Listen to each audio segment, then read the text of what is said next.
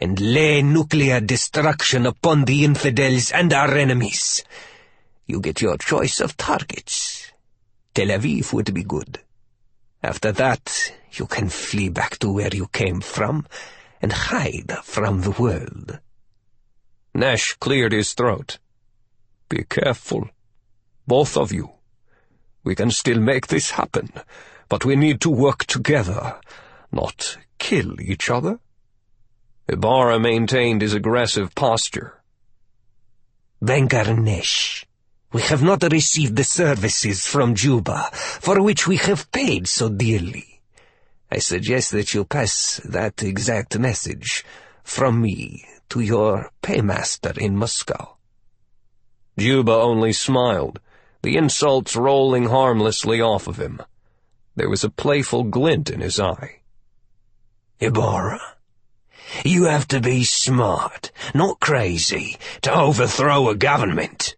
Nuclear weapons were never part of my plan, which was going fine, until you reached too far above your head and meddled in things about which you know nothing. Still, we might as well play out the game. The fact is that I am here, and once I take possession of that missile, perhaps I can still rescue you from yourself. You may win this thing, despite all of your bungling."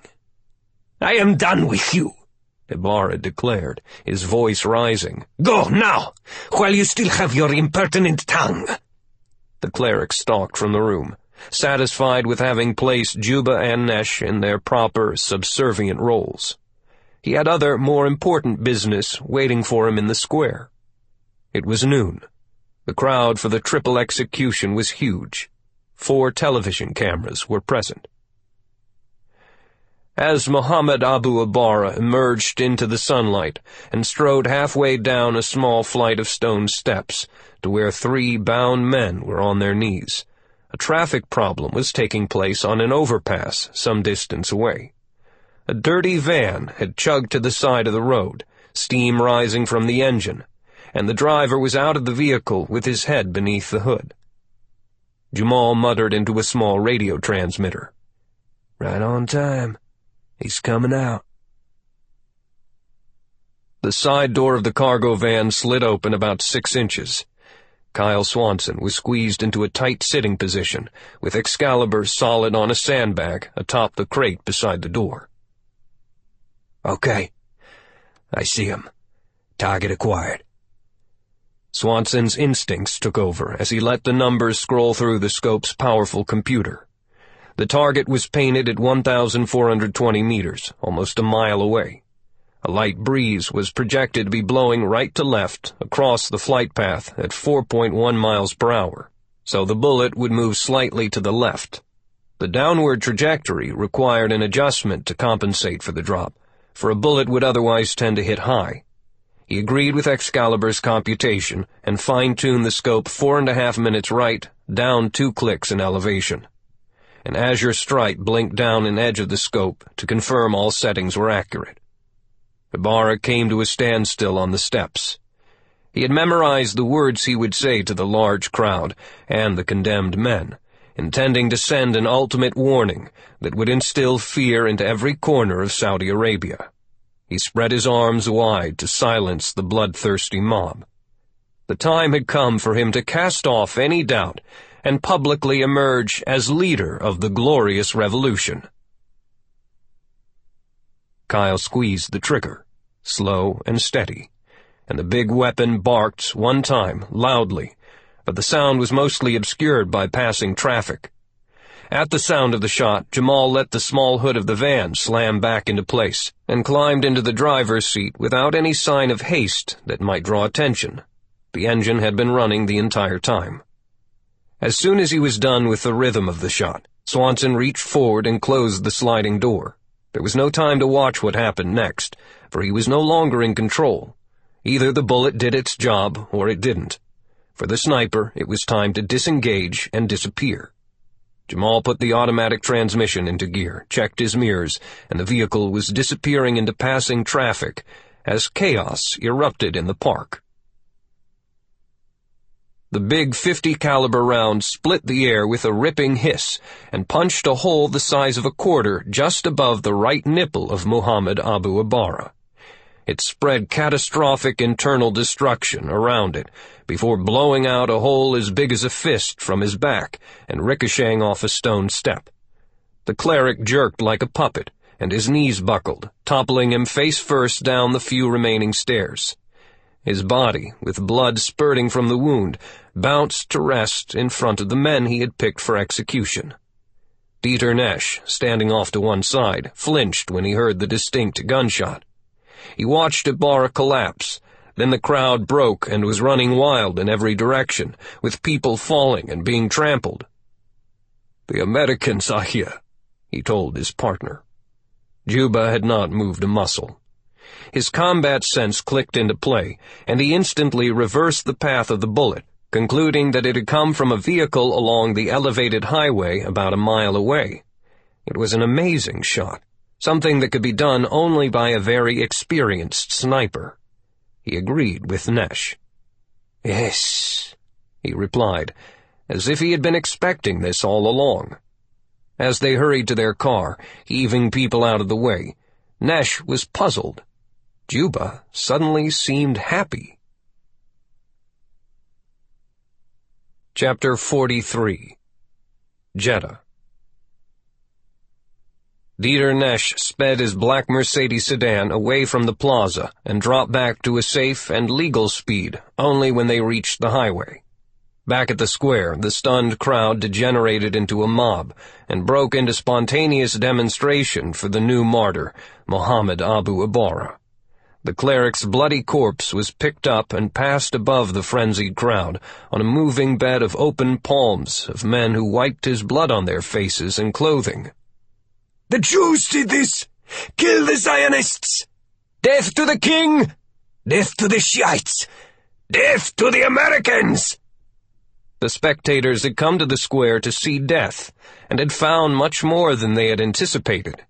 More men were flooding into the plaza by the minute, drawn by the allure of blood and violence. After passing the body around for a while, the frenzied mob fell upon the 3 condemned men and hacked them to pieces. "Death to the enemies of Allah!" The central square of downtown Jeddah was gripped by unreasoning madness as thousands of people rioted. A traffic cop was snatched and thrown into the mob. Looters broke into stores and shops. Children were crushed underfoot. And in dark places, women were raped. "Ibarra! Ibarra! Ibarra!" Nesch and Juba made the drive back to the villa in silence, each lost in his own thoughts. The German banker was mentally sifting a cascade of financial figures, adding up the potential damage and trying to forecast the next move in this deadly game in terms of risk-reward, profit, and loss. Juba pushed the soft seat all the way back, crossed his legs, and began to softly recite a nursery rhyme to himself. He had learned it while growing up as a child in Great Britain. Most people believed it was about an egg, but Juba had always been more drawn to the first verse, and the part about the master sniper with only one eye had become particularly appealing to him. "In 1648, when England suffered the pains of state, the Roundheads lay siege to Colchester town, where the king's men still fought for the crown. There one-eyed Thompson stood on the wall, a gunner of deadliest aim of all. From St. Mary's Tower his cannon he fired. Humpty Dumpty was its name. Humpty Dumpty sat on a wall." Nesch drove the Mercedes into an enclosed garage, and they walked into the main room of a villa. The whiskey bottle, Johnny Walker Black Label, came out, and they each had a stiff jolt. "Tell me about the shooting. You know something." Nesch needed to see behind Juba's mental veil. He poured another round. Juba grunted. "Yes, it was a magnificent shot, under very difficult conditions. The sniper knew exactly where the target was going to be, and at a specific time. That required excellent intelligence, so it was not some random event. Ibarra was targeted. He took another swallow of whiskey, paused to collect his thoughts, then continued. The shot itself came from a vehicle that stopped for a moment on a busy highway overpass, a mile away. Again, something that did not happen by chance. Then the bullet went over the crowd and hit Ibarra almost the moment he stepped outside. The shooter vanished into the traffic without a trace, almost before the shot hit the target. A lot of moving parts were involved, and I agree that the Americans are the most likely ones who could have pulled it off. Low-key, effective, and spectacular. So? Dieter's round eyes were almost in slits as he took off his glasses and polished them. The world is full of snipers for hire. You can buy one off the shelf whenever you need one. Not for this kind of job, Juba replied. He poured another splash from the bottle. Maybe 4 snipers in the world could have made that hit. It took a totally experienced specialist. Since it was probably an American show, my money would be that it was a Marine named Kyle Swanson. He sometimes does work for the CIA. Nash looked curiously at his friend. Why? Do you know this man? Juba pointed to the blind eye covered by the black patch. He's the one who almost killed me in Iraq. I can smell his fucking stench on this hit. The banker shrugged. Well, my friend, it makes no difference. We have bigger problems than him. It makes a difference to me, said Juba. I want to kill him. Fine, then kill him. Let's finish this job first, so we can get out of here. The job? You mean this silly rebellion? Dieter, the coup is over. I think so too, but we don't want to make any rash decisions in the heat of the moment. There is too much still in play, and we need to do some serious thinking when our emotions cool. So, I'm going to take a shower and a nap. Look, some spots of blood are on my suit pants. Damn. You should get some rest too. We'll get up in a few hours, be refreshed, have a nice meal, and I will call our Russian employer. Then we will decide what to do next, if anything. The banker walked toward his bedroom. Juba just nodded his head. He did not need to let his emotions cool, because he was dead calm inside his head. He stood by the broad window, looking out at the sunlit Red Sea, and thinking about the possibility of taking down Swanson. Another Mercedes sedan, a white one with heavily tinted windows, was still on the road. Jamal and Kyle had ditched the van for the luxury car and were heading southeast from Jeddah, toward the holy city of Mecca and into the Haddah Mountains. Their destination was the city of Al-Taif, about a 2-hour drive from Jeddah on a remarkable highway that lifted motorists from the seaside and desert up through a series of tunnels to the green and cool summer resort, some 2,000 feet above sea level. The Mercedes hardly drew a glance, since it was a favored style among the wealthy Saudis who frequented the long highway. Jamal kept the accelerator down as they climbed. With periodic checks by his sat phone, Kyle had finished arranging events at the huge military base outside of the small city. Everything would be in place for the arrival of the handover team. Any luck at all, and things would be done before darkness fell. Events were moving faster and faster, and Kyle believed they were entering the critical period in which things were not going to be happening in weeks and days, but in hours, maybe minutes. He thought, do the 4th nuke in Taif this afternoon, then yank out the final one tomorrow. Get it done. He hardly gave any thought at all to shooting Ibarra. That was truly in the rearview mirror, and fading with every kilometer the Mercedes put them farther away from Jeddah. Jamal worked the car through Mecca carefully. Check it, dude. Things are stable here. They have to know about Ibarra's death by now because we can't outrun the radio and TV broadcasts. I expected this place to be in an uproar. Maybe they haven't figured out which way to jump yet, Kyle replied, his eyes sweeping the area for danger signs. No roadblocks, no rioting. Keep going. Sooner we get to the base, the better off we'll be. Particularly since we're hauling around your big-ass sniper rifle. Gotta put it on the plane back to Kuwait, Jamal. Remove any chance of the bullet ever being matched up to an American weapon. I want to get on that plane, too. Doha sounds great about now. Kyle laughed. I need your sorry ass to stay here with me. Anyway, you're a CIA assassin now. Jamal looked over, taking his eyes off the road for a second. Then he smiled. Mom'll be so proud. Chapter 44. Riyadh. Thank you for calling, Mr. President. I appreciate the information.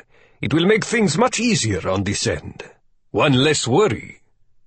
King Abdullah was agitated, but kept his voice neutral and pleasant. He listened a moment longer, then said, Yes, we'll speak again soon. Goodbye, Mr. President. He hung up the secure telephone, but let his hand rest on it for a moment. His experience as a diplomat served him well in such situations. It was indeed good news, and he would take time to be angry later on, when he was alone. He had bigger responsibilities now than spending time being furious with Gunnery Sgt. Kyle Swanson. It had to be Swanson.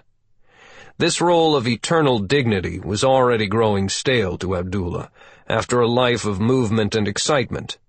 Servants everywhere, anticipating his every need in this gilded cage. He was determined not to become just another isolated monarch who was distant from his people. Abdullah was playing a role that he did not particularly like. The time of the autocrat was over. The House of Saud had to change. He picked up another telephone and buzzed for his secretary. Bring them in, he said. The door opened and a half-dozen counselors appeared for one of his daily briefings. He motioned for them all to sit, and they did. Every command was obeyed. It felt strange. He got right to business. How did the unexpected removal of that dog Ibarra impact the overall situation? He asked his military chief of staff. The general put on his reading glasses and scanned a briefing paper before responding. His death caused a temporary outbreak of violence and unrest in some locations, particularly in Jeddah. He seems not to have inspired the population to general revolt. In fact, there seems to be a sense of relief spreading throughout the country, as people realize that normality may be returning. The religious police are drawing in their horns and showing signs of caution. They are clearly worried. Meanwhile, our troops are regaining control in every region. The revolt is not over, observed Abdullah. No, Your Highness, it is not. But it is slowing dramatically. No one has stepped forward to replace Mohammed Ibarra as leader of the Mutaween. There was a pause as the counselors waited for the king to speak. It seems that clerics are dropping like flies around the country, he observed. The interior minister responded, Yes, Your Highness. There is a striking similarity between the assassination today of Mohammed Ibarra and the murder of the rebel imam in Hobbs. Then there was the traitorous cleric who was responsible for the revolt at the Ashmutair base. Abdullah went silent, rubbing his hands slowly, an unconscious habit while he considered a new idea. Kyle Swanson again. He just happened to be in Hobbs, Ashmutair, and Jeddah at the time of each one. A dangerous man. The king gave a sharp laugh. It is one thing to incite a rebellion from the safety of a mosque, and to distort Islam to cover treason. It is entirely something different to find oneself on the firing line. These men routinely sent others to their deaths, but never expected to be in danger themselves. We expect to turn the corner on this revolt within about 48 hours, Your Highness, said the interior minister. As the rebel imams go into hiding, their followers have no leadership and guidance. When they get tired, they will go home. Very well. Now let me pass along some good news. I just spoke with President Tracy in Washington, and he informed me that the missing nuclear device has been recovered by the Americans and is safe. He did not have the details yet. The important thing is that we now have secured 3 of the weapons, and Prince Michal informed me that the 4th one will be transferred within a few hours from Al-Taif. One more, and that problem will be solved." There were murmurs of approval among the counselors. They were impressed by the manner and the actions of their new king. The interior minister studied him closely. As cousins, they had known each other since boyhood. From his years as a diplomat, Abdullah had developed an outward appearance of being suave and calm, radiating confidence and trust. The deep-set, dark eyes, however, could tell a different story, a soldier's story, and often mirrored his inner feelings. Right now, the eyes were almost glowing in anger. "It is time for us to establish a back-channel contact with the Grand Mufti and other important religious leaders," Abdullah declared with a firm voice. "What does His Majesty wish for me to convey?" The king stood up and adjusted his robes, then walked to a broad desk, pulled out the center drawer, and held up some notes that he had jotted during his long hours of pondering the next step. "First, I want to firmly remind him that all of us are devout in our religious beliefs. Faith is not the issue here. Then give them a little history lesson on the long and mutually beneficial relationship between the House of Saud and Muhammad ibn Abd al-Wahhab, dating back to the year 1744. Until now, despite some difficult days, that relationship has worked. We ran the country, and they ran the mosques. We allowed them a lot of power." The king looked hard at each man in the room. That trust was torn apart by this rebellion, in which some religious leaders have tried to overthrow the House of Saud. Even the moderate clerics stood idly by while a coup was launched. Our king was assassinated, and the crown prince and other leaders, both Saudi and foreign dignitaries, were murdered. In short, they breached their sacred trust and brought the country into civil war. You can emphasize now that these are my words. Things will never be the same between us." The interior minister waited, with his pencil and notebook in hand, but the king stopped speaking. "This will not be well received, Your Majesty." Again the king was firm. "I do not intend for it to be considered anything less than it is. A direct order from the King of Saudi Arabia. Tell them clearly, my cousin, that the House of Saud has survived, and that now it is our turn." Chapter 45. Jeddah. A duel of wills was underway in the villa of Dieter Nesch as the two terrorists, the money man and the killer, inched toward important decisions. The chef had outdone himself to prepare a special meal that might cool the tempers while the demonstrations still plagued the city. The maid served a salad studded with fat Roubion shrimp and a main course of grouper, sliced open and smothered in sautéed onions, tomato, garlic, hot peppers, and lemon wedges. Bowls of spices and platters of fresh bread and cheeses were at hand. The two men touched glasses of white wine in a salute and settled into the lavish meal, talking only of little things during the meal. Afterward they moved to the big room, which was warm and bathed in sharp orange by the mid-afternoon sun. Outside in the street, a small mob roamed past the villa, yelling and wildly firing AK-47s into the sky. "I assume you have been considering what to do next?" Nesch let his eyes flick briefly over to Juba. It was important to keep him satisfied. This was almost like being in a basket with a cobra. "Let him lead himself to the decision." Juba tasted the sharp, dark Remy Martin and welcomed its warmth. He looked out at the passing men. Hardly more than a handful of rebels in the streets of a major city that should have been blowing apart at the seams by now," he observed. "I agree, totally," Nash replied, settling into a chair beside a small table with a lamp, an ashtray carved from stone, and a humidor of dark Spanish cedar. "The question I now put before you is whether we can push things forward at all, perhaps on a new track entirely. I trust that tactical brain of yours, Juba. Find me an answer." Juba sat on the low windowsill and put his drink beside him, hands on knees, thoughts racing. "No. The few remaining rebel groups will be crushed. Too many elements changed from the original plan, and the timeline has been destroyed. By now all of my contacts will have gone to ground. I doubt if any of them would even answer my call.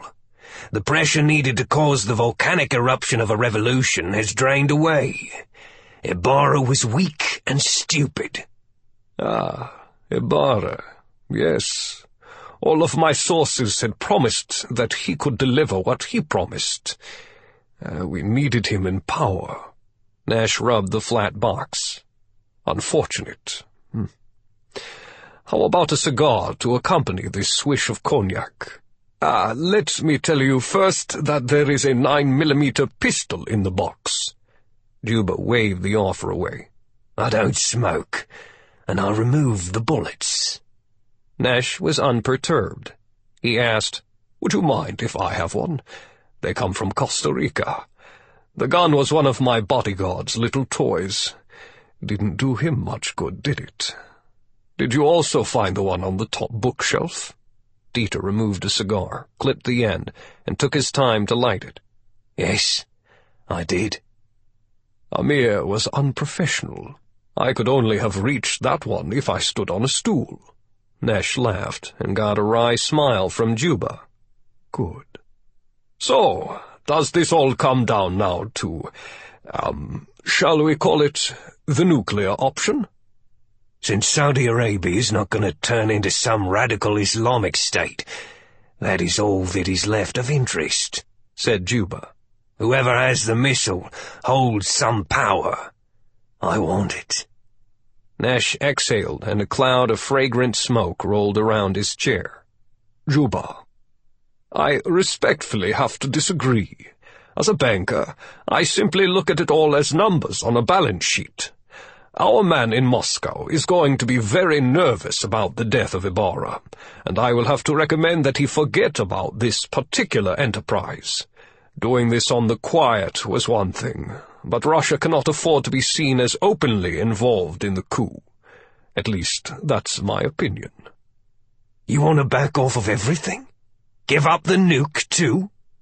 Nash tapped the cigar ash into the stone receptacle. "Yes. With your approval, that would be my recommendation. I will be honest about Ibarra's mistake in calling you to come here. I will also stipulate that both of us have done everything possible to carry out our assignments, and therefore I keep my entire commission, and you receive a nice bonus, say another €1,000,000. How does that sound? You return home to Indonesia while I return to Germany, and lay low for a while. Maybe next year I'll start shopping for another lucrative mission. Give up the nuclear missile idea, Juba. Trying to take it now would be suicide." "Dieter, I simply don't care." Juba tilted his cognac snifter and emptied it, then placed the fragile glass on another small table. Nash kept a steady gaze on the battered man. "You don't care?" "I'll take a cigar after all." It took a moment for it to respond to the lighter. "Have you asked yourself why I've not killed you today?" "Yes, the thought crossed my mind." "There are 3 reasons. Perhaps chief among them was that you did not try to use that gun in the humidor. That would have forced my hand." "What else?" The banker's throat was dry. The only noise in the room seeped in from the outside, where the rowdy demonstration was still in the street. "Second, I still need your help." Nesh smiled broadly, and his eyes closed as relief flooded through him. "Anything. Name it." Juba absently rubbed the patch that covered his destroyed eye. He exhaled loudly. "You probably will not understand this. I don't really care about that missile at all, but it has created an opportunity that I'd worried might never come. You will recall when I told you about Kyle Swanson, the American sniper?" "Yes, of course." "I know, in my bones, that Swanson made that shot. No evidence, but every wound in my body, the wounds he gave me when he left me for dead, is itching madly, screaming his name at me. If I can get that nuclear warhead, he will come after it. Revenge, Dieter. I have to do this. When he comes snooping after the missile, I will kill him. Your contacts, money, and influence are needed to help set this up." "Whatever I can do, Juba, I will." Nesh had never made a more sincere promise. "You mentioned 3 reasons. What is the last one?" "Dieter, I don't need to kill you. We're both already dead men. Once you make that telephone call, the Russian president will have SVR hit squads coming to eliminate both of us. My professional advice is that you get out of Saudi Arabia tonight when we finish making our new arrangements. Then, run. Fast. And run far." Chapter 46. Al-Taif. Jamal and Kyle showed their credentials at a bunkered entrance gate and were allowed to park inside the perimeter of the big base to await an escort. Swanson had heard of this place, but this was his first visit. He let out a low whistle. "Look at all the fucking Americans," he said. "How could the Saudis keep a nuke here without some homeboy from Los Angeles tripping over it?" Jamal removed his dark aviator sunglasses. Although he had been driving away from the sun, his eyes were feeling the strain of the glare after the long drive into the mountains. "They're smarter than the average bears," he said. "A missile from here could easily protect the port and Jeddah. Lots of places for some to be stashed on a huge facility like this. If the L.A. homeboy wasn't looking for it, he probably wouldn't even see it. He wouldn't recognize what it was." "Busy day," Swanson agreed, looking at his watch. "They should go quickly if Prince Mishal is already on deck. The C-130's only about 100 miles out. Afterward, we can grab some chow." "Look at all the fucking Americans," Jamal said, moving his seat back to be more comfortable. A U.S. Army military policeman, wearing an arm brassard and a shiny helmet, approached, accompanied by a Saudi counterpart. They also checked the credentials. "Prince Mishal is expecting you. Please follow our Humvee and we'll take you over to the flight line." "Got it," said Jamal. "Lead on." When the 2 MPs walked away to get into their vehicle, he said to Kyle, "Look behind us." Swanson adjusted the side mirror on the Mercedes. An armored Humvee with a soldier in the turret behind a .50 caliber machine gun had swung into position on the rear bumper. "Gunship," he said. The MP sedan moved out, with red and blue lights flashing on its roof. "Nothing like a subtle arrival." Al-Taif was crowded. It was home to the 4 light infantry battalions of the Saudi National Guard, Omar bin Khattab Brigade, and also hundreds of Americans who were part of an ongoing U.S. military training mission. This was the base through which American senior advisors were funneled into the Saudi Armed Forces command structure, which meant there was a large U.S. support staff and all the trimmings. The curiosity factor about the handover was going to be high. Their little convoy ripped through the base without incident, and angled toward a large aircraft hangar at the end of a runway, where the large sliding doors had been opened.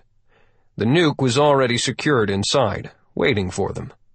Machine gun emplacements bristled at the corners of the building. Snipers were up top, and patrols ranged in a far circle. The 3 vehicles drove inside and stopped. Prince Colonel Michal bin Khalid waved from his own Humvee. Kyle got out of the Mercedes, walked over, and snapped a salute. Michal looked exhausted. "Good evening, Gunny." "Hello, sir. Did you get things settled down in Ashmutire?" The prince made a sardonic laugh. "Yeah. New commander is in place, and everything is calm. Place needs some rebuilding." "Yes, sir." "So, now I come up here and find that Jeddah is in turmoil." Michal stared at Kyle. "Trouble seems to follow you." "I wouldn't know about any trouble, sir. Everything seemed fine when we left there a few hours ago." "Gunny, do you remember the name of Mohammed Abu Abara, the head of the religious police?" Kyle looked lost for a few moments. "Right. I believe His Majesty King Abdullah may have mentioned the name to me." The prince took Swanson by the elbow and guided him to a space where they could speak in private. "Somebody killed him today. Apparently, a sniper." He arched an eyebrow. Swanson held up both hands. "Don't look at me," he protested. "I was on the road coming up here. But is that a bad thing?" They were interrupted by the approaching roar of a C-130 coming off the taxiway and approaching the hangar. "No, Gunny, it was not a bad thing. The demonstrations about Ibarra being a martyr are already calming down. His removal takes a lot of steam out of the coup." "Inshallah, then," Kyle said. "God's will." "Inshallah. His Majesty was curious about the circumstances, about your welfare." "Is he changing my instructions?" "No. Just being cautious and careful." The roar of the propellers dropped in volume as the plane spun about so that the ramp was in line with the hangar doors. "Please let His Majesty know that I appreciate his concern, and that there's nothing that can connect me to the death of Ibarra. You remember that gun case I brought in aboard the first C-130? Well, I'm going to put that same weapon on the plane right over there. It'll soon be out of the country." "Let's get to this new job, then."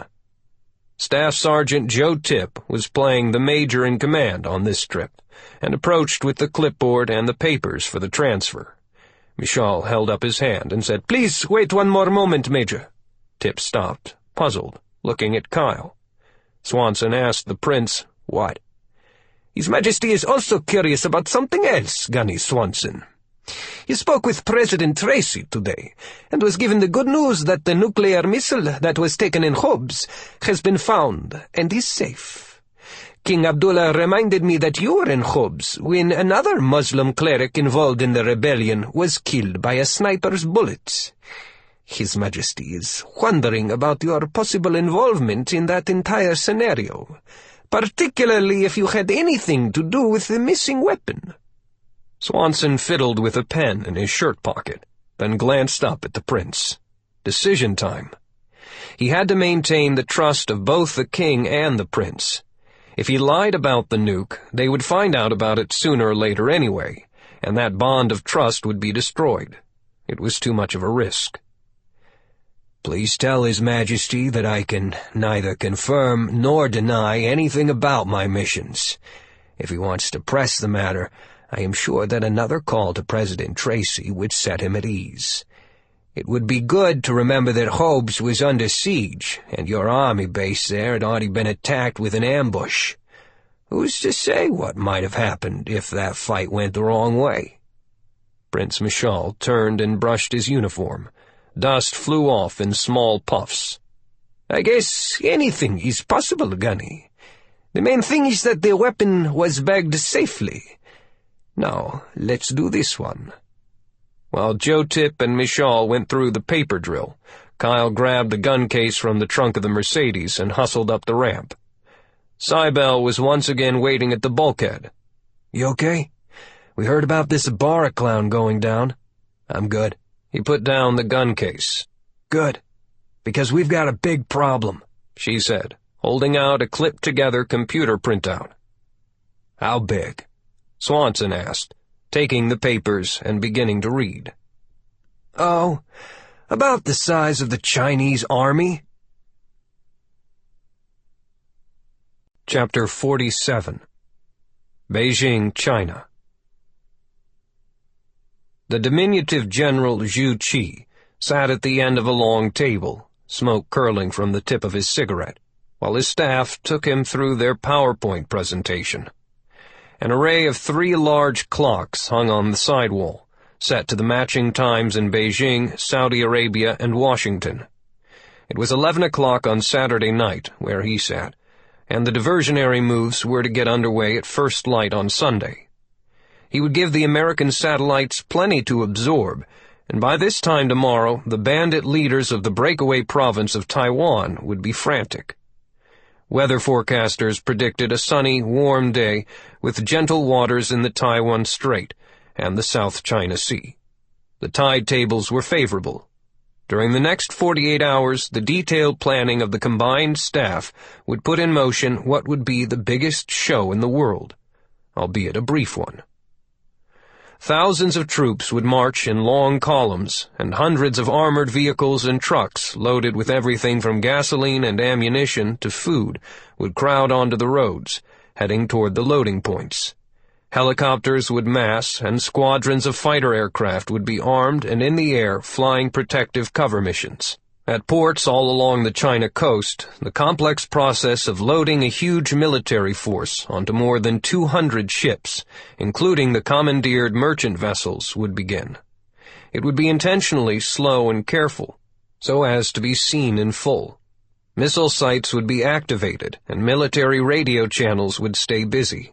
Television crews would be allowed into selected staging areas, but no questions would be answered. The foreign reporters would draw their own conclusions. That was the easy part. It was all a massive feint. Nothing was going to happen in the Taiwan Strait or the South China Sea.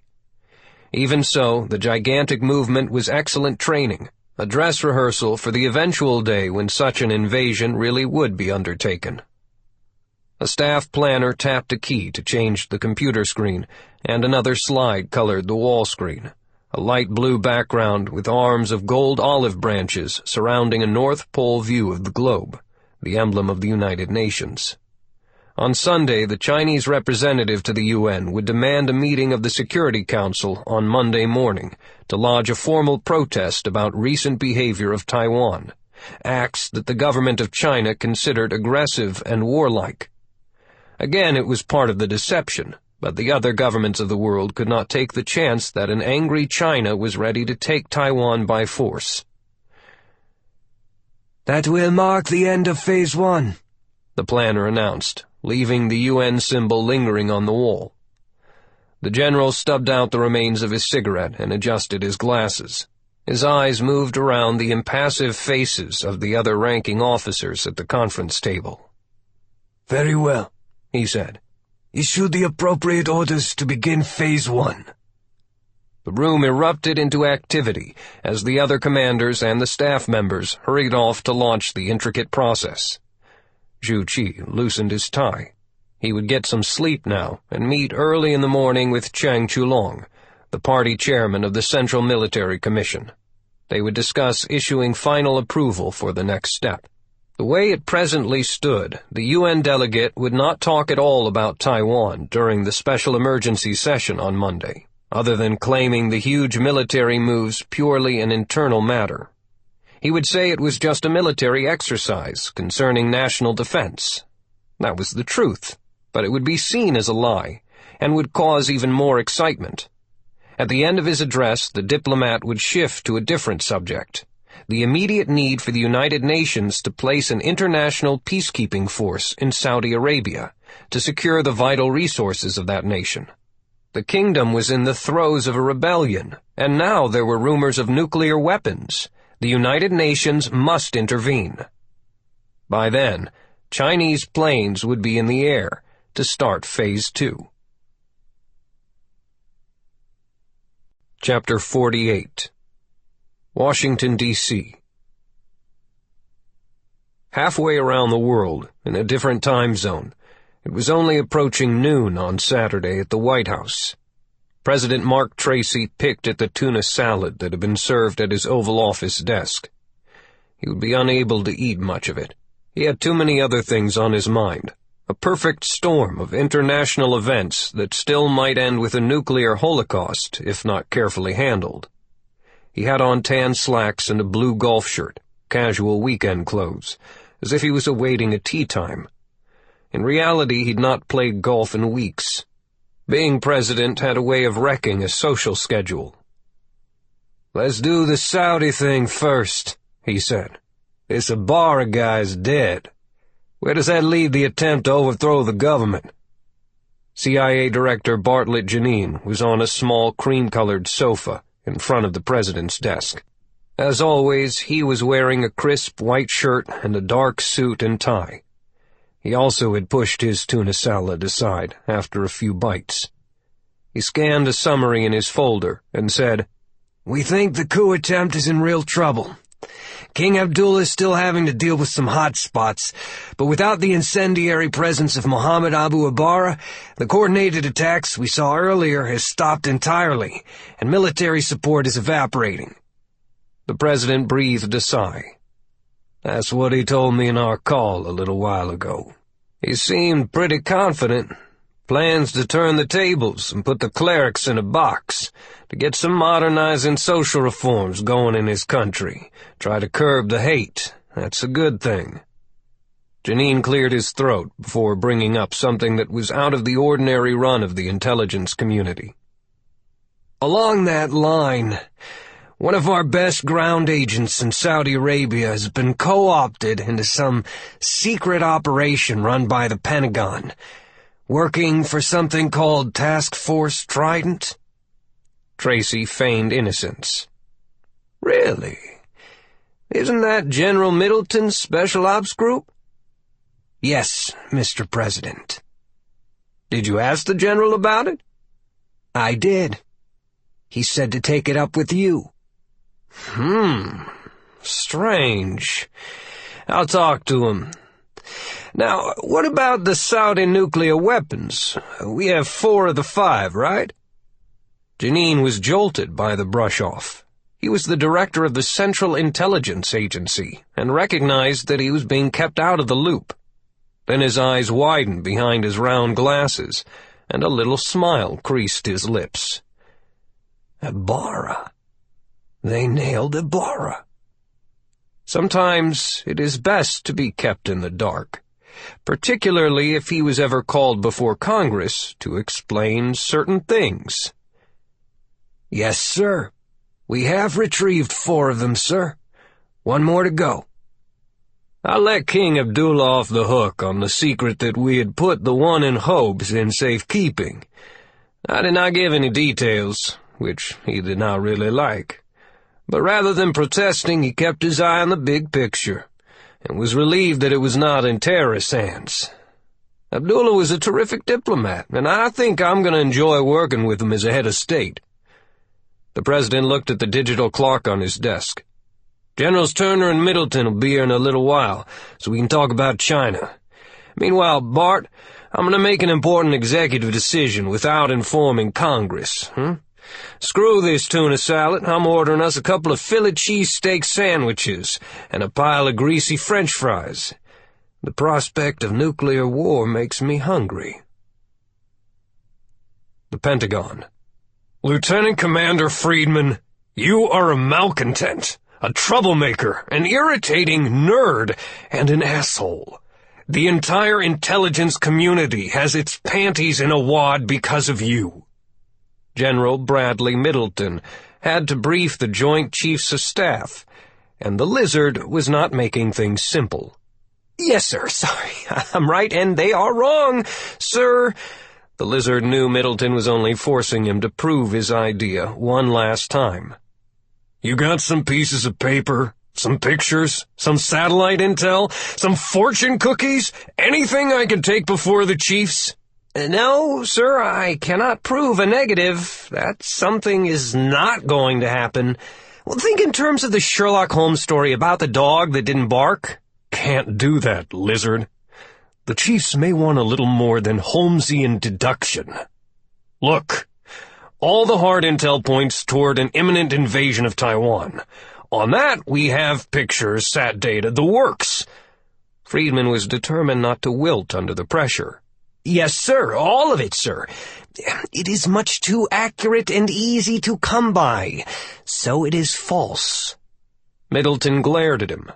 They cannot move all that stuff into place in secret. It's right there in front of you, Liz. Plain as day. And NSA traffic is showing orders are being given to start moving in a few hours. Friedman's eyes drifted for help to the large bulk of Master Gunnery Sgt. O.O. Dawkins, who was leaning back in his chair, hands behind his head, watching the exchange. "The game, Liz," 00 gently coaxed. "Show 'em your game." "Game?" asked the general. Yes, sir. I've been running some private war game scenarios. Not the usual red team versus blue team stuff, but trying to figure out how the Chinese can beat the distance problem in getting to Saudi Arabia. Now tell 'em how you win, Liz. Right. Yes, I win. I won by eliminating the distance as the determining factor. Squeeze the map tighter. Middleton rolled his eyes. Speak English, for Christ's sake! What the Lieutenant Commander is trying to say, sir, is that this invasion of Taiwan has everything out there for public viewing except long-range bombers and airborne troops. Those would be absolutely needed to carry out such an operation, and are nowhere to be found. Liz believes that about the time the loaded ships are ready to leave the China coast, a whole shitpot load of big airplanes is going to head up towards Saudi Arabia from bases in the Sudan, Yemen, Ethiopia, and Somalia. Is that it, Lieutenant Commander Friedman? Is that how you squeezed the map? Yes, sir. That's it. I cheated. The general clapped him on the shoulder and went out the door, into the wide, polished halls of the Pentagon, to find General Hank Turner, the chairman of the Joint Chiefs. Chapter 49. Al-Taif, Saudi Arabia. Kyle Swanson crossed his legs and puffed out his cheeks in a sigh of exasperation, and the invisible clock that had been quietly bugging him for the past few days was now clanging in his head. He tied the bootlaces. "Let's go," he thought, throwing a questioning look at Prince Colonel Michal bin Khalid. Michal was at the front of a spacious briefing room at the huge base, where officials of both the Saudi and U.S. military forces were conducting a real-time teleconference with counterparts in Riyadh and Washington. Swanson, as only a gunnery sergeant, was not even at the big table with the senior officers. Kyle would not have been there at all if he had a choice. But the king had ordered Michal to lead the meeting, and since the prince was not going to let Swanson out of his sight again, he almost dragged him into the room. He was in a straight-back chair against the wall, watchful and anxious, taking everything in. Bored. All of this talk had nothing to do with his assignment. He wanted to get up to Riyadh with the prince and lay his hands on that final nuke. Every minute spent sitting in a conference room was another minute wasted, with the mission still unresolved. They were so close, just a few hours. Let's do it.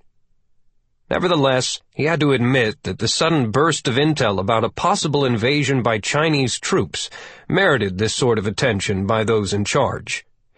The emergencies were not over, and in fact were escalating. Although the rebellion was calming and the collection of the nuclear weapons was all but done, Beijing had decided to come and play in the sandbox. The decisions to be made concerning that situation had nothing to do with him. It was high above his pay grade, which was why everyone else in the room was so tense. It was above their pay grades, too. No one had considered the possibility that another country would try to seize the oil fields outright.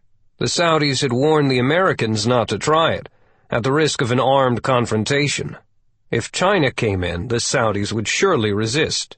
Then the U.S. would be certain to offer help to Riyadh from the nearby U.S. fleet and aircraft. Would Beijing force the issue? Would Washington take that step? And what about this possible invasion of Taiwan? A sense of paralysis was taking hold, because the series of emergencies had taken still another turn for the worse. Kyle had read the brief, heard the experts, and knew the overall situation. The only thing he could contribute was lassoing that final nuke. Nothing he could do about China. Either the shooting would start or it wouldn't. As the voices droned on, Kyle caught the prince's eye and motioned that he would be outside. 5 minutes. The big boys did not need him in the room. After all, he was only an enlisted man. Swanson found Jamal leaning against their Mercedes, smoking a cigarette and drinking a soda, killing time. Kyle didn't smoke, but the cold drink looked good. "You got change for the Coke machine?" he asked. "No. The machine takes a US dollar." Kyle breathed some night air to flush out the smell of the stuffy conference room. He could see a sprinkling of stars above the bright lights of the airbase. The glowing red box with the familiar logo was tucked into an alcove just inside the rear door of the building to help keep it cool from the desert heat. When he pulled a dollar bill from his tattered wallet, a small white business card came out with it and fluttered to the floor, landing face up beside his feet. He glanced down. Chinese lettering. "I'll be damned," he said, picking it up and turning it over to read the English translation in raised lettering on the other side. Swanson bought the drink, took half of it in a single long draught, and went back outside. "Where's my sat phone, Jamal?" "Back seat," said the CIA man, tilting his head to see Kyle better in the overhead light. Swanson got into the car and dialed in a long set of telephone numbers to make an international call. It was a commercial telephone number that started with the prefix of 852 for Hong Kong, and then the telephone number itself. There were a lot of beeps and hisses as the call was bounced from carrier to carrier until it was answered. A cryptic, sleepy voice gave no greeting other than his name. Henry Tsang. "Hello, Mr. Tsang. This is Kyle Swanson. We met the other day on the plane going into Hobes. Got shot at together?" There was a pause while Tsang came awake and leafed through his memory. "Mr. Swanson, why, yes. How are your fiber-optic sensor security systems doing?" There was humor in the question. The game was on. "Probably about as well as your accounting work." Kyle heard a yawn. "We need to meet." "Why? Are you here in Shanghai? This is a very busy time for me. Tax work." Swanson gambled. "No, I'm not in Shanghai, and neither are you. Right now, I believe you are standing in your pajamas in Riyadh. In fact, my guess is that you're some type of cultural attaché at the Chinese embassy, or have some title that hides the fact that you're a deep cover agent, like me." There was a snicker of laughter. "Mr. Swanson, you have a wonderful imagination. We are James Bonds? Where are you calling from?" "The Saudi military base at Al Taif, where we have just removed the 4th of the 5 nuclear warheads from this country.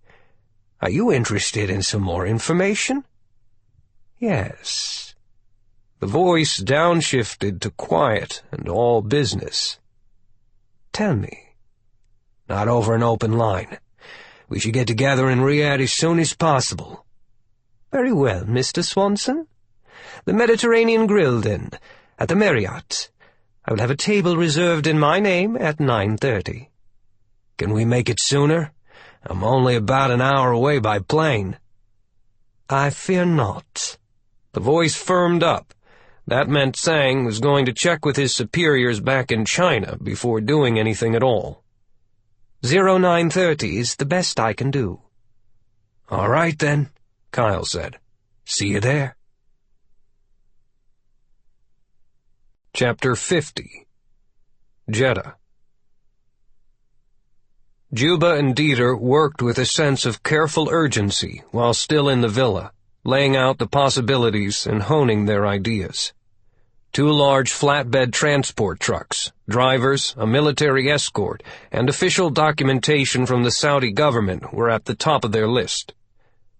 "Juba, What are you going to do with this thing once you get it? Is it just a decoy to lure in that Marine you want? Or do you really want to set it off?" Dieter had his BlackBerry on the table beside a yellow legal pad and a leather-bound notebook filled with telephone numbers and bank accounts. "Does a vision of a final Holocaust for Israel trouble you? A destruction of the holy city of Jerusalem?" "No. I don't care about the Jews one way or the other. I just don't want to be nearby if you detonate it." Juba said, "I don't know for sure yet about actually employing the weapon. My main goal is to get Swanson into the kill zone. A right target site and a ticking nuclear bomb would solve a lot of problems." "So it would be wise for me to stay away from Israel?" Juba stretched and yawned before answering. "That would probably be a very good decision." Juba worked with the German's superb computer setup, while Dieter called contacts on a secure telephone. Funds were transferred, and messages were sent, while the maid and the chef rushed about packing for the emergency escape.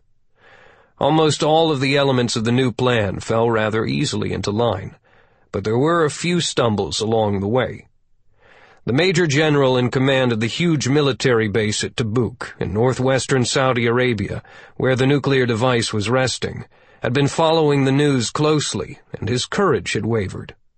The coup was collapsing, and he did not want to be part of the long night of retribution that was sure to follow. So far, his name had been kept out of the plot, and he decided to keep it that way. Dieter Nesch had no luck in getting him to cooperate on this final job, even after reminding the general that he had been well paid in advance, and his task was not yet done. The general felt secure at his headquarters on the large but relatively isolated military base, and refused to take part in any further element of the rebellion. He now had firm orders to turn the missile and the warhead over tomorrow at noon to a special collection team consisting of Prince Colonel Michal bin Khalid and a United States Marine by the name of Kyle Swanson. He would obey those orders. Nesch looked at Juba and scrawled the name Swanson on the legal tablet. Keeping his voice steady, he replied, "I sympathize with your position, General, but a deal is a deal. Would you please hold on just a moment? Someone else wishes to speak with you." Nesch covered the mouthpiece of the phone momentarily and whispered to Juba, "You were right. Swanson is involved in the missile pickup tomorrow." He handed over the telephone. "My name is Juba. You know who I am." The declaration was cold and stated with a snarl. "You have this one last opportunity to do as you're told." Then Juba calmly recited details about the general's wife and 3 young sons, their schools, birthdays, hobbies, friends, and other relatives, and dispassionately described how each would be killed, mentioning words like toenails, tonsils, and testicles. He advised the general that a pair of contract mercenaries were standing by near the family home and would turn off their cell phones at a specified time, beyond which Juba would be unable to stop them. He read out the proper address and also promised to personally execute the general. "Make up your mind right now. You have something I want," he said with smooth menace. "I have personally murdered thousands of people, General. Thousands. Killing your family will not alarm me in the least." The general agreed to carry out his agreement. He was sweating when he put the telephone down. Similar persuasion was needed for a ranking bureaucrat in the Saudi Ministry of the Interior, who was stubborn and reluctant. When Juba was through dealing with him, that man also changed his mind and agreed to return immediately to his government office and accomplish his new task. The work came together in a tight 2-hour span. Juba, Dieter, the cook, and the maid boarded a small chartered plane that sped north from Jeddah to the town of Tabuk, which only had a population of 100,000 people, but was the largest town in the entire desolate area. Its strategic value was that Tabuk lay less than 250 miles from Jerusalem. Dieter shook hands with Juba as the terrorist left the plane, then made himself comfortable aboard the private jet, and accepted a drink of scotch and ice from the maid. They would refuel in Amman, Jordan, then continue on the long journey to Switzerland and safety. He looked up another private number to call once they were on the ground and safe in Zurich. An old friend who worked for Mossad, the Israeli intelligence service, would be very interested in this new information Nesh had to sell. Chapter 51. Swanson finished his soda, crushed the can, and flipped it into a trash barrel lined with a black plastic garbage bag. Jamal? You tired of hanging around here? Yep. Civilian agents of the Central Intelligence Agency do not particularly like to be on American military bases. It makes them feel exposed, and Jamal had been trained to keep his cover safe by staying away from crowds of Americans, particularly soldiers. You have a company credit card? Yep. Visa, Amex, all of them. Platinum cards are almost as good as gold. They contain neither his real name nor any clue as to his true employer. Any objection to taking us for a ride? Jamal raised a questioning eyebrow. Nope. Okay. Wait here a minute. Call downtown to the International and book us a couple of rooms for the night. Swanson went back into the conference room, where Michal was still jawing away with the command and control bunch. If the prince wasn't careful, he might get swept up in expanded military duties. Maybe that's what he wanted, to climb the ladder a few more rungs. Kyle didn't really care. He pulled a small notebook from his combat vest and scribbled a note. Jamal and I are tired, and you may be here a while tonight. Can we go crash at the Icon downtown? Meet you there for breakfast, 0630, then do the Riyadh thing? Michal kept an eye on the teleconference screens, where briefers were explaining some charts. He read the note and jotted, "Fine, but this time stay put." Then he underlined the sentence, twice. Within a few minutes, Jamal was driving the Mercedes past the lush King Fahd Park, and the bright lights of the Intercontinental loomed like a halo nearby. "And just why are we doing this?" Kyle squirmed in his seat to get more comfortable. Well, my young CIA officer, never let the other guys set the timetable for your own operations. We'll check into our rooms, so if Michal asks to see the register, it'll confirm that we're logged in. Take a quick shower and put on fresh clothes, then slip out a side entrance. I'm betting that the prince will be too courteous to interrupt our sleep, and, therefore, will not actually call our rooms. That gives us plenty of time to drive to the capital. "Riyadh's only a 2-hour drive from here," Jamal said. "We can be there by 4 in the morning. Henry Tsang expects us at 0930, but we're going to be early." "Yep." Jamal pulled into the broad driveway of the hotel. An hour later, they joined the stream of traffic, highballing along the hardball toward Riyadh. A steady column of headlights approached in the other lane, people traveling in the cool of the night hours, and a scarlet chain of taillights reached as far ahead as they could see. Everybody drove like devils were chasing them, racing toward their destination before the sun came up again. The air conditioner whirred in the enclosed Mercedes, not so much to keep out the air as to keep out clouds of diesel fumes from all of the trucks. Jamal had a stack of CDs, and Kyle kept the music going. Garth Brooks was on a country and western mix, singing about having friends in low places. They buzzed along, taking it easy on the curving mountain roads and through the tunnels, and then hitting about 100 miles per hour where the land flattened and traffic spaced out. Dead snakes that had emerged from beneath the sand when the sun went down in search of food littered the road like sections of loose rope. "My station chief is not happy that I'm working with you," Jamal said. "Bosses aren't supposed to be happy. For a boss to be happy would mean he is satisfied, and that would mean he did not have enough to worry about. I think he has a few bigger fish to fry right now than bitching about the two of us working together." "As long as we get results," Nobody can accuse us of not getting results, pal. They get over being mad. To Kyle, there was a big difference between following orders blindly and actually accomplishing a mission. It was a matter of control. By definition, plans were made before something happened, as if some planner could peer into a crystal ball and accurately foretell the future. A desk person trying to micromanage a fluid situation in the field would always fail, because unexpected events intervened. Situational adjustments had to be made on the fly. Snipers and scouts were trained to think on their own and adapt to a reality that ranged far beyond the scope of the think tanks that originally came up with a mission. Repeated successes in operations had bred in Swanson an attitude of supreme belief in the decisions that he made himself, a deep reservoir of confidence from which he could make withdrawals as needed.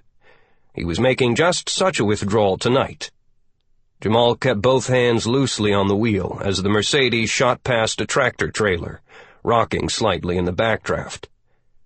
They say you've worked for the agency before in some tricky situations. Then they talk too much. The CIA man nodded and kept his eyes on the road. How are we going to get to Henry Tsang? Good question. Most of the people who work at embassies do not live in the buildings. Their governments lease apartments nearby and use those residents for everything from storing extra booze for diplomatic parties to providing temporary quarters for transient personnel. They might summon them all into the embassy for protection if the city were burning, but it isn't, so we won't have to break into the Chinese embassy. The apartment building where Tsang lives probably will just have some dude at a desk in the foyer, maybe an armed guard outside. So how are we going to find his place? Just look up Henry Tsang, the Chinese spy in the telephone book? Something like that. The Trident team back in Washington has an electronics intel guy we call the Lizard, who can find a needle in a haystack. He's already working on the problem. There aren't too many Henry Tsangs in Riyadh, and he'll have left tracks somewhere if he's affiliated with the diplomatic community. Odds are pretty good that the Lizard will find him. Kyle closed his eyes and leaned back against the headrest. Jamal watched the gray line of pavement unfolding in his lights, stark against the blackness of the sky. Want me to give it a run through the CIA computer? The Lizard will already have done that.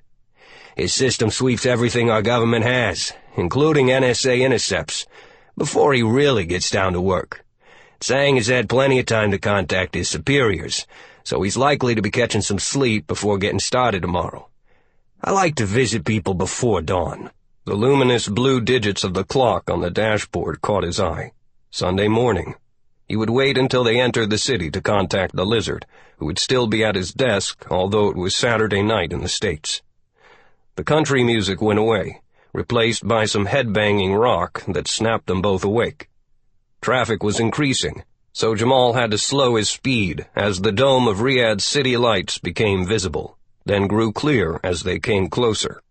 Blinking yellow signals and orange cones marking roadwork were showing up on their side of the highway and cut off the left lane.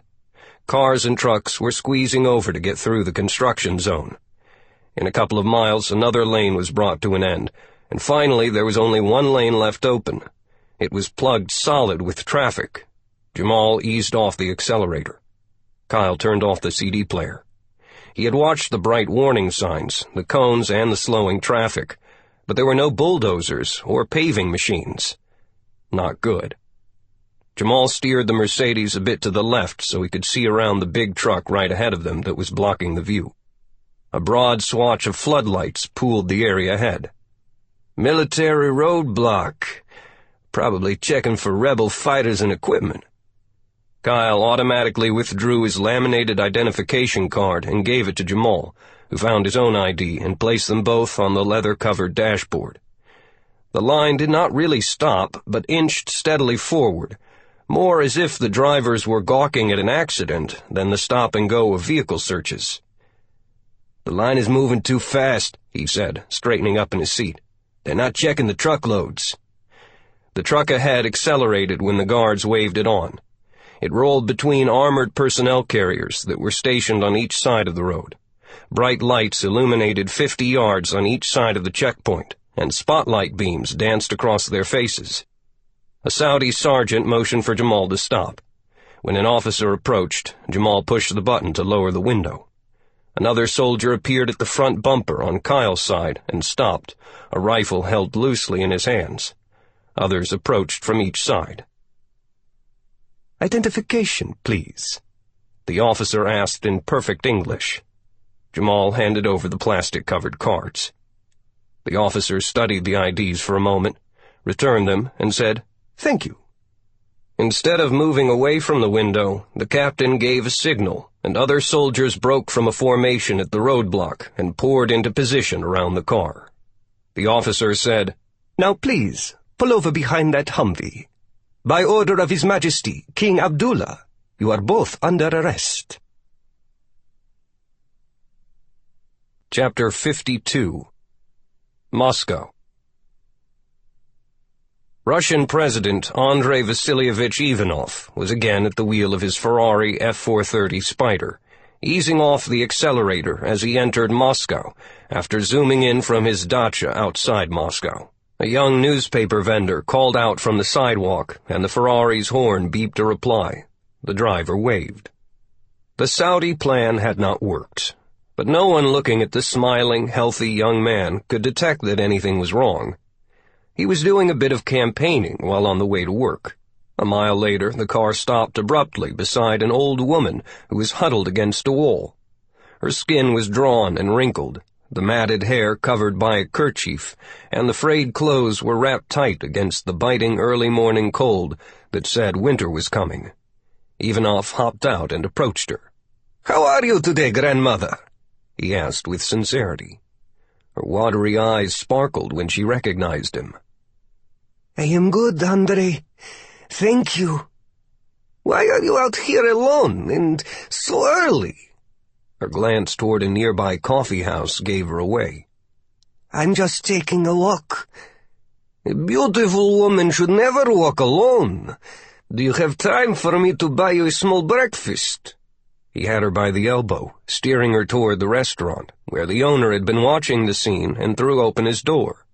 "Andrei, please come inside." "I am afraid that I cannot this morning, unfortunately. But would you please give our grandmother a cup of warm soup and buttered bread?" He reached into his jacket pocket and peeled off a few bills to pay for the meal. "Put away your money. It will be my pleasure." He took the frail woman's hand and led her inside, into the warmth. The fact that he did so would be noted and remembered, a small favor that would increase the restaurant's business today. Andrei stuffed the bills into her pocket and pecked her on the forehead. "All Russian women are beautiful, just like you, my darling. I have to go to my office now. Perhaps we will meet here again sometime, and you can tell me a story of the old days." He hurried back to the car and was gone in an instant. "Andrei Vasilievich works too hard," the restaurant owner observed. He had caught the message that Ivanov might return unannounced, and that the frail woman had just become a regular recipient of morning bread and coffee. "He understands us." "He's a good boy," she said. A few minutes later, the Spider charged through a gate in the crimson brick wall of the Kremlin, and the domes of St. Basil's glittered in the early sun. When Ivanov stopped at the curb, his usual greeting committee was already there. His chief of staff was impeccable in a business suit, and his secretary was modestly dressed, which did nothing to hide her beauty. Andrei switched off the ignition and got out. Ivanov wore a black sports coat over a heavy white sweater, dark blue pants, and polished hiking boots. He was only 44 years old, single, muscular, and healthy, and had already put in a full day of work at his home, exercised with his guard, and had received a full briefing on the domestic and international scenes, while a barber trimmed his thick black hair and gave him a close shave. A manicurist buffed his nails. "Good morning, sir," his aide said, welcoming the President of the Russian Republic. "Prime Minister Putin would like a word with you. He is in his office." "Ha! I'll bet he would." The aides followed. Stefan, please, tell the old gentleman that I'm too busy right now." Putin was said to be declining in strength, so the power of the state eventually would fall to the Ivanov family. Russia was going to belong to Andrei and his heirs. The young president pushed open the door to his office and stopped short. Putin was waiting for him, seated in a chair beside the desk, running his fingers through the soft fur of that damned tiger he had adopted as a pet. The thing was no longer a little cat, and it lay sprawled on the crimson carpet, purring contentedly and twitching its tail. The steady, evil eyes of both Putin and his Siberian tiger were locked on Ivanov. It did not look like anything was wrong with either of them. Fuck. Had Putin been toying with him? Andrei recovered quickly and smiled, closing the door and moving to his desk as if nothing extraordinary was happening. There was a murmur of a growl from the tiger. "Good morning, Prime Minister," he said. "I am delighted to see you looking well, and I see that we have an extra guest today. Mashenka is getting huge." Putin returned the smile. Not a muscle in his face twitched, and he spoke with perfect clarity. "Yes. Unfortunately, I cannot keep Sweetie at home in Novogoryovo much longer. Her front claws have been removed, and we keep her calm with a low-grade hypnotic. Still, her weight and teeth make her very dangerous, so she is going to be moving to a zoo soon. Isn't she beautiful?" His hand ruffled the short hair on the face of the beast, a blend of white around the eyes and mouth, and orange with black stripes. "How are you feeling?" Andrei sat down. "All of Russia will be pleased that you are recovering so remarkably well." "Excellent. Long walks with Sweetie help. I do miss my judo exercises, but I seem to get a little better with each day." "Stefan told me that you wanted to see me, and I was just dropping off my jacket before going directly to your office." The slender face of Vladimir Putin gave away nothing. It never did. An American president once said that he could see into Putin's soul, but he was wrong. As far as Andrei could determine, the old KGB chief had no soul. There was a brief knock, the door opened, and the secretary, Veronika Petrova, swirled into the room, her face studying the document she carried. She glanced up and saw Putin, then caught the look from Andrei that warned her to say nothing important. "Oh, good morning, Mr. Prime Minister," she said. "And here is Sweetie. What a beauty!" "Hello, Nicky," Putin said. "I won't be long. Then you and Andrei can get along with the business of running the country." His mouth remained a straight line. It did not require genius to determine that Andrei was enjoying the sexual favors of the tall, shapely blonde. Putin had seen the photographs. The liaison meant nothing to any of them. "May I pet the tiger?" Nicky approached within a few feet of the cat. "Yes. Move very slowly and speak in a loving voice. Show no fear." Nicky reached out her hand and stroked one of the strong forelegs, feeling the bristling hair. "What an amazing creature, Mr. Prime Minister." She rose and moved back slowly, then went to stand beside Andrei and handed him some papers from a leather briefcase carried over her shoulder. "Your schedule for the day, sir." "Tell me about Saudi Arabia," Putin snapped. Andrei was momentarily off balance. Veronika took a step back, as if she might disappear into the woodwork. Ivanov shrugged. "It did not work out, Prime Minister. The priest we had picked to replace the king was assassinated. Then our organizer, the banker Dieter Nesch, called me a while ago to say that the rebellion was over, but that Juba was pressing ahead to steal the last available nuclear warhead. He might explode it in Israel." "What is our own exposure now, Andrei?" "We are pulling out of it entirely. There will be no trace, no accounts or electronic data of any sort. That might indicate that we were ever involved. I have dispatched SVR teams to eliminate Nesh and Juba, who are the only links to us." Putin stopped petting his cat. "You promised that this plan of yours would work." The question was blunt. Andrei spread his hands on the broad surface of his desk. "It was worth the risk. The money we spent was a pittance in comparison to what we might have gained." "Yes," Putin replied. He stood, brushed the front of his slacks, and made a clicking sound. The tiger rose in a fluid motion, a threat by its mere existence.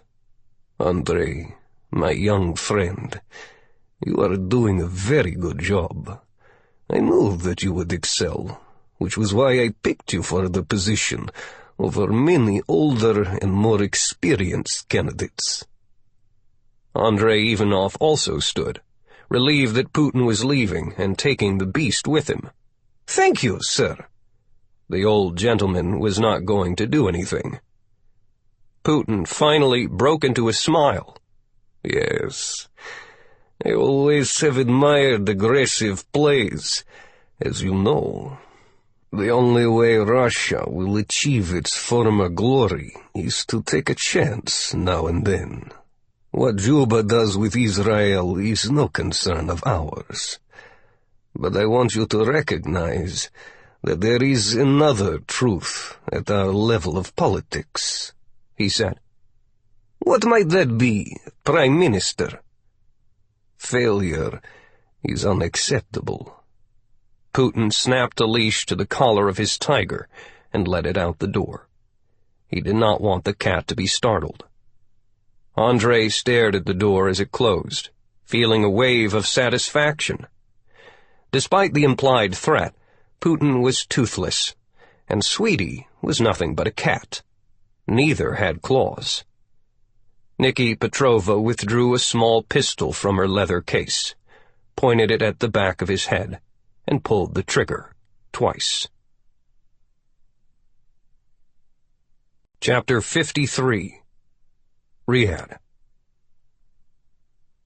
Major Henry Tsang arrived a little early at the Marriott, looking fresh in a charcoal gray suit with faint stripes, a white shirt, and a tasteful tie. At the reserved table, he chose the seat that would allow him to keep his back to the wall.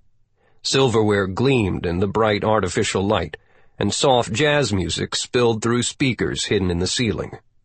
He shook out a cigarette and lit it. Swanson would arrive in a short while, but Tsang had things to arrange beforehand. Tsang ordered a carafe of hot water and slices of lemon, promising to order breakfast when his friend arrived. After the waiter vanished through the swinging doors to the kitchen, Tsang slid a small microphone into a small arrangement of flowers and pointed it toward the chair in which Swanson would sit. Everything said at the table would be transmitted to a recording station in a blue surveillance van parked outside the hotel. The pager on his belt buzzed one time as the listeners confirmed that everything was working, picking up the sounds of the restaurant. The waiter returned. Tsang put a slice of lemon in his cup, poured in the hot water, and settled in to wait, calmly smoking his cigarette and enjoying the drink. It was 9:15 on Sunday morning where he sat, which made it 4:30 in the afternoon back in Beijing, where things were busy and final decisions were being made and orders were being cut. This time tomorrow, his country would be at war. Ranking people were awaiting his report of this back-channel meeting. He was here. Where was the American? Kyle Swanson was stretched out comfortably on a plush sofa, and Jamal Muhaizin was in a large leather chair, absorbed in a paperback whodunit mystery. Jamal turned the pages slowly, killing time. Swanson stared at the white ceiling. "Hell of a prison, huh?" "Yeah?" Jamal replied. "Fucking Arab dungeon. You want me to call for some fresh coffee?" Grunted Swanson. "I'm coffeeed out." He got up and went to the window to watch the cars and trucks go by. He could not hear the buzz of the traffic below because the huge office was soundproofed. A few military vehicles rolled past in small convoys. but the capital city was returning to normal. The morning sun was shining brightly. The room was the spacious personal office of another Saudi prince, who was senior vice president for special assignments for Saudi Aramco, the petroleum giant that controlled the vast oil fields of the nation. The place was immaculate, with several bright hand-knotted carpets, tall bookshelves, chairs, tables, and a few sofas. A large desk dominated the area before a set of windows, and every paper on it was squared neatly with all of the others. Framed pictures of members of the royal family and foreign dignitaries hung on the dark walls. A full bathroom, including a shower, was just through a doorway. "Fuck this," Swanson said as he returned to the sofa and plopped down. The two soldiers at the door watched, but remained silent. The security team was changed every 30 minutes, and another pair of guards was just outside. Swanson knew any hope of surprising his Chinese contact was blown at the time of their arrest. Now the entire meeting was at risk. All methods of communicating with the outside world had been removed from them, and although the borrowed office had every creature comfort, even a game console, there were no telephones, no TV sets, and no device that would let him call for help. They were trapped in an air-conditioned cave of riches. Big chunks of time were falling away like an iceberg calving in the summertime. A nuclear warhead was still out there to be collected, but it was fading in importance with the anticipation that the Chinese were about to attack. "Stay calm. Wait it out. Be ready." The main door opened at 9:17, according to Kyle's watch. The guards snapped to attention, but never took their eyes from the prisoners. Prince Colonel Michal bin Khalid walked in, grim and unsmiling, and went straight to the desk. He flung his black beret down in exasperation, then sat in the chair and stared at Kyle. "You lied to me." Swanson returned the glare. "Don't expect an apology." "You were under my orders," the prince retorted in a frosty tone. "I gave the two of you permission to go to the hotel and to try to play me for a fool. When I had my aide check up on you, he found that you were gone." "I was never under your orders, Colonel. We're working together. There's a big difference. Instead of finishing our mission of getting all of the nukes, you became wrapped up in that conference with the talking heads on television screens, and I was left sitting there with my thumb up my ass, while a war may be brewing. Why the hell should I wait around when there was work to be done?" "How dare you speak to me like that?" Michal was on his feet, and his voice thundered. The guards became more alert. "Your job was to help me collect the nuclear weapons, and we have done so, except for the one in Tabuk. We will go and retrieve it right now, and then you both will be expelled from the country. I've already discussed this with His Majesty, and he approves. We appreciate your help, Gunny, but your job is almost done. You are too much of a loose cannon." Kyle shook his head in dismay. "Of course I'm a loose cannon, Colonel. I do what needs to be done, even when things escalate out of control, even in an entirely different situation. I am a scout sniper, and the rule for any commander is to not tell a sniper how to do a job." Michal sat back down. "You have no idea what has been going on. Our military is in the midst of cleaning up the mess from the coup attempt and have zero time to get reorganized. Those conferences that you so disdain involve the highest level of national security and how we will respond to this possible Chinese aggression. We are talking all-out war here, Gunnery Swanson." "Don't count your nuclear chickens before they're hatched, Colonel." Michal looked at his watch. "Then let's go get it, Gunnery Sergeant. I have a plane waiting. And then I can kick your impertinent ass out of the country and get to work on the other major threats facing us. I don't need your ego eating up my time." "Fine by me," Kyle snapped. "But aren't you even going to ask me why we left early to get to Riyadh, if the only thing I wanted to do was pick up the last nuke? As you say, that now seems like a routine job, and anyway, it is several 100 miles away in Tabuk." The colonel grabbed his beret. "I really do not care, Gunny. And I had roadblocks set up there, too. Now move out." "I know who one of the Chinese point men on the ground is, Prince Michel." Kyle took the edge off of his voice. "I had set up a meeting for this morning and was trying to get into Riyadh and trap him beforehand and throw him off balance. I hope to persuade him to tell his people to back off of the military action by confirming that both the Saudis and the Americans would oppose them." The prince stopped in mid-stride. "Why didn't you tell me this?" Kyle stuck his hands in the pockets of his jeans and looked the prince in the eyes, ignored the question. "The contact is a special forces type named Henry Tsang, a guy that I met down in Hobes. He probably has a straight pipeline into the Chinese Central Command, and I thought he would trust another special operator, because we're cut from the same cloth. I considered it best not to have your fingerprints or the official imprint of either of our governments on this meat. I was going to tell you everything when it was done." Michal dropped the beret again and sat back down. He spun the chair away from the Marine and the CIA agent and looked out of the windows, his thoughts moving fast, grabbing for passing details. He turned around again. "Can you still make him meet?" "He's waiting for me at the Marriott Hotel right now." "Very well. But I want in on this too, Swanson. This is my country, and we're running out of time." Chapter 54. Riyadh. The restaurant was almost empty when Kyle and Michal walked in. They saw the Chinese man seated alone in a rear booth and made their way over to him. At the entrance to the room, an attendant turned around a closed sign. Privacy was needed. "Mr. Tsang, thank you for meeting me. I apologize for being late." Kyle slid into one side of the U-shaped booth. "This is my partner, Prince Colonel Michal bin Khalid." Henry Tsang hardly batted an eye. Every word was being recorded, and he was perfectly safe. He would let things develop at a slow pace. "My pleasure. Please, sit down, Colonel. Would you gentlemen like some coffee?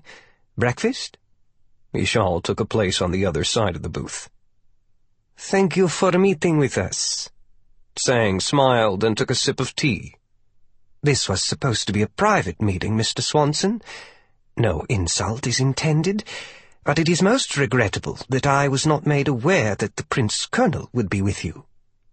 "It was a last-minute development. I thought that he might be of help if you have some questions." Tsang folded his hands on the table. "Questions? About what? Frankly, I do not even know why I am here. Except for our brief encounter in Hobes a few days ago, I don't even know you." Swanson grinned. "People down there say you got in the middle of that fight and did very well. Pretty good for an accountant." Tsang did not change his expression. "It was fight or be slaughtered. There was no real choice. Now, why are we meeting here today? What can I do for you, gentlemen?" Michal was in no mood for polite verbal fencing. "You can tell your masters back in Beijing that we know about their plans to attack the oil fields, and that we are ready to stop them." Still, Henry Tsang betrayed no emotion. "I am totally at a loss, sir. I know nothing about any such plans, and I am just a low-level functionary at the embassy, not the ambassador. Perhaps you should contact him." "Bullshit, Henry. A few days ago you were an accountant, now you're working for the embassy. You're a spook, I'm a spook. Michal is part of the House of Saud. Talk to us. What the hell do you guys think you can accomplish with an invasion?" Tsang looked at him in silence. "I repeat, I know nothing about any invasion, Mr. Swanson. Please, if you have such concerns, contact the ambassador immediately." Kyle shushed Michal when the Saudi was about to speak. Instead, he said, "Henry, Let's just speak in hypotheticals, just for shits and giggles. 3 friends at breakfast considering the geopolitical picture." There was a bit of hushed silence. Henry Tsang reached into the flower arrangement, pulled out the small microphone, and dropped it into the cup of tea to kill the signal. If ever challenged, the recording of the conversation thus far would show he had done nor said anything improper. Now it was time to get down to business. "That might be an interesting exercise. Please, continue." Prince Michal rubbed his hands flat and hard over his eyes in frustration. He felt about ready to explode. "You are wasting time, Mr. Tsang. So, hypothetically, if Chinese aircraft enter Saudi airspace without permission, they will be shot down. Also, hypothetically, the United States will likely join the fight on the side of our Saudi allies. That final decision will come from Washington, but for this conversation, you can consider it to be a certainty." Henry Tsang let his mask drop a bit and looked steadily at Michal. "One thing that is absolutely not in question is that Saudi Arabia is gripped in a rebellion against the monarchy. That uprising is still underway as we speak. In turn, it has rendered your government to be unstable. News reports say that your own pilots assassinated your king. I can understand why the leaders of other nations would be worried about protecting the vast Saudi oil production capability during such a crisis." Kyle Swanson started to respond, but Tsang had more to say. "Please, let me finish. In addition to the threat to the oil production, there are reports that Saudi Arabia also has nuclear weapons. That is another valid point that the United Nations would consider in determining whether some international intervention is required. In short, Prince Michal, your country appears to be in great difficulty and in need of help." "Not your kind of help," Michal gruffly said. Swanson fished in his vest pocket. "They already have help. Ours." He laid an empty .50 caliber cartridge on the table and gave it a little spin with his finger. "Say, back to the hypothesis that at the time I fired this shot, recently, the leader of the rebellion, Mohammed Abara, died unexpectedly. As I said, Michal is my partner. In other words, our countries are in this together. You guys try to come in, you'll get clobbered. Your people won't even get near the drop zones." Tsang picked up the bullet and smelled it. Some cordite still lingered, the signature of a recent shot.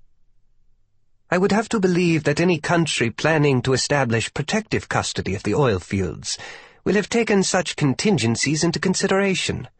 In other words, you don't scare us." Michal pushed back against the tufted cushion and composed himself. "I tell you the truth now. We have cracked this rebellion. The removal of Abara took away the leadership, and our government is reasserting control in every city and region. King Abdullah is firmly on the throne, and the religious police have been muzzled. In other words, Mr. Tsang, without a doubt it is over, except for the mopping up. We intend to prove that is so in the United Nations on Monday. Without the rebellion, the oil interests are safe. There is no reason for a Chinese, international intervention in our internal affairs." Henry Tsang nodded his head and gave a smile which meant nothing. He looked at Swanson. "No reason. Even if you are correct, the Saudis still have nuclear devices of military application. There is established UN precedent for a foreign power to intervene in order to remove the threat of weapons of mass destruction. An international threat, I might add." Swanson smiled right back. "And that, finally, Major Tsang, is why I wanted this meeting. Yes, we know who you are, and that is beside the point.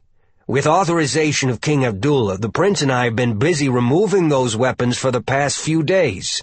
The Saudis had a total of 5.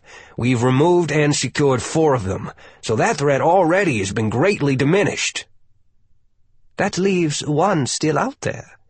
1 is still 1 too many. Tsang wondered how they found out about his rank and real position.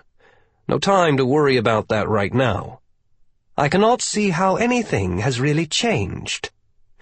Kyle responded, We are on the way out to pick up the final one right now, Major.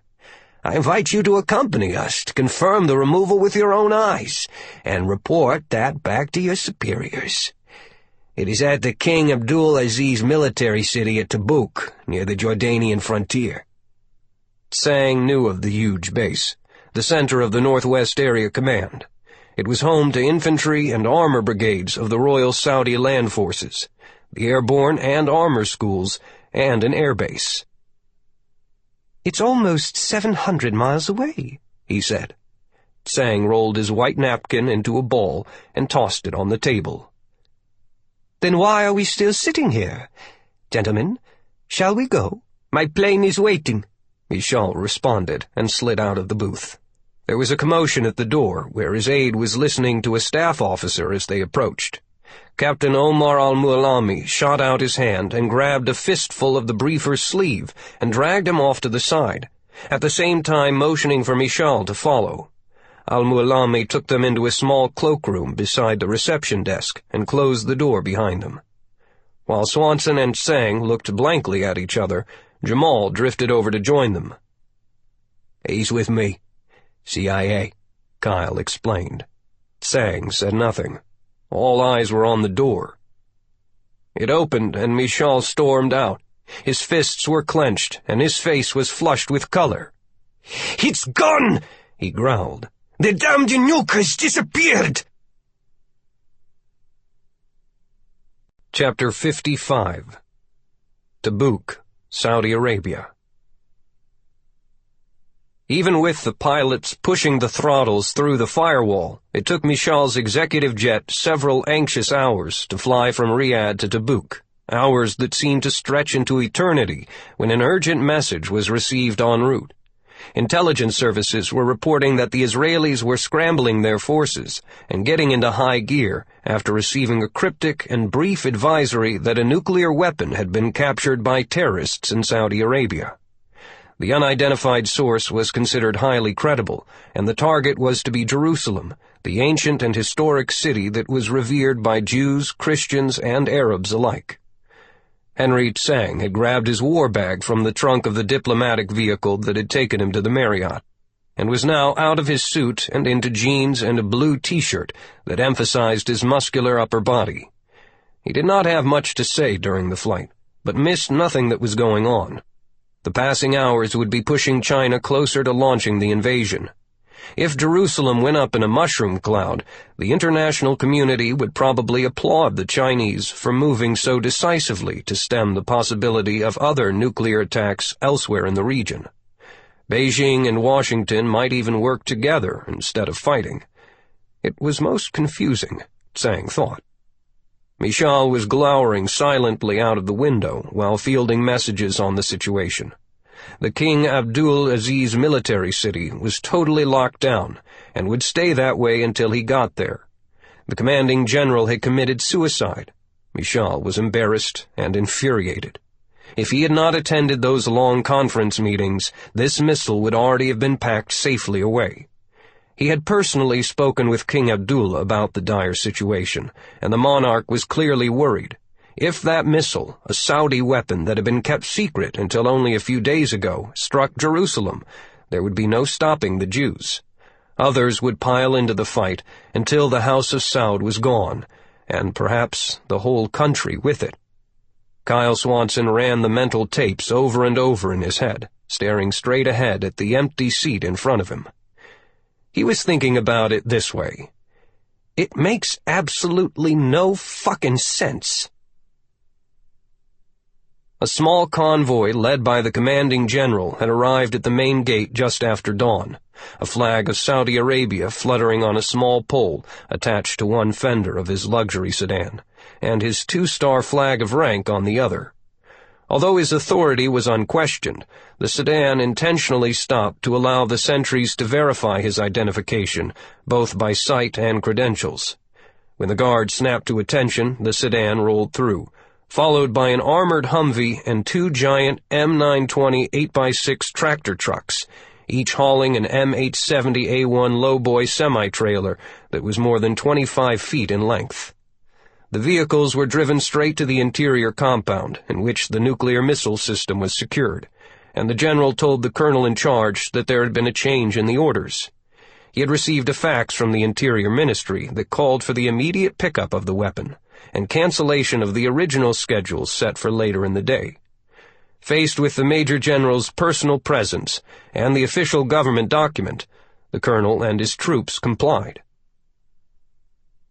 The 2 long lowboys had been parked side by side, with their huge engines rumbling at idle, and the armored personnel carriers, one containing the warhead and the other with the missile, were positioned on specific load spots on each flat deck, where they were locked down with chains and load binders.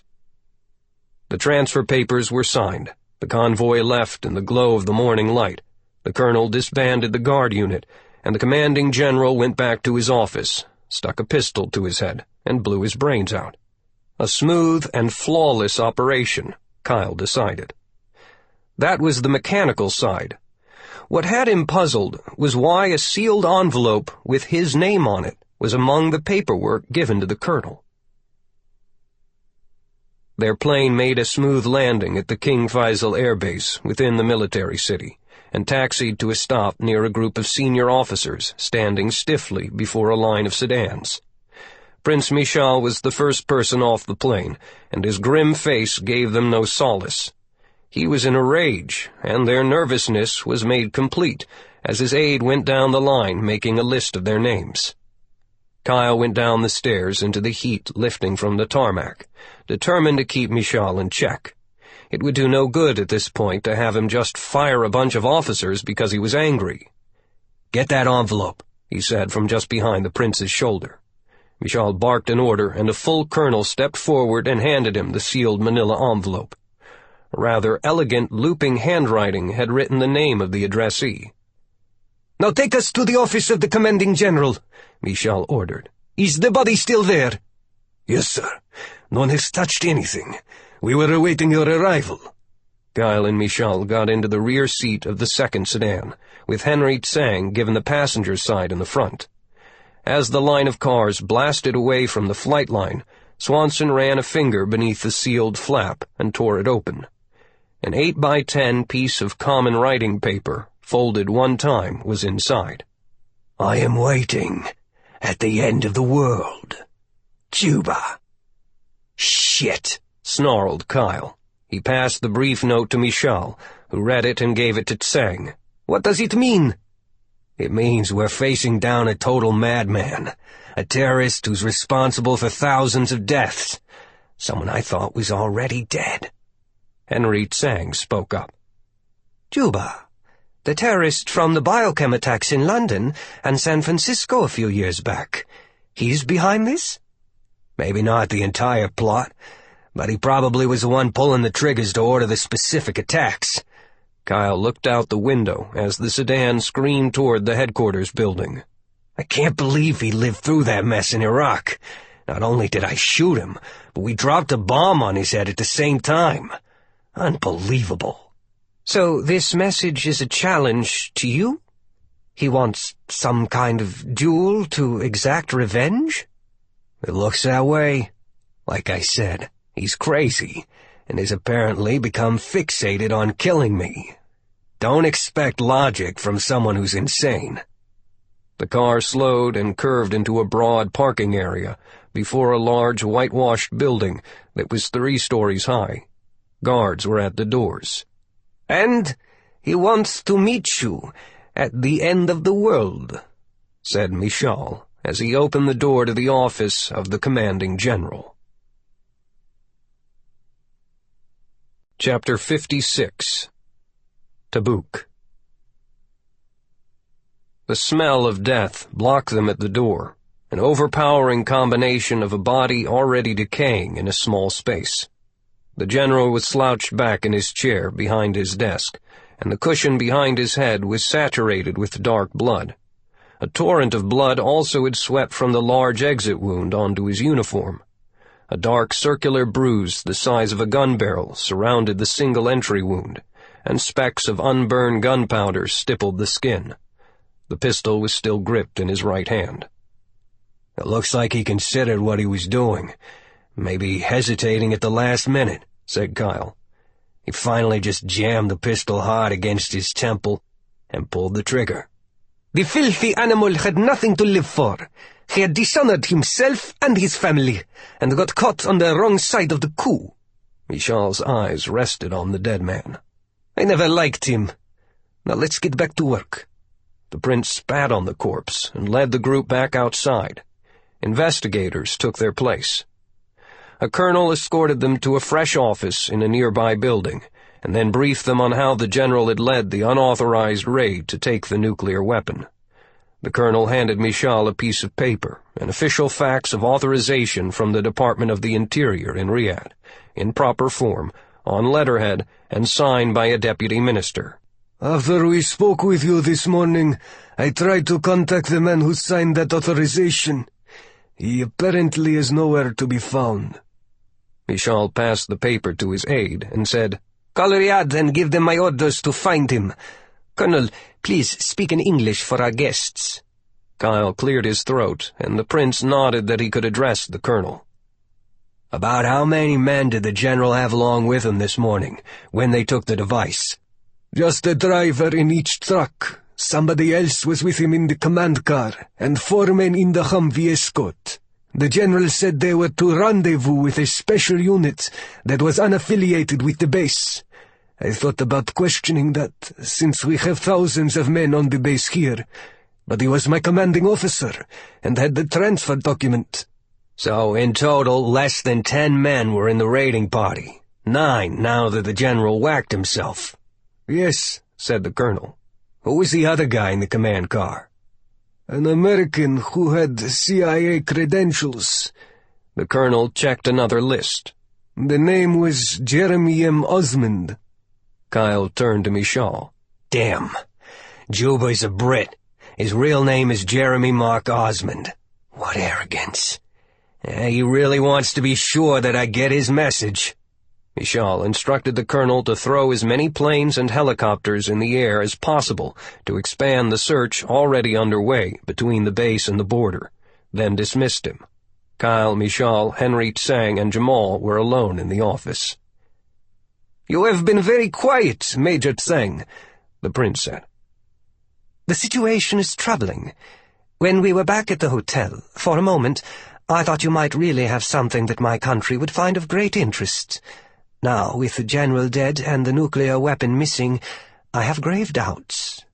The Chinese intelligence officer spread open his palms in frustration. "Jamal, what do you think?" asked Kyle. "I'm also uncertain, just like the major. This revenge thing Juba's going with you is not the same for a decent terrorist as dropping a nuke on Israel. No offense, Kyle, but you're a pretty small fish in comparison." Swanson rose from his chair and went to a white grease board hanging on a wall. "I assure all of you that this lunatic's obsession is not returned by me. He should have learned the last time we met that there is no honor involved. I just want him dead. We literally blew apart the house in which he was hiding, and he was buried under the debris. Plus, I'm certain that I hit him with a .50 caliber bullet just before the bomb struck. Somehow he lived through it. I'll do the same thing again, and use every weapon available to us. This is no duel. It's just his fantasy." Michal stood and stretched. The tension was locking up his muscles. "Still, he is very dangerous. He has the weapon. We must get it back." "Maybe it's not quite as urgent as we first thought. Juba coming out and identifying himself actually is a help. Hell, I didn't even know he was in the game until now. Under his terms, we have a time cushion before he even tries to set off the nuke, because he wants me within range." "But Kyle, he can punch the button at any time," Jamal said. "Let me play psychiatrist for a minute with this nutcase. Maybe he just wants you to be close enough to watch him do the launch, to show you that you failed to stop him. Then once the missile's away, he can try to settle accounts between the two of you." Swanson picked up the black grease pen and uncapped it. "That's where he has a real problem. I don't think he can do it." "Why?" Michal rested against the edge of the desk. "Look at everything he has done, or caused so far. The man is diabolical." Kyle wrote a big number 9 on the board. "That's how many men he has with him. It's not enough. Think about it, guys. This is no fire-and-forget weapon. Nukes are sophisticated. They need special crews for taking them from a warehouse, crane operators, crews for convoys, command and control personnel, vehicle operators, communicators, and escorts. Every man involved is highly trained, and those who work with a weapon itself must be trained and certified. Codes are kept in steel boxes with combination locks. This thing is in 2 separate parts, in 2 separate APCs. I don't think he has the manpower or the know-how to even string the cables between the missile carrier and the command track, much less actually be able to mount the warhead. Juba's brilliant, but he doesn't know everything, and he cannot do it alone. I do not think that bird is going to fly anywhere." They all jerked around suddenly when there was a loud pounding on the door, and Captain Omar al-Mulami charged inside and shouted, "We have found it!" Chapter 57. The entire highway south from Tabuk was instantly commandeered, and police and troops cleared it of all civilian traffic to make way for the trucks and armored vehicles swarming out of King Abdulaziz's military city toward the reported location of the missile, some 50 miles away. Thick clouds of sand were pulled behind the moving vehicles, and fighter aircraft took over the skies. A pair of large command helicopters flew above the storm in a tight side-by-side formation. Prince Michal, along with his aide and a few senior officers, were in the lead bird. Kyle Swanson, Henry Tsang, and Jamal were aboard the flanking chopper, which had been constructed to ferry generals around, not to wrestle its way into combat zones. They sailed along through the copper-tinted sky, wrapped in comfort. Soft blue cushioned seats faced forward like easy chairs bolted to the metal deck. Side doors closed out the passing wind, while internal soundproofing reduced the rotor noise to a whine. Strong air conditioning filtered out the dirt and kept the passengers cool. Kyle thought that it would have been an enjoyable flight if nuclear Armageddon wasn't brewing at the other end of the trip. The 2 command helicopters slowed and settled into a lazy circle at about 1,000 feet when they neared the scene, the pilots wary of possible shoulder-launched missiles from the terrorists, who were assumed to be somewhere below. Kyle looked out and down. No question. They had arrived. There it was. Juba's lethal little convoy had left the main road at a small, unmarked crossroad and driven down into a hidden valley of sand and rock, where hundreds of old vehicles had been dumped over the years to rust away beneath the blistering desert sun. The rare rains that would transform the dry wadi into a raging river would also rearrange the hundreds of metal carcasses in haphazard fashion, burying some, stacking others against one another, and resurrecting steel skeletons that had been buried in earlier floods. A few abandoned huts were scattered along the high sides of the valley, and their empty windows and doors yawned open and dark. Swanson looked at it all with the practiced eyes of a sniper. Juba had chosen the place well. Over the years, this changing landscape had created plenty of places in which to hide. The missile was clearly visible in the vast junk field, thrusting up out of its armored carrier and locked into its proper firing position of a 60-degree angle, pointed north toward Israel. A conical shape was on the top, and the ominous missile looked ready to fly. The second APC, which had carried the nuclear warhead, was abandoned about 50 meters away, and its strong crane hung over the side. The chain hoist had made it possible for the thieves to lift the heavy payload from its carrying crate and mount it atop the blunt end of the missile. Even before they had taken off from the military city, Prince Michal had ordered the wadi blocked off in all directions and surrounded. From the air, Kyle saw a developing scene that was taking the shape of a huge donut as a ring of steel, mobile firepower, and soldiers closed in. Scout helicopters drew no anti-aircraft fire when they swooped low across the zone, so the two command helicopters dashed in and landed on the far side of the highway, even as military traffic continued to grind past. Kyle returned his radio headset back on its rest, unbuckled his seatbelt, and pushed the door back.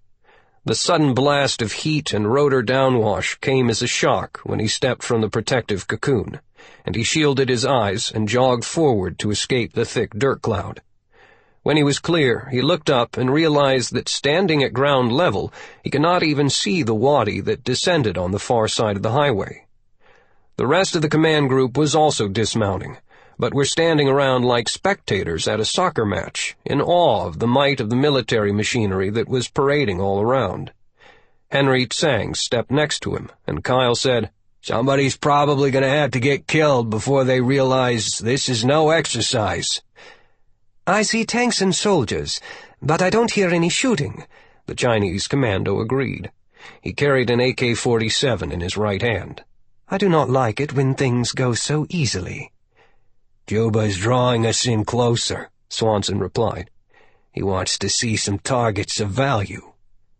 "He really just wants you, Gunny," said Jamal, slapping a fresh clip of ammunition into an M16. "Well, that's fine," Kyle said with a smooth calmness.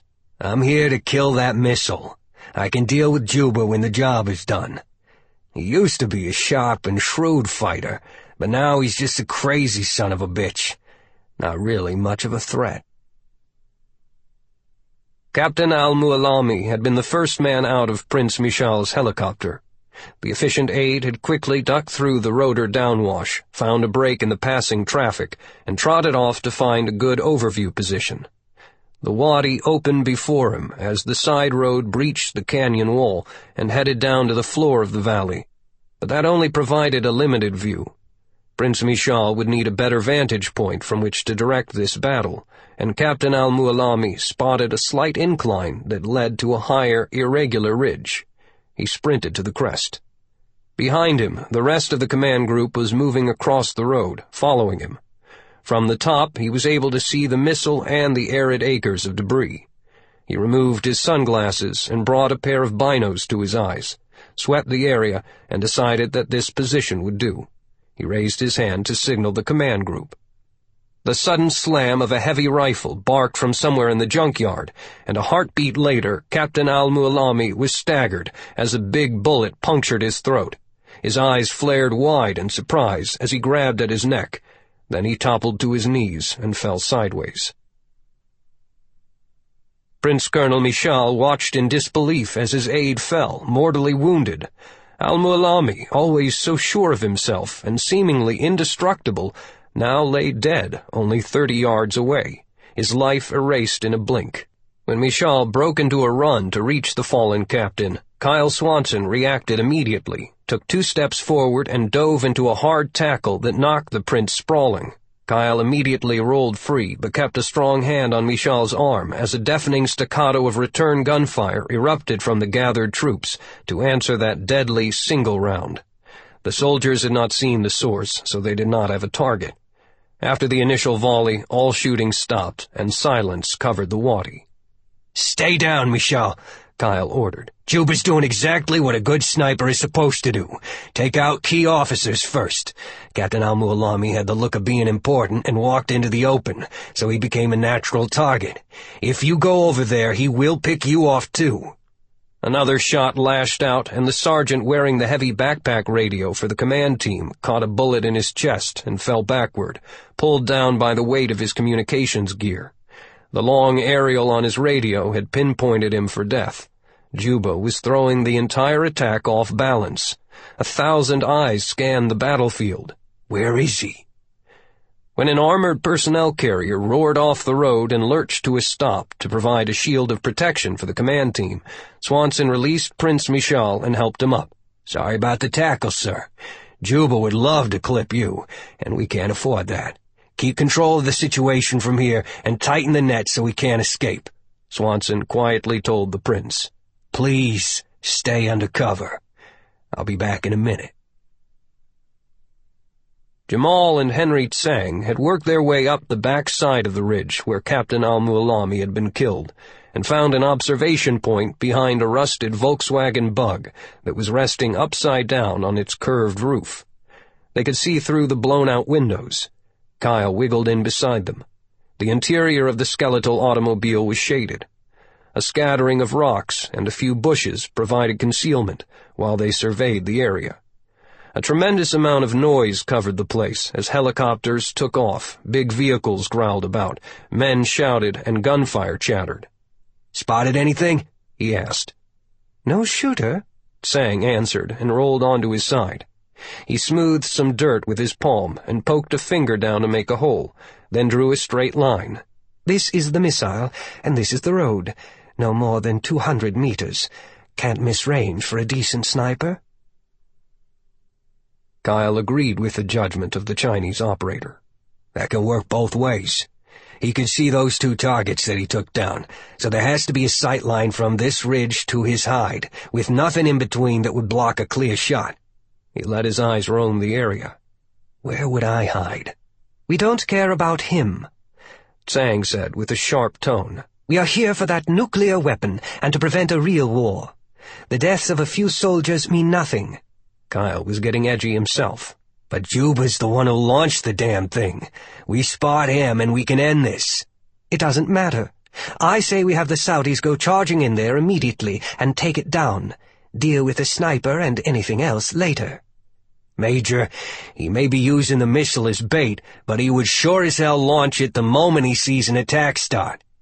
Tsang and Kyle reached the same conclusion at the same time, and the Chinese commando officer said, "If he has control of the weapon, then why isn't it already in the air?" Jamal edged in closer. "Simple answer, guys. Like Kyle said before, he hasn't fired it because he can't." Kyle said, "Because it's his best leverage. As long as it is there, Juba still has a chance that I'll be exposed for that 1 second he needs to get me. And as soon as the missile flies, the Saudis will roll this place up like a rug. He dies, and I'm still alive." No, Jamal replied, shaking his head. "I mean it literally. I don't think he can make the shoot." The surprise explosion just behind them was like a shout of doom, a warning they heard too late. Chapter 58. A roadside bomb, detonated by a cell phone signal, went off with volcanic force, the violent explosion destroying a Humvee that was on the highway. The unarmored vehicle flipped end over end in a bloom of flame, and the driver and 3 soldiers inside were killed instantly. The tsunami of shrapnel scythed through a nearby squad of soldiers walking nearby, causing more injuries. Then the blast force reached into the position where Kyle, Jamal, and Henry Tsang already were on the ground. It picked them up and slammed them back to earth with bone-jarring suddenness. Needles of shrapnel pinged and clanged against the upside-down Volkswagen, which teetered from the pressure and started a slow topple down the ridge like a large pebble.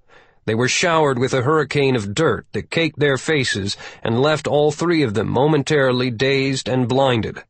Swanson was on his back, stunned and gasping for air, with brilliant colors swirling in his mind as he lay semi-conscious, aware only of the desire to fight back, the need to be a warrior, not a victim. The brush with death had forced him into a zone of comfort and familiar feeling, in which everything but survival became secondary, and new strength was pumping through his body with each heartbeat. The world was a slow-motion black-and-white movie that he was watching alone in the private theater of the mind. The zone. His private roosting place when fighting loomed, an exclusive and wonderful place. Usually Swanson would wrap himself in that comfortable cocoon just before he squeezed the trigger. His sight and hearing grew sharper, and his senses of smell and touch began to return. As his thoughts reassembled, he wanted to grab a long rifle and finish this private fight. He had gotten the better of Juba in previous encounters, and he could do it again. Just the 2 of them. "I'll blow his ass away." Kyle staggered to his knees, starting to stand, but Henry Tsang grabbed his arm and pulled him down hard, and as he fell, a bullet sizzled through the airspace where his head had just been, and the sound of the shot followed. Ambush! Juba had planned the ambush in advance, picking the wrecked VW as the logical observation position on the high ground. The bomb was hidden specifically to hit it, but at the last moment the Humvee arrived and soaked up most of the devastating blast. Jamal was muttering a string of Arab curses and holding his blood-spattered leg. Henry Tsang was shaking Kyle and yelling into his face, and Swanson slowly swam back to the surface of consciousness. He blinked his eyes, knowing that the automatic killer instinct in him had almost been his undoing. He hauled himself back under control and felt pain jabbing in his side, where his vest, shirt, and skin had been ripped in a 6-inch gash by a piece of sharp flying metal. His leather belt had been sliced neatly apart, as if by a razor. A Saudi soldier arrived beside him and poured water into his eyes, and the cool wave cascaded over his face and into his mouth. He swilled it around and spat onto the ground. The medic began to clean the wound. "Damn!" he said, collecting his thoughts. Juba had come close, but he had not won. Kyle steeled himself now from moving quickly, determined to make this a different kind of fight. His enemy had almost made him step into the trap, but there would be no personal gunfight in this god-forsaken valley today. I once bombed him, and now he's bombed me, and we both lived through it. I played right into his hands. Swanson looked over to where another medic was working on Jamal, whose face was contorted in pain. The leg was bent at an impossible angle and was bleeding hard. "How about you, Major?" he asked Tsang. "You okay?" "Yes, a couple of scrapes. This was a booby trap," he declared with a sweep of his hand. "This Juba is a tricky one." The Chinese commando was bleeding from his nose, a result of the concussion, but wiped the crimson stream away with disdain. Swanson sat still while a pressure bandage was applied. Speaking in Arabic, he told the medic to concentrate on the more seriously wounded men. "Jamal, you look like hell," Kyle said in English. A syringe of painkillers had taken hold of Jamal, and the CIA agent managed a weak smile. Then his eyelids fluttered and he passed out. Medics tore at his clothes to get to the multiple wounds. He was out of the game. Kyle pushed his right hand firmly against his abdomen to hold the bandage in place, and wormed backward down the slope. "Come on, Major Tsang. Stay low, but let's get back over to the Prince and finish this off." Kyle hobbled along with his left arm across Tsang's shoulder until they reached the safety of the armored personnel carrier, where Michal had organized a makeshift staff. 2 more APCs had moved into flanking positions to provide even more protection. Swanson leaned against one and drank some more water. "Can you still function with that wound?" Michal asked. He was all business, as the situation seemed to be deteriorating. "Jamal is down. The Major and I are good to go. This is just a flesh wound. It looks worse than it is." He kept his hand on the bandage, but refused to let any clue of discomfort reach his face. "Christ, that stings!" Michal was studying him carefully, and Kyle quickly changed the subject. "We need some confirmation," he said. "Can you call the commander of the unit that had operational control of the weapon?" A young captain at the edge of the command group raised his hand.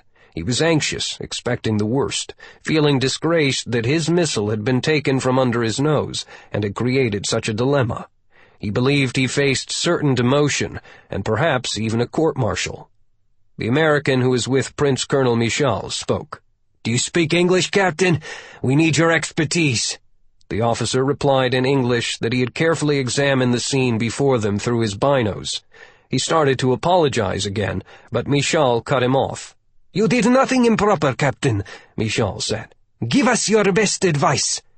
The captain did not smile, but a sense of relief flooded him. Kyle continued. "There are no cables visible between the missile launcher and the command and control track. They might have been buried, but there's no linear sign of disturbed dirt between the APCs. So is there any other way to fire that bird by an electronic signal, just by pushing a button?" The captain was at rigid attention. He knew his job, and his reply was unambiguous. "No, sir. A full mission cannot be carried out unless the launch platform is mated exactly to the package in the CNC vehicle. The weapon was never meant to be simple enough for a common soldier to operate. The cables are needed to update the targeting data and feed auxiliary off-site electrical power to the missile before launch. It is a somewhat archaic system, but provides a good redundancy. Electronic signals can easily be jammed. Kyle came to the main point. What about the warhead? Is it still operable? The captain's face brightened. Sir, in my opinion, the warhead may not even be properly connected and aligned. Assembling the entire system requires precise steps and special tools. Certified technicians, not infantrymen under battle stress, are needed to arm and fire it. So that warhead is just sitting up there? That is very possible, sir. It fits into place easily enough and can be held in place by a few clamps and bolts. But again, special connections between the warhead and the missile must be made before it is fully seated. Only then can it accept the targeting data, which is another intentionally complicated procedure. So they were able to steal it, but ran out of time for the assembly? Michal said, putting his hands on his hips. It is just an empty threat? No, sir, not that. It is still a nuclear device. Michal made a decision and turned to Kyle. I'm going to call in an airstrike and incinerate the thing. The captain shook his head, gulping as he faced down the Prince Colonel.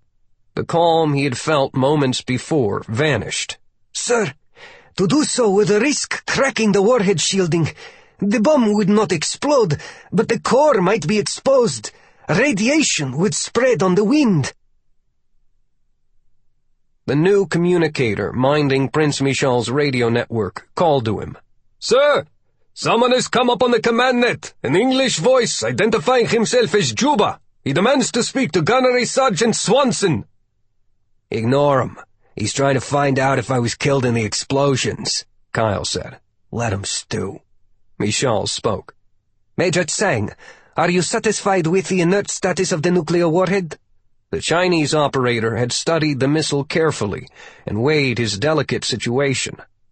I agree with the circumstantial evidence. Before I can contact my superiors, however, I still need a closer look. We're going to give you one, Kyle said. He looked over to where an M60A3 tank was lumbering into position beside their cluster of APCs. With laser sighting and a digital ballistic computer on its upgraded fire control system, the tank's 105mm main gun was extremely accurate. Swanson pointed to it and said, Prince Michal, please have that tank lay a high explosive round exactly at the base of the missile launcher. That should wreck the launch vehicle and collapse the entire structure. Cut it down like a tree, and the missile problem is solved. Sir, the communicator interrupted. Juba is on the radio again, demanding to talk to Swanson. He's shouting! The radio operator was nervous. Kyle shook his head. No, don't give him what he wants. Michal summoned the tank commander to join them and personally issued the crisp orders so there would be no misunderstanding. Fire when ready, he said, and the commander returned to his huge tracked vehicle. The gunner sighted a ruby laser carefully on the slim target while everyone held their breaths.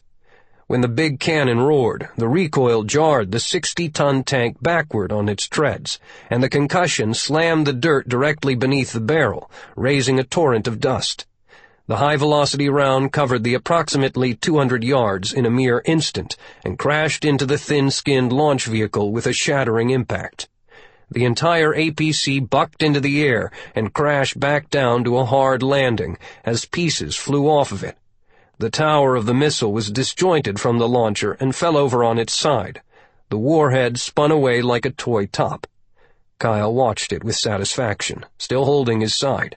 The bleeding was not slowing, but he would not give in to the pull of pain. There's my answer, Juba. Long-range precision fire, just like you wanted. Good job, he told Michal. The rest of the fight is yours. Juba only has a few men racked up in those shells and huts. It's open season out there now, so use everything you've got to pound the hell out of them. And really hammer that little hut next to the command track. That's where I think Juba is hiding. Why there? The first shot he fired did not come through a silenced rifle. Remember how loud it sounded? Still, there was a muffled echo, which indicated that it came from an enclosed space. Not much around here fits that description. Then the same thing happened on the second shot that took down your radio guy. Finally, there was the shot that just missed me. All of the angles are good from there. The darkness inside that single window prevents us from seeing inside. He's in there in a static position, perhaps in a dug-in and protected position with overhead shelter. He can't move to a new hide with all your troops around. My advice is to just run right over him. With a few instructions to his staff, Michal quickly got the attack rolling, and for 10 minutes heavy gunfire shook the field. Violent explosions of big shells blew apart junk cars, ferocious machine gun fire chewed into everything standing, and grenades added to the chaos. When the ground fire paused, 2 helicopter gunships lanced in on runs with rockets and machine guns. Only after the barrage was done did the Saudi government ground troops move in to clear the few buildings. There was some feeble resistance. Then things went quiet, and Michal ordered a ceasefire.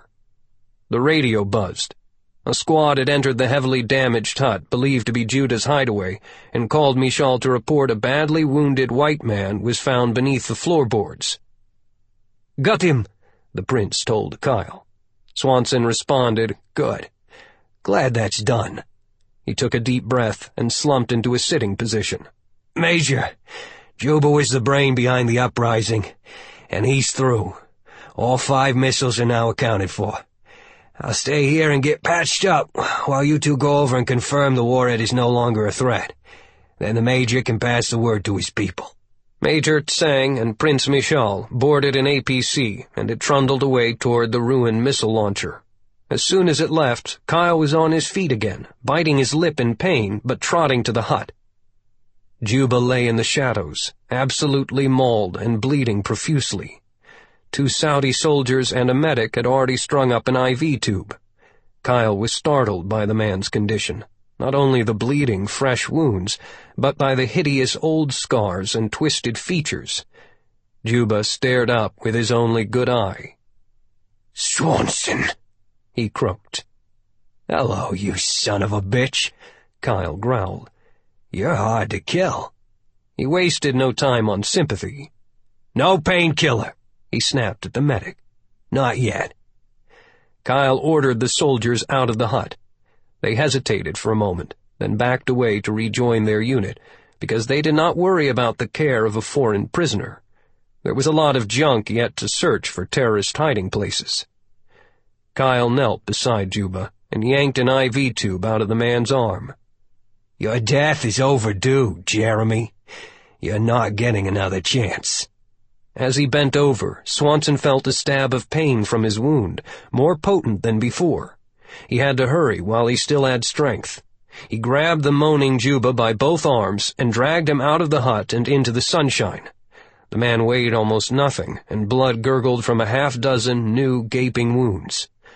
A rusting old Mercedes sedan rested on its wheel rims nearby, with its big trunk yawning open like an empty mouth. Summoning his strength, Swanson picked Juba up and stuffed him into the car.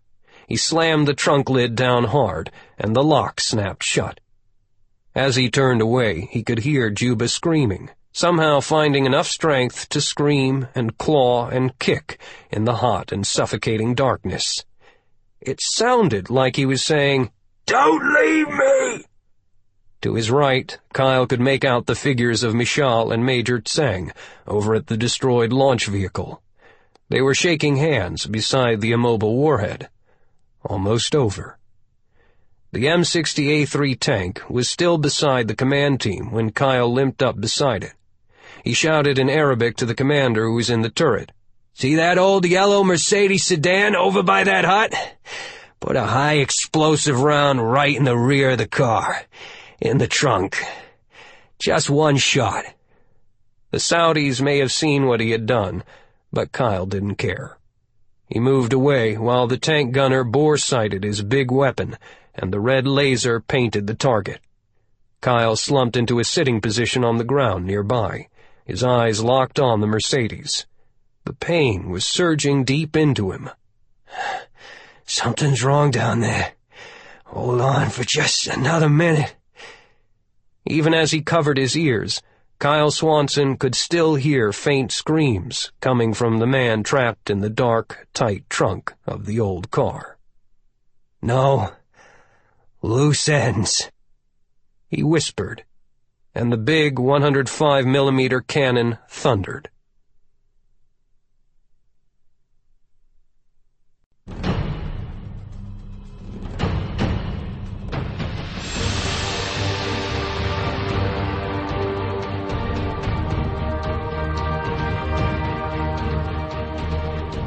This is Luke Daniels.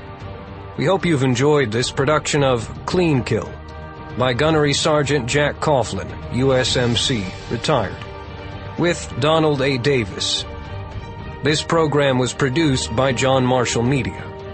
Text copyright 2010 by Jack Coughlin with Donald A. Davis. Production copyright 2015 by Macmillan Audio.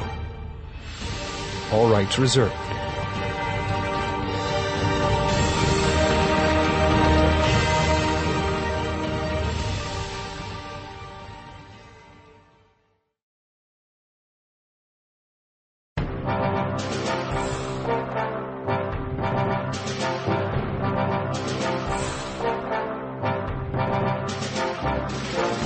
Macmillan Audio presents An Act of Treason by Gunnery Sgt. Jack Coughlin, USMC, retired, with Donald A. Davis.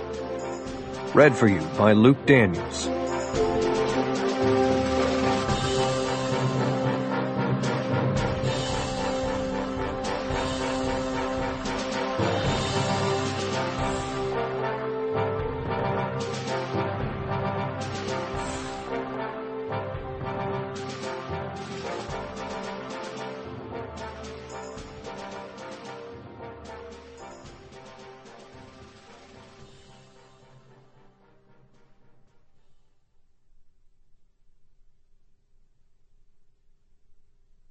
One. Shamali Plains, Afghanistan. The two softback Humvees belonging to the 116th Infantry Brigade Combat Team of the U.S. Army National Guard were on familiar turf. The stony ridge on which they were perched provided the 10 American infantrymen with a feeling of temporary shelter and safety.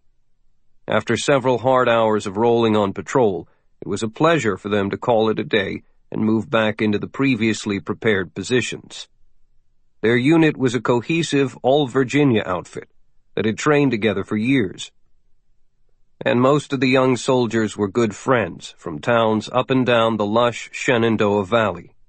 4 were African Americans, including fireplug-thick Sergeant Javon Anthony.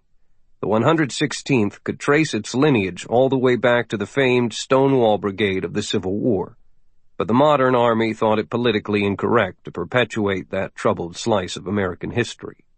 The brigade was placed in the 29th Infantry Division, a move that did away with the old blue and gray arm patch showing a caped General Stonewall Jackson sitting on his horse, Little Sorrel. The stony on a pony silhouette was left behind. Sergeant Anthony really did not care about that.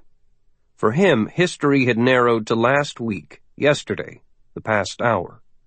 Afghanistan had a way of making a man focus only on what was in front of him. He sat in his Humvee, listening to the buzz of the radio traffic and asking himself the question that plagues every leader. Have I done everything that I can? At 30 years of age, the sergeant was the oldest of the group by 2 years, and he knew each of his soldiers. He had been with them all the way through the recent tour of duty, well into its 6th month. So far, they'd been lucky. Nobody had gotten much more than sunburn and scratches as they pulled routine patrol duty, endless and monotonous and dangerous. He was perfectly happy when night came over the mountains and one more day was done and could be crossed off the go-home calendar. The squad was already in position up on the ridge. It overlooked an Afghan police security checkpoint about 50 meters away on the road below. The rough-looking cops had waved them into the prepared slots, and the leader, a young man, came up for a cigarette and to check on passwords. He wore a pakol, the traditional flat Afghan hat, over his black hair, and a mismatched camouflage uniform, with dusty sandals on his feet, and an AK-47 slung over the right shoulder. Sergeant Abdul Aref was a tall man whose narrow face was dominated by a hooked nose. He spoke a little English, and his worried eyes indicated that he was just as glad as Anthony that the Americans had returned to the familiar position every night.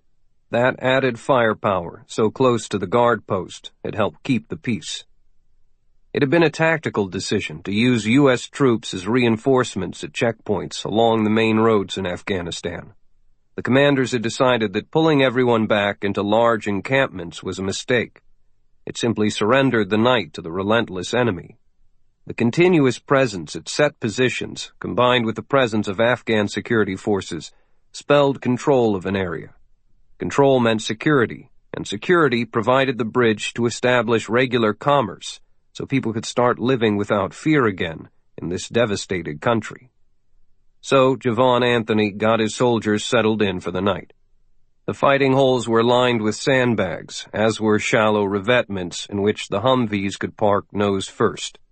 The 50 caliber machine guns were still above ground, with a complete sweep of the surrounding area. He walked the perimeter, checked the small latrine area a few meters away, and made certain each man knew his role for the coming night, including who would be on sentry duty with the night vision goggles while the partner slept. He took a final look down at the road checkpoint as the oncoming darkness flooded over the mountains, chasing the fading twilight from the western sky. He saw Sergeant Abdul Aref down at the checkpoint, threw him a casual salute, and got a wave in return. Satisfied, Anthony picked up the radio handset and called his company headquarters 7 miles away to report that his team was settled. Sabre, this is Sabre 3 Alpha. Sabre 3 Alpha, this is Sabre, send your traffic. Roger. 3 Alpha occupied our overwatch position. Situation normal. 3 Alpha out. Roger. With that formality, he had done all he could do. Anthony rewarded himself with a moment of relaxation. His eyes were rimmed with red from staring over the sparse landscape all day, hunting signs of potential trouble, and the dirt and sweat had left him grubby and smelly. They would return to camp tomorrow, so there was a shower in his future. He popped a bottle of water, tore open an MRE package, and pretended that it was food. Then he was instantly asleep.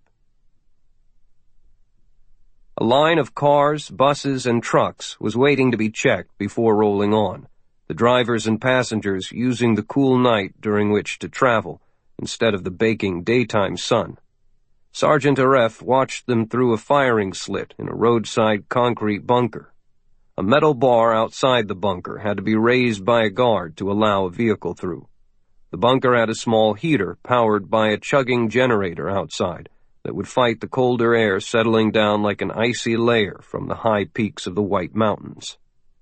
His position guarded a rural road, a small but vital route that connected some of the wheat farms and villages on the Shamali Plains to the main roads.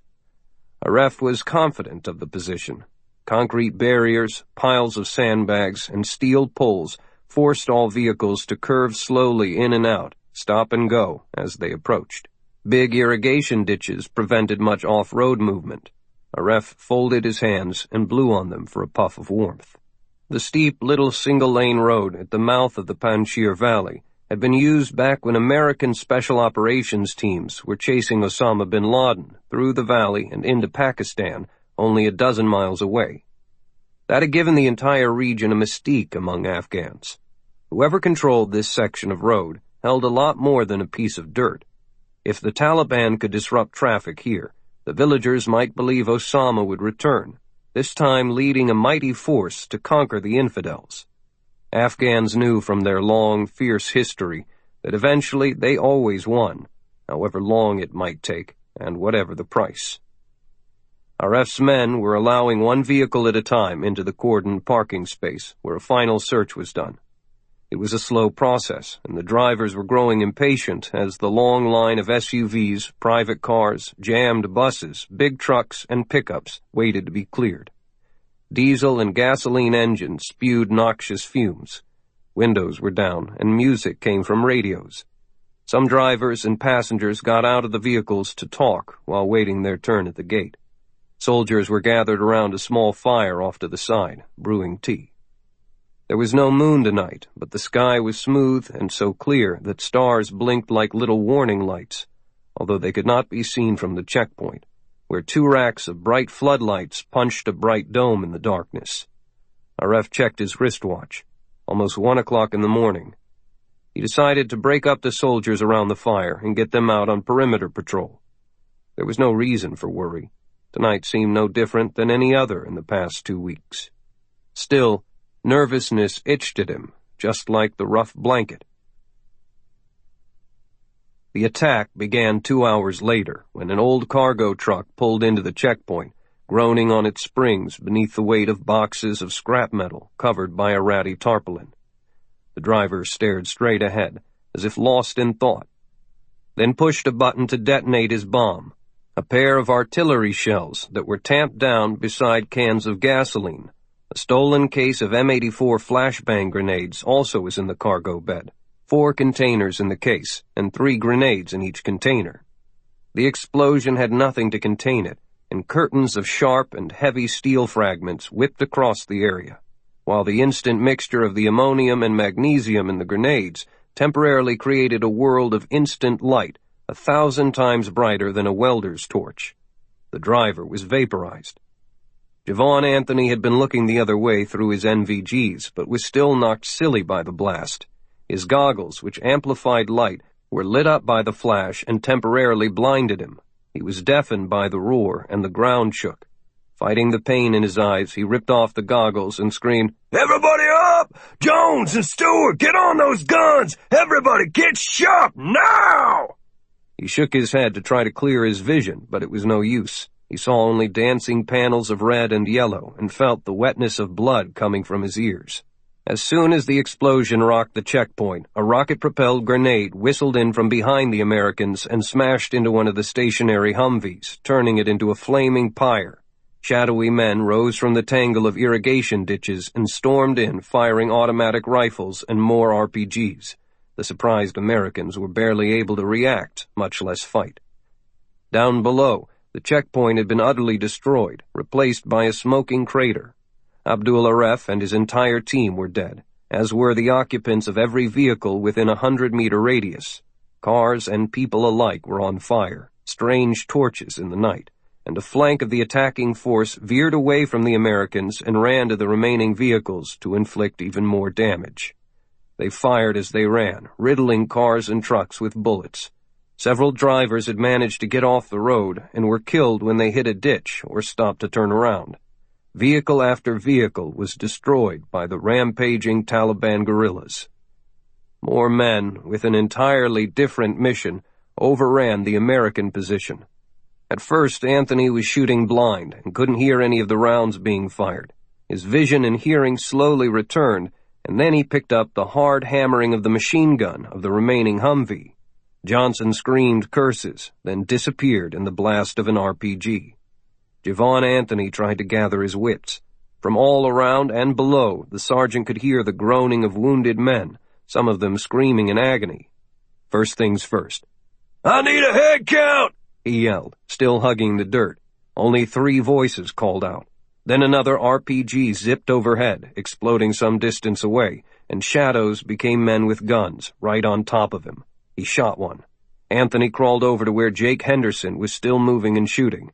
Together, their combined fire made the attack temporarily falter around their fighting hole. "You hit?" "Nah, I was asleep in the bottom of the hole. Who else is still alive?" "I heard Eddie Wilson over there to the right," said Henderson, rapidly changing to a fresh magazine. "Wilson!" Anthony called out. "Wilson! Where the fuck are you?" Eddie Wilson did not answer. Then an RPG round blew up on the edge of the fighting hole, and Jake Henderson and Javon Anthony were both knocked unconscious. The attackers checked to see if the 2 Americans were still alive, and when their pulses were found to be strong, both were dragged away to become prisoners. Part of the Taliban unit that hit the Americans was a snatch-and-grab team with a unique mission. While the others carried out the actual fighting, they used the chaos to cover their advance to the edge of the main group. One young American soldier was sprawled helplessly on his back.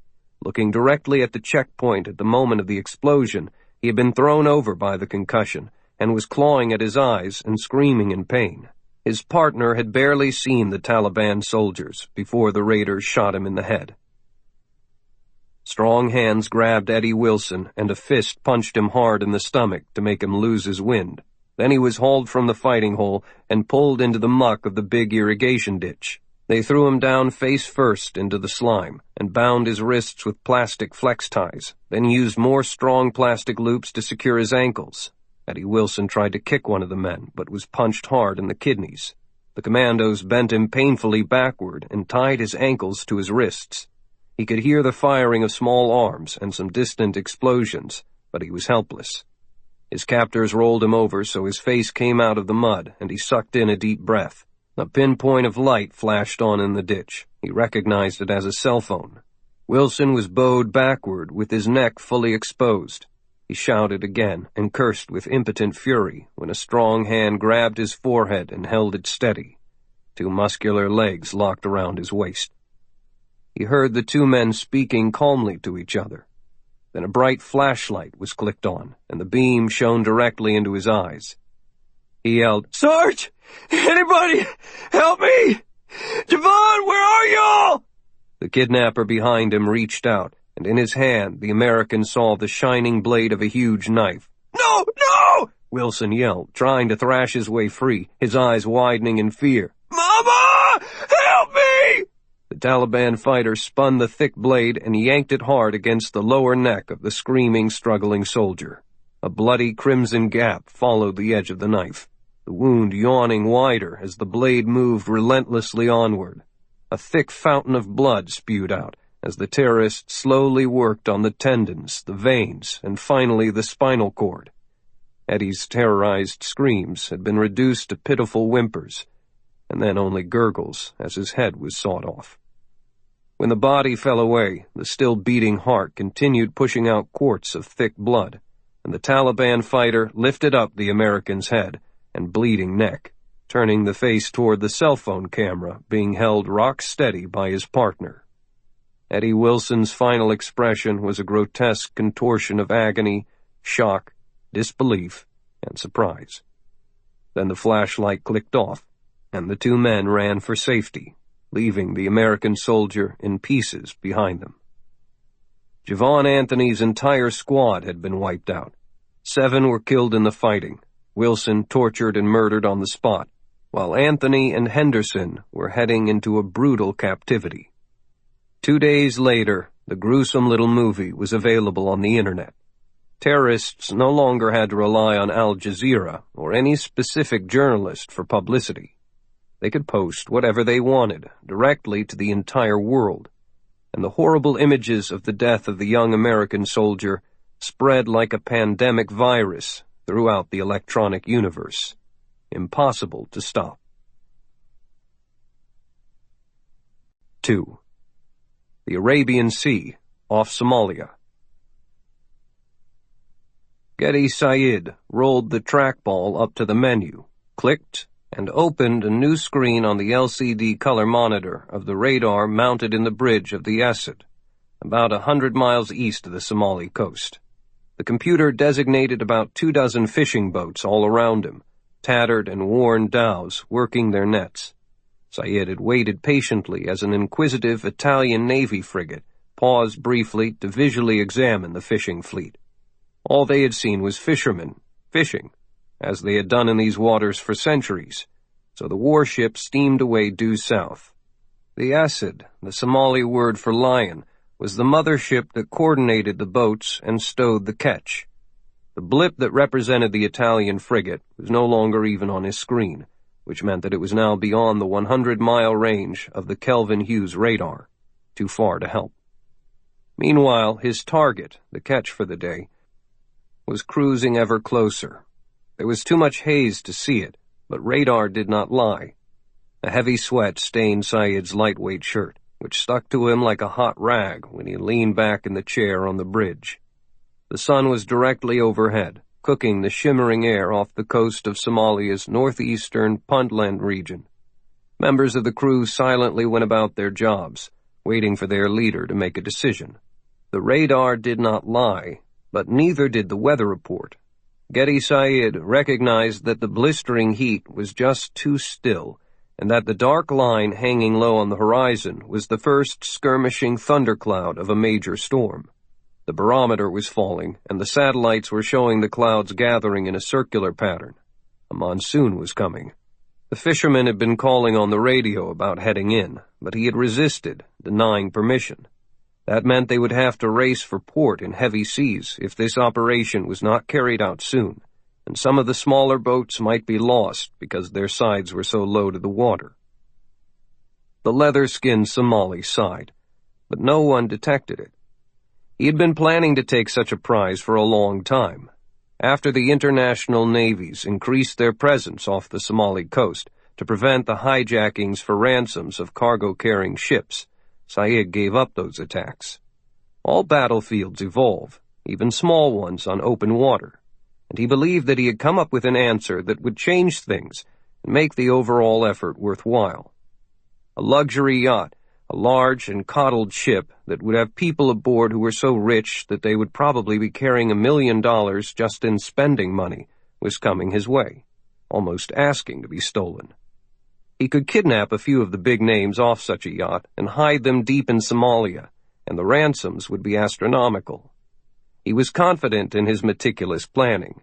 All he had to do was beat the storm, outwit the naval vessels of several countries, boldly board and capture or kill everybody on the yacht, then sink the boat.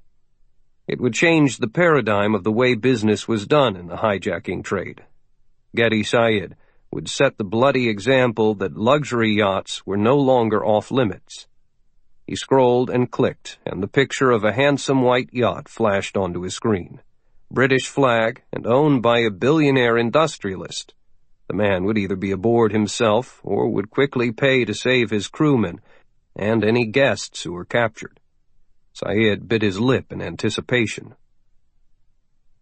He dialed a number on his cell phone, which sent a coded message to a 6-man crew standing by on the coast near the city of Ale. The men there scrambled into a speedboat, fired up a big Mercury outboard engine, and raced off toward a designated intercept position. Taking the Zeiss binoculars from a cushioned case, Sgt stepped to the wing of the bridge, careful not to touch the scalding metal with his bare skin. He focused along the axis where the yacht should soon appear. Speaking quietly, he said, "Well, vagabond, welcome to Pirates Alley." "Sir, it looks like we have a bite." The calm, clipped voice of the young man seated before an array of screens in the command center of the Vagabond drew the immediate attention of the yacht's owner, Sir Geoffrey Cornwell. "Put it on screen 2, if you please." Cornwell activated a lever at his right hand to propel his wheelchair around for better viewing. The image of a small, fast boat trailing a V of white wakes came into view. "Range? 25 miles, sir. Speed of 30 knots. It's been on a straight intercept course since leaving Ale." "Very well," Sir Geoff said. "Mr. Styles, please drop the bird in closer to confirm who and what is aboard. Is there anything else around?" The technician worked a toggle, and a few miles away, a tiny aircraft, not much larger than a toy, swooped into a low circle to allow its onboard television camera to zoom in on the pirate speedboat. "Nothing else in that threat area, sir. Our fishing fleet lies off to the east. The nearest warship is the Italian frigate Aspero, which is departing the zone." Sir Geoff smiled broadly. "Then we shall now launch the Snake, if you please." "Aye, sir." "Are you sure this thing's gonna work?" Kyle Swanson leaned onto the back of Jeff's wheelchair. "I have no doubt of it, Gunnery Sergeant. Our bird and Snake shall not fail." Swanson felt a slight ka-chunk beneath his deck shoes, as somewhere below the waterline of the Vagabond a pair of doors slid apart, and a flexible black object 10 feet in length slithered out of the hull and swam away. Just in case, I'm gonna get a long rifle. We don't want 'em closing to within RPG range. Confusion to our enemies. Jeff was in an almost playful mood. Swanson left the amidships inner sanctum that was Sir Jeff's electronic playground. He had not seen the old man so animated for 2 months. Although still unable to walk, Jeff was hollering naval orders like Nelson or Hornblower or Lucky Jack Aubrey as he orchestrated the first field test of their revolutionary laser-guided torpedo.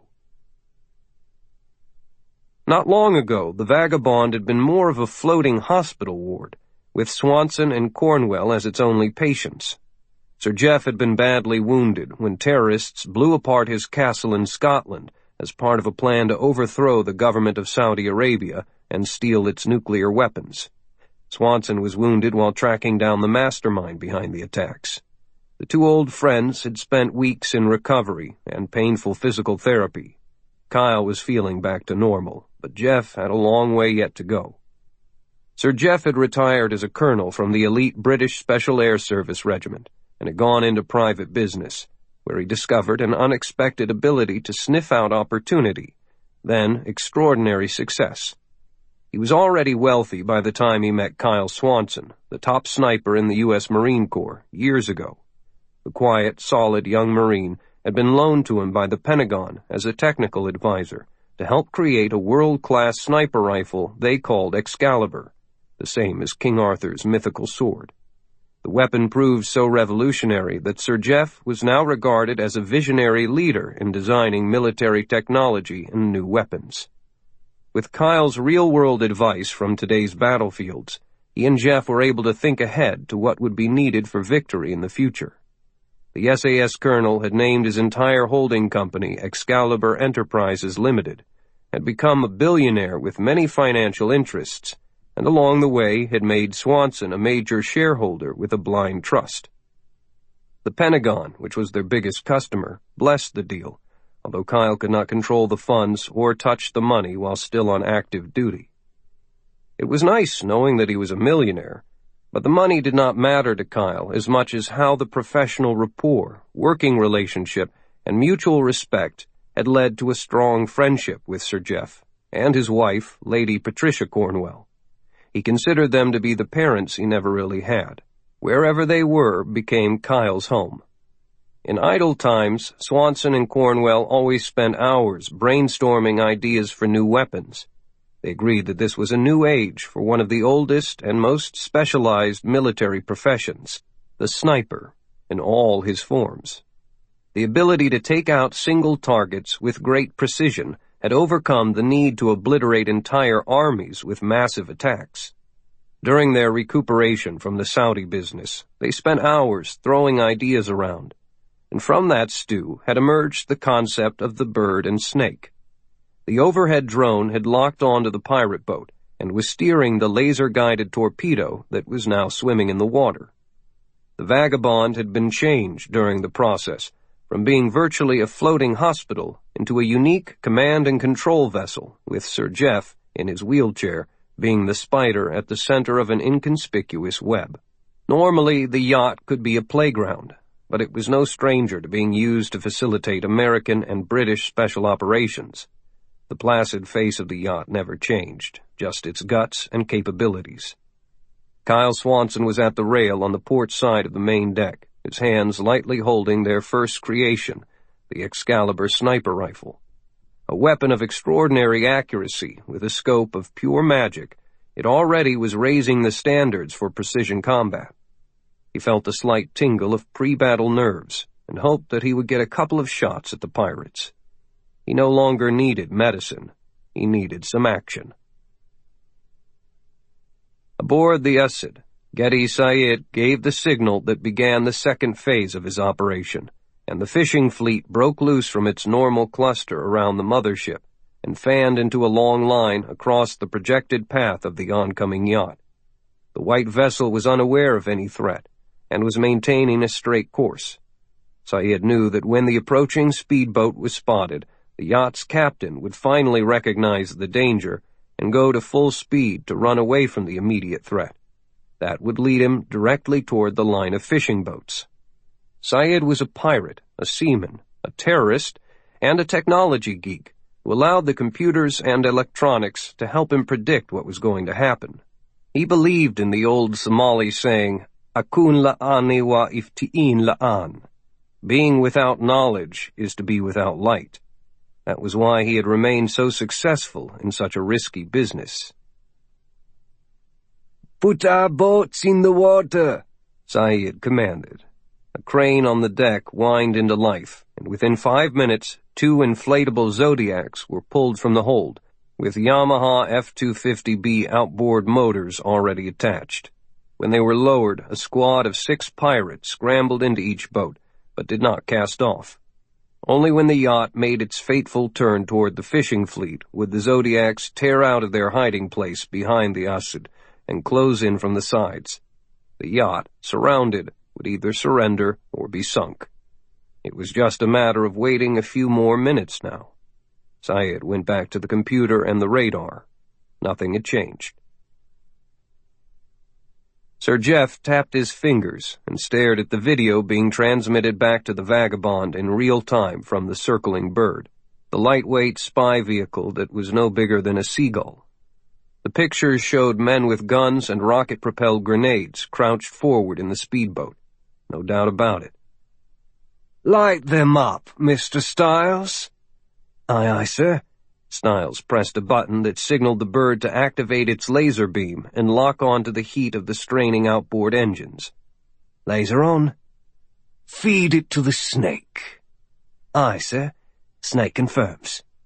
On deck, Kyle Swanson had the Excalibur out of its protective sheath and resting on a stack of folded pads as he lay sprawled in the prone position, locked and loaded, eye to the scope. He could clearly see the small boat churning through the dark waters, still too far for a shot. The snake had been wiggling into position since leaving the Vagabond, trailing a hair-thin aerial that picked up the signals from the circling bird. When it reached a point directly ahead of the oncoming pirate boat, it slowed its little battery-powered motor to a minimum speed, adjusted for buoyancy, and hovered almost motionless just beneath the surface of the water. 2 small compartments on its back opened, and a pair of round canisters floated up. Then the snake powered up again and swam away to a safe distance. The canisters popped up just as the boat roared overhead. There was a brilliant flash of white light and a series of thudding explosions, and the speedboat was suddenly covered with a thick veil of smoke. The cloud turned a brilliant orange, and a sticky mist fell over the men and the vessel, accompanied by a horrible stench that made the pirates double over, coughing, trying to draw fresh air into their lungs. The man piloting the boat swerved erratically to get free from the stinking fog, and slowed his power, not knowing what had happened. One man had jumped overboard in fright and was screaming for help. "Ha!" yelped Sir Jeff. "Finish it now, Mr. Stiles." "Aye, sir." The snake went on the hunt again, slithering fast and silent until it came directly beneath the now stationary target. Another canister popped free and erupted into a fireworks show worthy of a Chinese New Year celebration, and the remaining pirates thought they were being swept into the spirit world as sparkles, machine-gun-fast detonations, and blinks of flame rose from the water around them. The snake itself then rammed into the spinning propeller, tangled into it, and self-destructed with a small charge. Through his sniper scope, Swanson saw the back of the boat rise out of the water when it was blown off. Then the craft flipped over, and the rest of the men were hurled into the water. "Bridge, we're done. Let's go home." Sir Jeff rolled from his control panel to a broad window and watched with pleasure as the pirates flailed in the water and their destroyed attack boat sank. The Vagabond accelerated into a high-speed turn, went to full speed, and departed the area the way it had come, with its proud, sharp bow cutting through the waves, almost as if mocking the pirates being left behind. In the distance, Gunnery Sgt wiped sweat from his brow, his eyes wide in disbelief. His entire plan had evaporated in an instant. He thought he had all the knowledge that he needed, but realized that he had greatly underestimated his opponent. Now, a new set of questions arose to bedevil him. Could he outrun that Italian frigate that was sure to return and investigate the disturbance? Could he beat the approaching storm? Would his men trust him any more? Or would he be dead tomorrow, with some other captain stepping forward to capitalize on his failure? He barked a string of orders to get things in motion, then sat down hard in his chair, with no idea what had just happened. 3. Gilgit, Pakistan. Javon Anthony could see the dim dawn sky. His wrists and ankles were tied with tape, and his arms were stretched and bound behind him. But he was neither blindfolded nor gagged. He lay in the open bed of a Toyota pickup truck, his breath ragged and raspy, as the vehicle jolted along a rutted track. Anthony groaned and shifted position to get more comfortable. Jake Henderson lay beside him. A bearded man sitting on the edge of the truck bed noticed the sergeant was awake and kicked Anthony in the head and on the shoulders. The kicks were vicious, but without much power, since the man wore leather sandals and not boots. Sergeant Anthony moaned and rolled with the impact and decided to at least pretend to be unconscious again. He wanted water. That could wait. He heard the guard laugh as he delivered a final kick. The stutter of gunfire and joyful yells shook him fully awake an hour later. The guard was standing now, shooting his AK-47 into the empty sky. Other rifles and pistols joined the shooting, and the cheering grew. Anthony could not sit up, but could see the edges of some buildings. The guard reached down and with a call of delight swept up a young boy who had stretched out his hand. The kid landed nimbly in the truck. He was about 10 years old, and his eyes opened wide when he saw the sprawled forms of Anthony and Henderson. "Hello?" he asked with a grin, poking Anthony in the thigh with a finger. "Hello?" Then the boy spat in the sergeant's face. The glob of wetness splattered on his forehead. The truck slowed and came to a stop. Anthony heard the mutter and clatter of an approaching crowd as people came to the vehicle and looked into the back, a sea of hostile faces. The kid stood up and pointed at the bound soldiers. "Hello?" he blurted out, using the only English word he knew. The phrase rippled back until the whole mob was chanting in unison, as if giving a football cheer. "Hello! Hello! Hello!" They understood that the word meant the Americans had arrived. A few men reached in and punched Anthony. The truck began rocking on its tired springs, and a few rocks sailed into the bed and rattled against the metal. The tailgate dropped with a clatter, and hands grabbed Anthony's ankles and pulled him out of the truck, hurling him to the hard dirt and knocking the wind from him. Anthony gasped, trying to suck in some air while being mauled. He thought his life was about to end and being torn apart by a screaming mob. But more guards arrived and pushed the civilians away. They stood him up on wobbly legs. A moment later, both he and Jake Henderson were hauled away by the guards. They were dragged up a slight incline for about 100 yards, then propelled through a large door and into a small, mud-walled building with a dirt floor. The door slammed shut and was locked. Outside, down the hill, the mob howled in derision. "Hello!" The name of Muhammad Walid was known far beyond his mountain camp in Waziristan. He had spent his entire life battling the enemies of Pakistan and Islam. Now in his 50s, he had ascended from being a naive but extremely bright product of the madrasa, or religious school, in his hometown, to being an outstanding college student in France, and then to fighting his bloody way upward to take over leadership of the Taliban. Though it had been on the verge of extinction after the American-led coalition threw it out of Afghanistan, Walid had created a safe haven in the mountains of Pakistan and reorganized the force, unit by unit, and brought it back to strength, ready to fight again, and no longer just in Afghanistan. It seemed that his fierce eyes could see everywhere. Walid had learned of the arrival of the 2 American prisoners almost as soon as the trucks had threaded through the rugged border from Afghanistan and entered the long valley that emptied into Pakistan's tribal areas, the desolate Waziristan. When the trip terminated at the village of Gilgat, they were still out on the high plain, about 8 miles from the border, and the same distance from the major town of Wana. That was only 50 miles from his stronghold. Walid had given advance approval of the raid and the murder of the American soldier, but the kidnapping of the other 2 took him by surprise. Bringing the Americans back into Pakistan represented a threat to his overall plans. They should have been killed in Afghanistan, where open conflict raged. The United States could be counted on to apply immense pressure for the government in Islamabad to rescue and retrieve those soldiers. Walid summoned his advisers, the council of longtime comrades he called the Wise Ones, and asked, "What should we do about this situation in Gilgat?" "Once more, the instigator was Farik, nephew of Mustafa Khan, the village headman," replied one senior counselor. "He led the attack team into Afghanistan and helped capture the Americans. For unknown reasons, he decided to keep them alive and bring them home. His proud uncle now plans to honor him with a celebration." "Farik is an ambitious boy," observed Walid. "Very ambitious," agreed the counselor. "Perhaps too much so." "I believe those American prisoners will not survive long in Gilgat. That will certainly draw more attention to this area by the Americans and the other Crusader countries.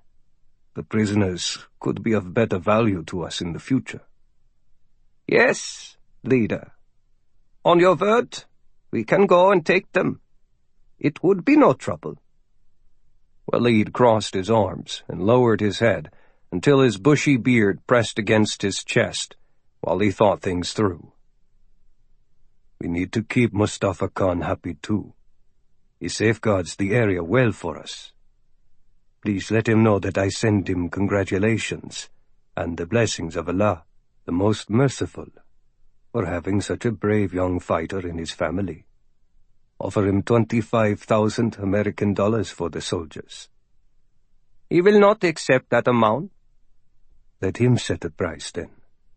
The main thing is to keep the Americans safe until they can be put to a maximum use. Spilling their blood in Gilgat would be a useless gesture to satisfy the pride of a headstrong youngster. Be quick about this." The Wise One was correct. The offer was made and rejected, but instead of a counteroffer, there came a polite invitation to the esteemed Muhammad Walid to attend the celebration in 2 days' time and personally meet the warrior nephew Farik. Not accepting the deal was a veiled insult to the authority of the leader. "Inshallah," said Walid, "God's will." He had everyone leave the room because he wanted some time alone to pray to Allah for guidance and to make a private call to a very old comrade. Jake Henderson was a good-looking kid from Petersburg, Virginia, who had been considered a hound dog in high school for the way he'd always sniffed after the girls. He liked women, and women liked him. Being in the Army had not changed the broad smile on his chiseled face. The touch of a woman, just the idea of the touch of a woman, usually propelled Jake into high gear. For the only time in his life, 2 women were pawing his skin, laughing, and he was scared to death. "What are they doing, Javon? Why they bathing me, not you?" Sergeant Anthony shook his head. "Guess you stink more," he said, feeling that something awful was in store. Both men had been regularly beaten by guards for the past 2 days, more out of sheer brutality than to elicit information, and had expected another dose of fists and feet when the door had opened and 2 women carried in buckets of water and folds of cloth. 2 guards accompanied them and hauled Jake to his feet, then sliced away the twisted tape that bound him and stood back to let the women work. All had dour smiles as they pushed him to stand in the middle of a square of oilskin. Then one woman used a pair of scissors to cut away the soiled uniform and his filthy underwear. Their boots had been taken the first day, and now Henderson's stinking socks were removed. All of the discarded clothes were thrown into a corner, leaving Jake stark naked.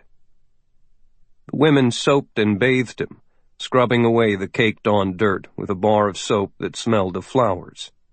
A bucket of water doused his head, and the scissors came back to trim his hair and beard. Henderson stood as still as possible, but the chill of the water made him start to shiver. As the younger of the women shampooed his hair, the older one carefully cleaned the dirt from beneath his nails. As she bent to do his toes, her eyes roamed to his penis, which was shriveled almost to invisibility, as if it were trying to hide. She said something in her language, and the guards laughed. Then the younger woman used soap and water in and around his crotch, allowing her fingers to rest longer than necessary on the penis. Instead of sexual attraction, Jake's only feeling was one of horror. He whimpered, and the older woman made soothing tut-tut sounds, and told the younger one to stop playing with the prisoner. Big towels were used to thoroughly dry him, and a sweet-smelling oil was massaged deep into the aching muscles. Javon Anthony finally began to understand. The morning had been filled with noise outside their hut, even music and laughter lifted from the town square at the foot of the hill. When the door opened, he caught glimpses of the square, where colorful, thin banners waved atop tall poles. As the hours had passed, he watched the crowd grow in the town square, and traveling merchants selling items at stalls. The guards were cheerful. The younger woman needed several trips to gather the discarded clothes and cleansing items, and Jake Henderson was given a pair of new white jockey shorts before a guard clamped on handcuffs. This time they put him in a chair, as if trying to keep him clean, and secured him tightly.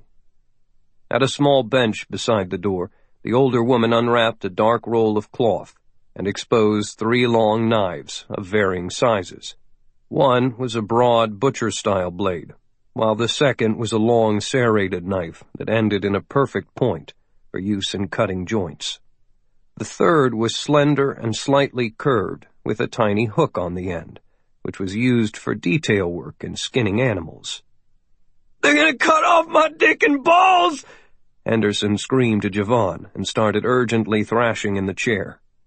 The woman picked up the biggest blade and moved to Jake's right side, putting her palm against the simple red tattoo on his bicep.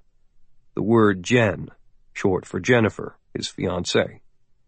At a nod, both guards seized him, and she placed the shining sharp edge against his flesh and rocked it gently, top and bottom, then side and side, cutting a rectangle around the tattoo. The slices barely broke the skin and caused little pain and only a thin trace of blood. The younger woman stepped forward and pressed a small cloth on the wound to dry it, while the elder returned to the bench and exchanged blades. She held up the little knife with the hook and examined it in the sunlight that streamed through the window before returning to work. With the guard struggling to hold the victim steady, she hooked a corner of the open skin and peeled it toward her, slid the blade beneath the tiny flap, and pressed the ribbon of flesh against the steel with her thumb. With a slow pull, she ripped the rectangle away from the fatty membrane beneath, while Jake Henderson screamed in agony and genuine terror. His eyes were huge. "Javon! They're gonna skin me alive!" The woman held up the piece of skin like a prize and dangled the tattoo before Jake's eyes. Satisfied with her work, she said something, and the younger woman rushed forward again and applied ointment and a thick bandage. Remarkably little blood oozed from the wound. The older woman had returned to the bench and slowly wiped, polished, and sharpened her knives before rolling them up and tying a knot in the small leather strap that held the bundle together. Outside, Javon Anthony could hear the merriment increasing as he prayed for his friend, who remained tied to the chair, mumbling incoherently, sounding like he was going mad with fear. The door opened, and 6 of the terrorists who had taken them prisoner came inside, laughing with a fat man with a thick gray beard. The old man approached Jake Henderson and bent forward, hands on knees. He spoke with a thick accent. Hello, American. I am Mustafa Khan, the leader of defense forces in this area. In a few minutes, we will be called to the town square. I shall walk down the path beside my nephew, the courageous Farik, who led this especially trained team of strong fighters in Afghanistan.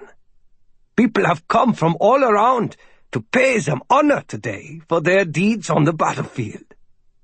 Then we will bring you to the square, and Farik will personally give you over to the women as a symbol of his victory. It will be quite a sight. Afterward, we shall have a feast. Fight 'em, Jake! Fight back! Anthony screamed, somehow lurching up from the floor, only to be knocked back down again by the guards. Fight the bastards! You goat fuckers are all dead, man! Hurt 'em like that again, and the United States will destroy this fucking dirty village, and I'll see you in hell! Mustafa Khan walked over and slapped his cheek hard. Your time will come, black man. Just not today. Be patient. The previous day, the United States had unexpectedly received information on the captives from a very reliable source, and early that morning an unmanned Predator robot plane had been launched to carry out a reprisal raid. The aircraft coasted without detection into a circular pattern 9,000 feet above the village of Gilgad, too high to be heard, and its controllers back at Bagram Air Base in Afghanistan scanned the target zone with an infrared camera. Clear shots of the cluster of buildings came onto the command screen in real time and confirmed the nugget of information, that an American was to be sacrificed during a celebration honoring the terrorists who had kidnapped 2 soldiers and slain a third. The camera also provided a close-up picture of the small building where the prisoners reportedly were being held. With that confirmation, the order was given without a second thought. 2 Hellfire air-to-ground missiles slid off the rails beneath the drone. Pushed by solid propellant rocket motors, they tore away on flights of their own, homing in along the invisible path of a reflected laser beam. The Hellfires appeared seemingly from nowhere in the clear sky and crashed into the center of the village, and the twin impacts of their 20-pound blast-augmented warheads exploded almost simultaneously with terrifying thunder.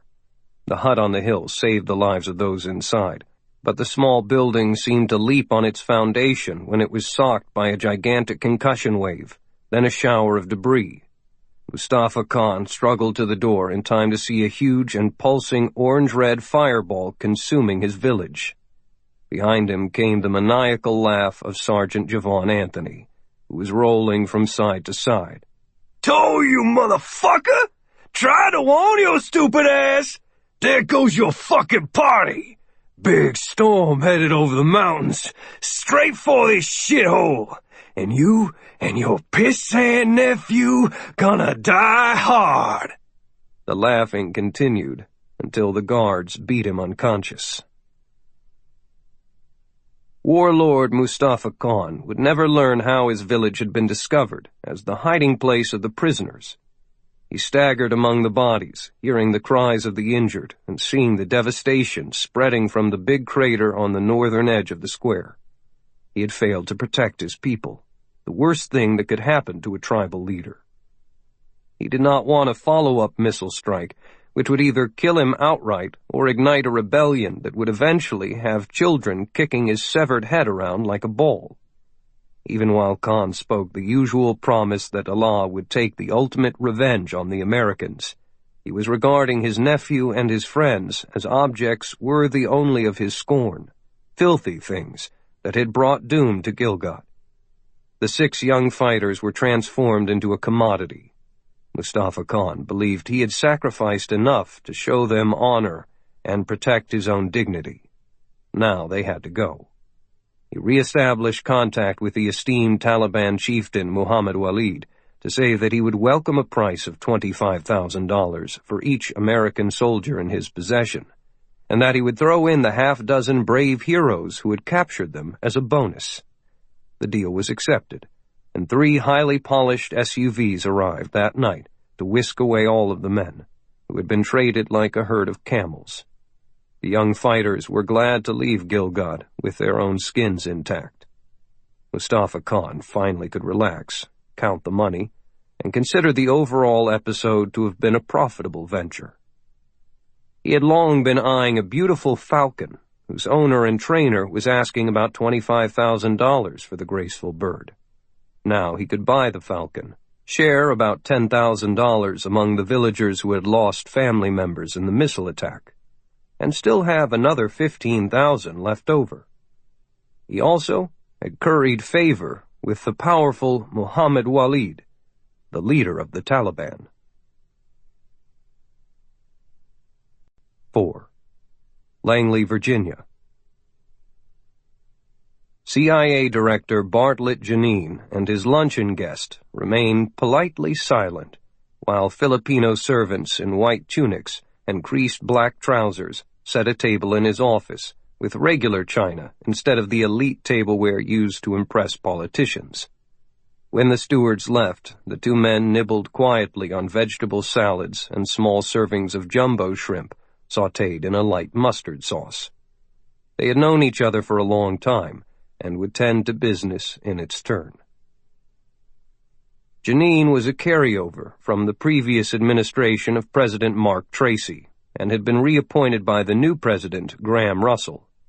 The director had spent his entire professional life remaining studiously non-political in the intelligence world. From his point of view, it did not matter who was sitting in the White House, for he served the office, not the man.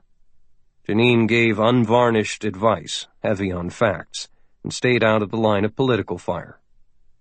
He had other people to do that kind of thing. One of them was sitting across the table. The long battle with America's changing foes over the years had drawn deep lines of worry in Janine's sharp, emaciated face, and his white hair was almost entirely gone.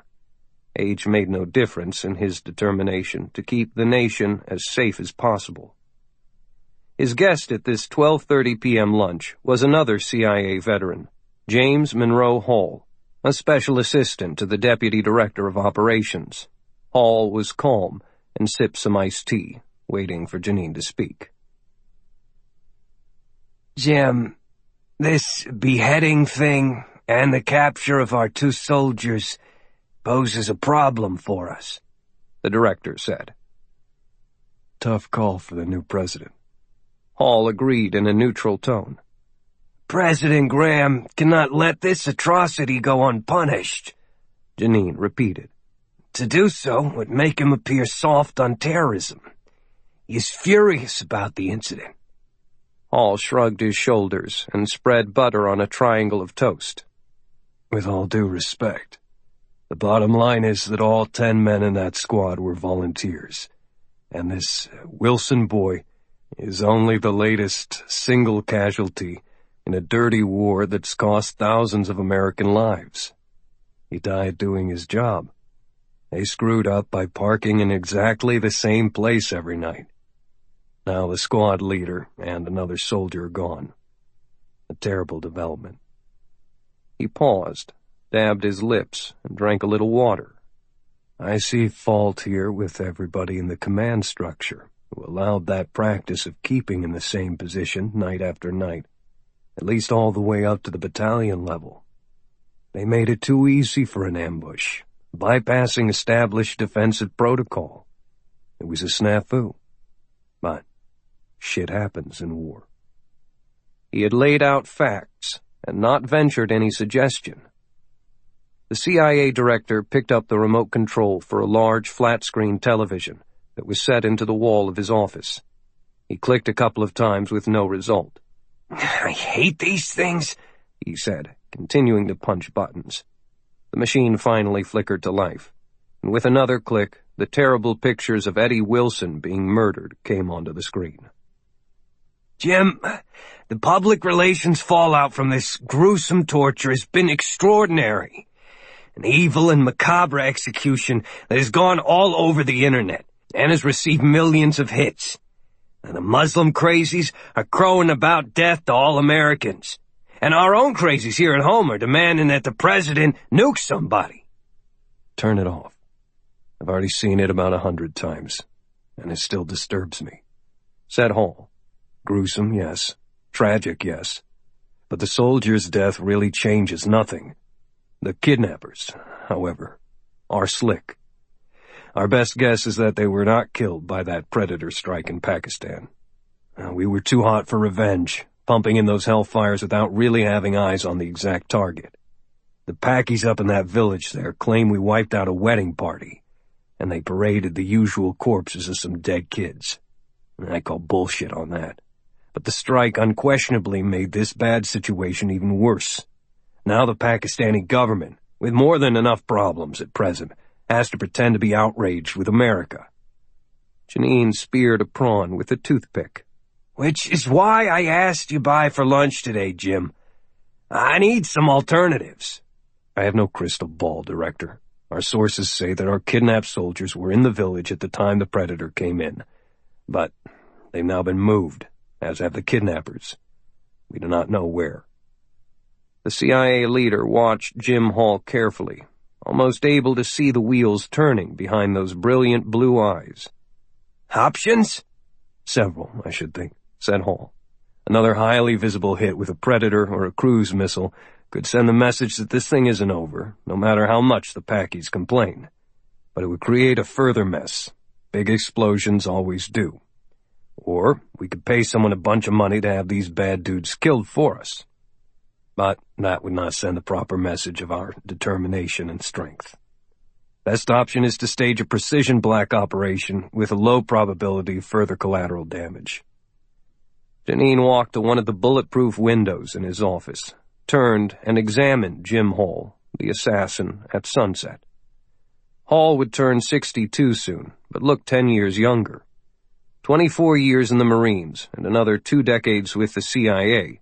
He was slim for his age, still held a military posture at 6 feet tall, and was in superb physical condition.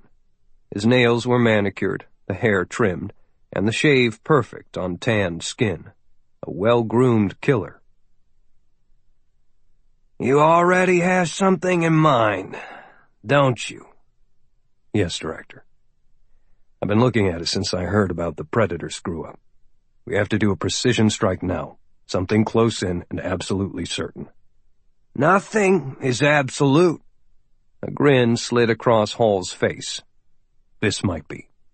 We send in 2 of the best snipers available, spend some money to set up the tangos, and then our guys blow them away. What about the prisoners? Hall shook his head. A separate issue at this point. We cannot rescue them without making a large military footprint. The Predator apparently accomplished one good thing in getting these boys moved away from the Badlands, farther along the food chain of responsibility. Our agency can try to locate them through covert sources, but we cannot mount a major rescue operation. However, we can sure as hell punish the kidnappers, which will motivate the Pakistanis to turn them over in a political settlement. Bart Janine had been thinking along those same lines. There was a limit to what even the CIA could do. Have you chosen the snipers? Jim Hall placed a folder on the white tablecloth, flipped it open, and handed a head and shoulders photograph to the director. Kyle Swanson is one of them.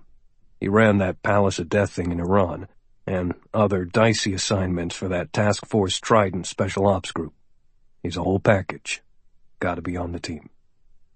I know Swanson. He's very good. But why not just use the SEALs? Or perhaps some FBI sharpshooters? We want to keep this under our control. Swanson would report to the CIA field agent in charge of the operation. So, your second sniper choice is one of ours? Me. Hall looked at the director with a steady gaze. I want to go in for this one. Janine scoffed. No, Jim, you run the op from here. Bart, I'll be retiring in 3 months. I want to go out at the top of my game, not sitting behind a desk half a world away from the action. I may be a step slower, but there is nothing wrong with my shooting skill, and I have the personal contacts over there. Besides, I helped train Kyle Swanson. We can work together almost without words. There'd be no learning curve for a new partnership." Janine mulled it over in silence. Hall wanted a last job that was a big task worthy of his skills and would carry the stamp of finality for a veteran agent. He deserved the chance. "Then go do it," Janine said, extending his hand across the table to shake with his prized operator. "Good luck, Jim. Remember, the President does not want any more collateral damage. Nor do I." "That'll not be a problem. I'll have a brief for you in a couple of days. It may get expensive." "For this one, money's no problem. If I have to blow a hole in the federal budget, so be it. I'll give you the authorization." Hall walked away from the director's office with his usual confident stride. Before reaching his own door, he stuck his head into the office of his deputy, Lauren Carson. "Find a Marine sniper named Kyle Swanson and get him assigned to us for temporary duty." She jotted the name on a pad. "All right. Where is he?" Jim Hall was on the move again and called back over his shoulder, "Could be anywhere. Let me know when you get him." 5. Waziristan. Pakistan seldom held a stable government for very long. Its politics held great rewards, but even greater risks. Once again, its people stood at the precipice of chaos. Muhammad Walid believed it was his turn to seize power. In the Arabian seaport city of Karachi, street bonfires painted the sky in orange and yellow. Farther up the Indus River, the mayor of hilly Hyderabad was assassinated. Students were marching in Rawalpindi and Quetta. Public workers were striking in various cities throughout the Punjab. Order was slipping away, and the democratically elected government in Islamabad was unable to bring stability. Muhammad Walid had created a masterpiece of simmering chaos. He had spent years slowly weaning the competing elements of the Taliban away from their love of senseless violence, in hopes of forming a permanent political movement. He decided to name his fledgling party the Bright Path, words that meant almost anything a follower wanted to believe, always viewing it as a better future. Fighting without obtaining political gain was both costly and pointless. Their extremist founders had come from the Afghans who defeated the Russians, but their days in power lasted only 5 years, from 1996 to 2001. During that time, they accomplished little beyond having the rest of the world regard them as savages. Their downfall was inevitable, sped along by backing terror groups, mistreating their own citizens, and being unable to form a popular government. Muhammad Walid was determined not to make similar mistakes in Pakistan, and his support was growing almost by the day. The Muslim clerics were siding with him because of his pious religious beliefs. Al-Qaeda, far from being an ally, fell into line. Pakistan offered them benign shelter at a time when they would otherwise have no home. The warlords gave him support because he was one of them, and easily the smartest and most powerful. Young people were drawn to his magnetic speeches and sermons about how tomorrow would belong to them. The media was cultivated to present him as an exciting new face in pragmatic Islamic politics, and the Bright Path as the party of the future. Power brokers knew the dire results of openly opposing him, such as having one's family slaughtered, and were taking a neutral position. The president of Pakistan had become almost a prisoner in his own office, and his government was weak. The overall result was that Walid's Bright Path had seeped out of the traditional mountain redoubts of the tribal warlords and Taliban hideouts, and was extending its control the way a rude and uninvited guest might take over a man's home. As much as he would like to believe that the Pakistani military was a tired machine with a skipping heart, Walid knew that it was stronger and better equipped than ever. It was ready to defend the government, up to the unknown point at which one of the generals or colonels changed his mind and staged a coup of his own. The vaunted secret police, known as the ISI, was waiting to see how it all turned out, for they would work with whoever held power. Even for a man like Walid, a warrior with a vision, it was difficult to imagine the power he might soon wield. The combined force of the Taliban, the Pakistani military, and the secret police, allied with Al-Qaeda and other terrorism organizations, everyone fired with the zeal of Muslim fundamentalism, would present an incredible front. It would not be merely a new regional regime. A truly united Pakistan and its arsenal of Islamic bombs would be a nuclear superpower. Walid forced himself back to reality. It was not done yet, and many matters called for his personal attention, for the Taliban was still developing the chain of command and even a routine bureaucracy that would allow him to delegate authority. The American prisoners had fallen into his hands like apples from a tree, a gift from Allah, praise be unto his name. There must be a purpose, one that he just did not yet fully understand, although an idea was forming. He was satisfied that he had gotten the best of the deal with Mustafa Khan, the impudent warlord who had not immediately grasped Walid's wish that he surrender the prisoners without incident. So there was a bit of revenge to be had, a message to warlords less powerful than Walid. He sighed with exasperation, for he was juggling a lot of balls and could not afford to drop a single one. He did not need this problem. "Take me to them," Walid said, walking from his living quarters. A pair of guards led him a quarter-mile down a dusty street and into a dirt yard bordered by a mud fence. 6 men were kneeling on the ground in a row, facing to the east, toward Mecca and Medina. A guard holding an AK-47 stood at each end of the row. Walid walked down the line and patted each man's head, giving them a fatherly touch and muttering words of comfort. His voice was gentle and rhythmic. Walid had long ago learned to speak just above a whisper, so people had to strain to hear his words. "Which 2 of you slew the American soldier in Afghanistan?" he asked.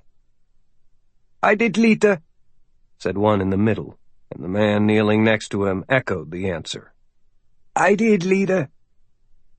"Please stand," Walid said, and the guards helped the men to their feet. "Free them." The blindfolds and wrist restraints were removed.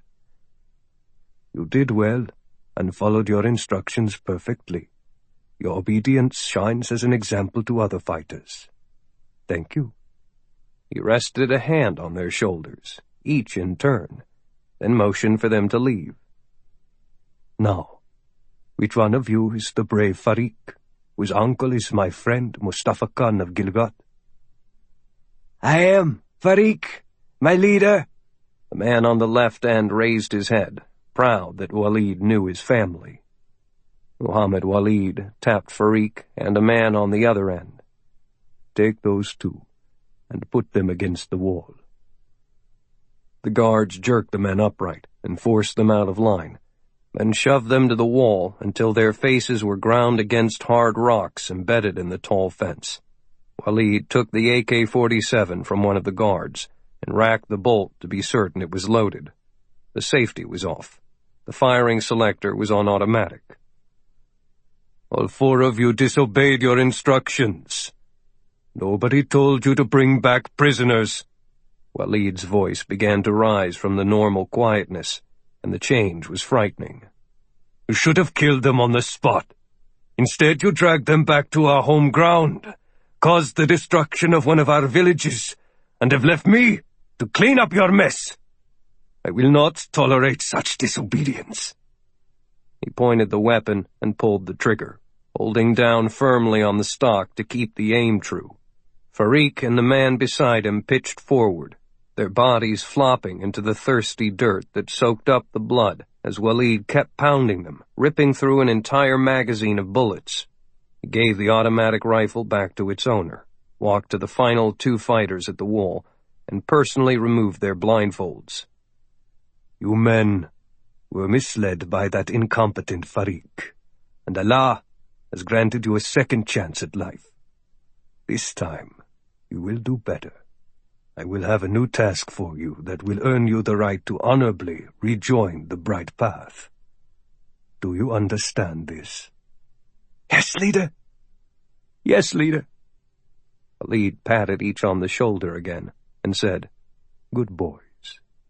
He went back to his office. Farik was buried that night in barren ground far away. Western Pakistan. Where are we, Javon? Where are they taking us? What are they going to do to us now? Jake Henderson was bewildered. Be still, Jake. Still and quiet. Sergeant Anthony was trying to figure out those same questions. Henderson was too nervous to listen. So much had happened during the past 24 hours that his nerves were stretched tight and his pulse raced. 1 minute they were getting ready to flay him alive. Then there was the big explosion. Then they were beaten some more. Then they were out of the village, driven away in a comfortable SUV under minimal guard. Why did they untie us? How come those Taliban that grabbed us are gone? Who are these new guys? Jake, if I could answer any of those questions for you, I would. All I know for certain is that we're both still alive and unharmed. I was harmed? Bitch cut off my tattoo. Jake's fingers touched the clean bandage around his bicep. The arm was still sore, and the vision of the sharp knives played over and over in his mind, like a sports highlight reel. Javon decided to ignore him. The boy would talk until his tongue fell out if he thought anybody would listen. Maybe some silence would chill him a bit. Anthony assessed the moment. No doubt things had changed dramatically for the two of them, but why? He rubbed his wrists. Loose handcuffs bound their hands in front of them, and all other restraints had been removed. They were in the back of a cargo truck, having changed vehicles twice during the night, and were now on a paved road with the sounds of other traffic. A single guard wearing local clothing sat opposite them with a rifle across his knees. He was an old guy with a belly and a big mustache and smoked a cigarette, hardly looking at the Americans after having given them some water and some spicy meat wrapped in what looked like tortillas. No use trying to jump him and escape, for there was nowhere to go. The threatening demeanor of their captors had entirely changed. Javon? What is it, Jake? We gonna be all right? Dunno. We're better off now than we were yesterday. Can't tell you about tomorrow. Anthony motioned to the guard, pointing to his own eyes and to the front of the truck. The guard nodded approval, and Javon crawled on his knees to a position just behind the cab and peered through a small window that let him look over the shoulders of the driver and another guard. Far ahead was a sparkle of light, a fat dome of man-made illumination. He got back into his seat. What's out there, Sarge? Where we at? Goddamn, Jake, give it a rest, will you? I think they're taking us into a city. Now shut up and try to sleep. 6. Aboard the Vagabond. I have to leave. You're not ready. A message came in from Washington an hour ago. Jim Hall of the CIA. I've been ordered to report to Bagram. I repeat, you're not ready for operational status. Sir Jeff slid his reading glasses down his nose and peered over the steel rims. Not in Afghanistan or anywhere else. Kyle drank some coffee. Running and stamina are the only things that are below par for me right now. I've been exercising for hours every day for weeks, but still don't quite have my wind back. Can't do a real 5-mile run on a tub like this. This tub, as you call it, is a $100 million yacht. Show some respect. And I know you use the treadmill in the gym. Not the same? I agree. He smacked the arms of his wheelchair in mock frustration. I'll be glad to get rid of this damn thing and at least do a mile. Even so, the treadmill is no substitute for a military course. No heavy pack, no curves, no rocks underfoot, no obstacles. I jog along, listening to music. You're not ready, Kyle. Tell them that. I'm ready enough. Get on shore, work out some kinks, get my endurance back up. I'll be ready to kick ass. Sir Jeff smiled. Who are you lying to, Kyle? Me or yourself? Our friend Jim Hall is putting together a package, and you think there'll be time to do some conditioning? No. The CIA, particularly Jim, does not work that way. He will expect everyone, including you, to arrive ready to roll. He will throw you right into the cauldron. My guess is that it'll be in Pakistan.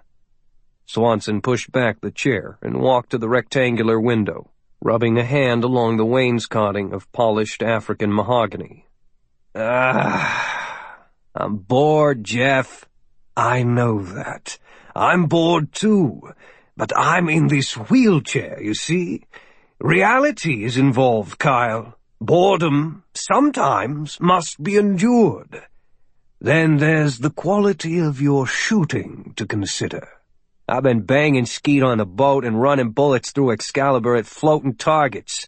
Sir Jeff laughed derisively. Neither of those is the same as real shooting under battlefield conditions. Another reason that you're not ready. So there is your wind to consider, and also your shooting eye. Tell me truthfully, lad, could you take out a terrorist at 400 meters today? 500? Yeah, sure I could. I could have taken down those pirates on that speedboat, except you wanted to play with them instead. That was more important. It was a field test of the new weapon system that you helped design, and I shall remind you, will bring you a lot of money in your declining years. Still, I could have picked them all off. Sniping ain't exactly rocket science. Actually, it is. Maybe even more difficult, because space rockets are not living beings and do not shoot back. Cornwell rolled his chair forward and peered at Swanson with eagle eyes. You obviously are not sure you're ready at all, and that uncertainty is hardly the correct frame of mind for some world-class combat shooting. By the way, Hall did not ask my opinion, or I would have advised him to find someone else and let you finish your rehabilitation in peace. Oh, bullshit, Jeff. How many missions did you refuse just because you had a couple of bumps or bruises, huh?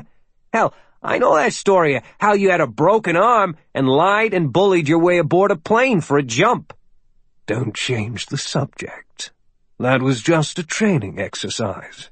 Kyle, it is not proper for you to take on a special ops mission just to salve your ego. Not just for a lark. Muck it up and there could be hell to pay. I can do this, Jeff. Now you're just whining. Sir Jeff stopped talking and unfolded a newspaper with great ceremony, snapping the pages open. I've said my piece. I shall not allow some common American Marine to turn me into a grumpy old man. Will you still be aboard for breakfast tomorrow? Swanson did not look away from the window, just shook his head negatively and continued to watch the passing, small, frothy waves. In the fading sun, the water was like gold. The Ike is in the area, and I'll send a helo to pick me up about 0900. From there I take a plane to Bagram. Very well, then. I think that I shall wheel off to bed now. Sleep well tonight, son. It has been my experience that you might need the rest. I shall see you tomorrow morning. Kyle Swanson walked aft along the central corridor of the huge yacht, then up the circular staircase to the main deck, and back again to the broad rear deck. He dropped into a chair and propped his feet up on the lower railing. The Vagabond was driving hard to the southwest, churning a good wake that pointed toward the dimming horizon. The place he was sitting was sheltered from the wind. He popped open a small green bottle of cold Perrier water and drank half of it in 2 long gulps. Well, fuck me, he muttered. After the quick, intense fighting in Saudi Arabia, everyone involved was determined to force U.S. Marine Corps Gunnery Sgt. Kyle Swanson to take a long, long break. He needed to recover from some wounds, but also to recover from the mental stress of having had so much work fall on him. Jim Hall had provided no details about the new package, other than that he looked forward to working with Kyle again. It had to be something unique and special. Knowing Jim, that hint that they would be working together meant they would probably have to kill somebody, sometime, somewhere, in secret. It had to be in Pakistan, Swanson figured. The CIA had made a direct request for him by name, but Kyle knew that he could either accept or pass. He was assigned to Task Force Trident, a covert operations force that operated on a presidential finding from the White House. Although hidden inside the Marine Corps, he was occasionally loaned out to other agencies when the task was approved by the Oval Office. Hall would not have even sent the message if he did not have that authorization, or thought Kyle was not up to it. Of all people, he knew that Kyle Swanson lived for these jobs. It was a chance to get back into the game, if Kyle wanted to do so. He did. For the first time in 2 weeks, Kyle suddenly wanted a cold beer. He looked at the green bottle. The bubble water tasted pretty good. A small price to pay for staying in shape. Swanson had realized during this recovery period that he had been leaning for a while against the shaky wall of becoming an alcoholic. Then he found that he was also relying on narcotics to ease his pain and help him rest, too easily reaching for the pill bottles for relief. By the sheer force of his willpower, he had entered a rehab program of his own design and turned off those switches in his brain. He had not had a beer or even a glass of wine for 3 months. Alcohol also packed on the weight. He missed cold beer the most, but his body was thanking him for kicking the habit. No booze, no smoking, no pills, except the required antibiotics, hard exercise, excellent diet. He figured that for such sacrifice, a healthier body had better be worth the effort. His blue-gray eyes swept the darkening sea. One thing that had vanished with the lust for alcohol and the easy-life narcotics was the surprise visits of his old nemesis, a creaky, skeletal ghost that he had come to know as the boatman. Always paddling to the surface in his nightmares, coming to cackle and offer grim predictions about looming and unavoidable catastrophes. The boatman tried to plant doubts in his mind and remind him that at heart, Kyle Swanson was a cold killer who steadily supplied fresh souls to hell. Being drunk and high usually opened the mental door for the boatman to drop by. Being clean and sober again, Kyle had not seen the son of a bitch for a long time and did not miss him at all. Good riddance. Still, he had been reduced to drinking bottled water from France. He closed his eyes and stretched his neck as the freshening breeze from the coming storm whipped around him. The hazy sunlight finally blinked out, while crooked bolts of lightning cracked the sky and thunder bowled over the water. The first raindrops came dancing across the deck, and still Kyle sat alone, balancing the bottle on his knee, and watching and listening and pondering Jeff's question. Am I really ready? Will I jeopardize this mission and the lives of others before it all even starts? Can I pull the trigger on a tango at 400, or use a silenced pistol, or even the Gerber knife up close and personal? Am I ready? I am disappointed that you entertain doubts. A shaky voice seemed to rise up to him from the water, where a small craft rode at rest, unmoving in the troubled sea. I have allowed you enough time off. Get back to work. A little snicker of a giggle trailed on the wind. A tall figure was at a stern oar, the winds not touching the blood-stained black rags that drooped from the skeletal bones. The boatman was back, his personal omen of deaths yet to come. I was hoping never to see you again, Kyle replied into the night storm. Shit, I'm not even asleep and I can see you out there. Look at you, living a good life on a fancy yacht, and goodness me, developing non-lethal weapons. How can such a thing help me fill my boat? What? You think I work for you? Boatman, you are a raggedy-ass creation of my own mind, sailing around in my brain. You're nothing. The sardonic, hateful laugh came again. Wrong. I am everything. I am your today, and I am your tomorrow, the sum of all your parts. You know when they place the gold coins on your eyes at death, you will be all mine, sitting in this little boat with me, ferrying you to the unknown. And that is the one thing, the one place that you fear. The unknown. Go away. You're boring. The boatman leaned on his oar, and the little boat shifted position, nose into the waves now, taking the motion of the water. You will notice that the boat is currently empty of souls. You should have filled it with the corpses of those pirates, and you know it. Excalibur was calling for you to shoot, and you let them live. Swanson was on his feet, at the railing, staring out at something no one else could have seen. That was the mission. We accomplished what we intended to do. Everything does not have to end in a bloodbath.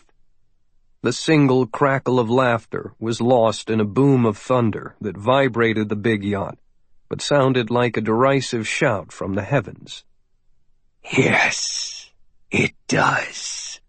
For you, it must end in blood, and it will not stop until you take your seat in my boat. Enough. There was a flash of face, nothing but white bone and a grinning jaw of shark-like saw teeth. I just stopped by to welcome you back to our private world. Go hunting now. Bring me fresh souls.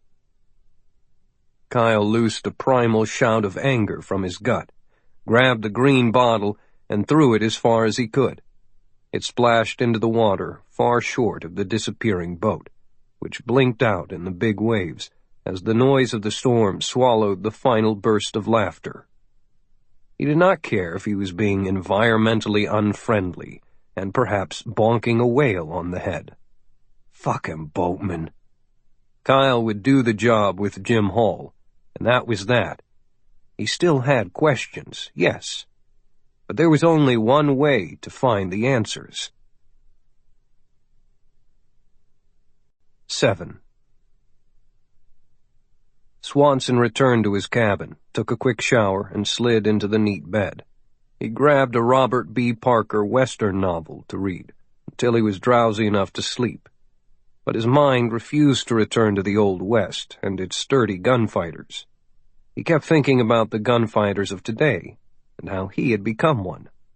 Instead of being a sheriff calling out bad guys to duel in streets outside of saloons, Swanson preferred never to let his quarry get anywhere near him, and also to never know the end was imminent.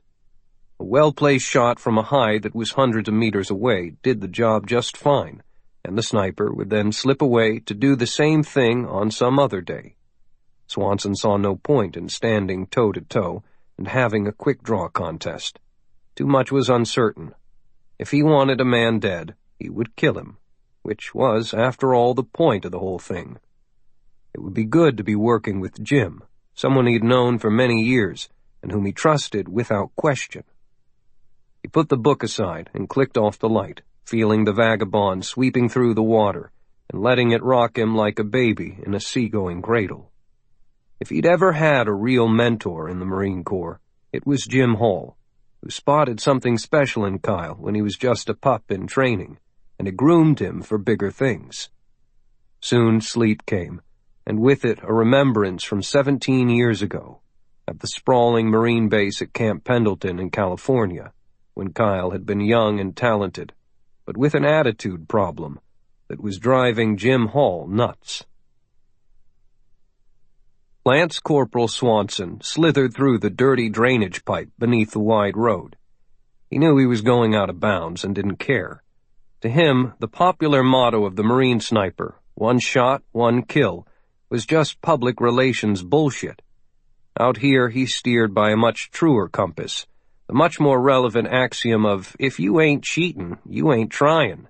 If you're caught cheating, then you ain't trying hard enough. That was what he was doing right now, cheating. But he was not going to be caught. Swanson had been busting tens, maximum scores in the stalking trials since he began the phase. Nobody could see the invisible man until he wanted them to, and the instructors were getting pissed at how his success was feeding his already cocky attitude.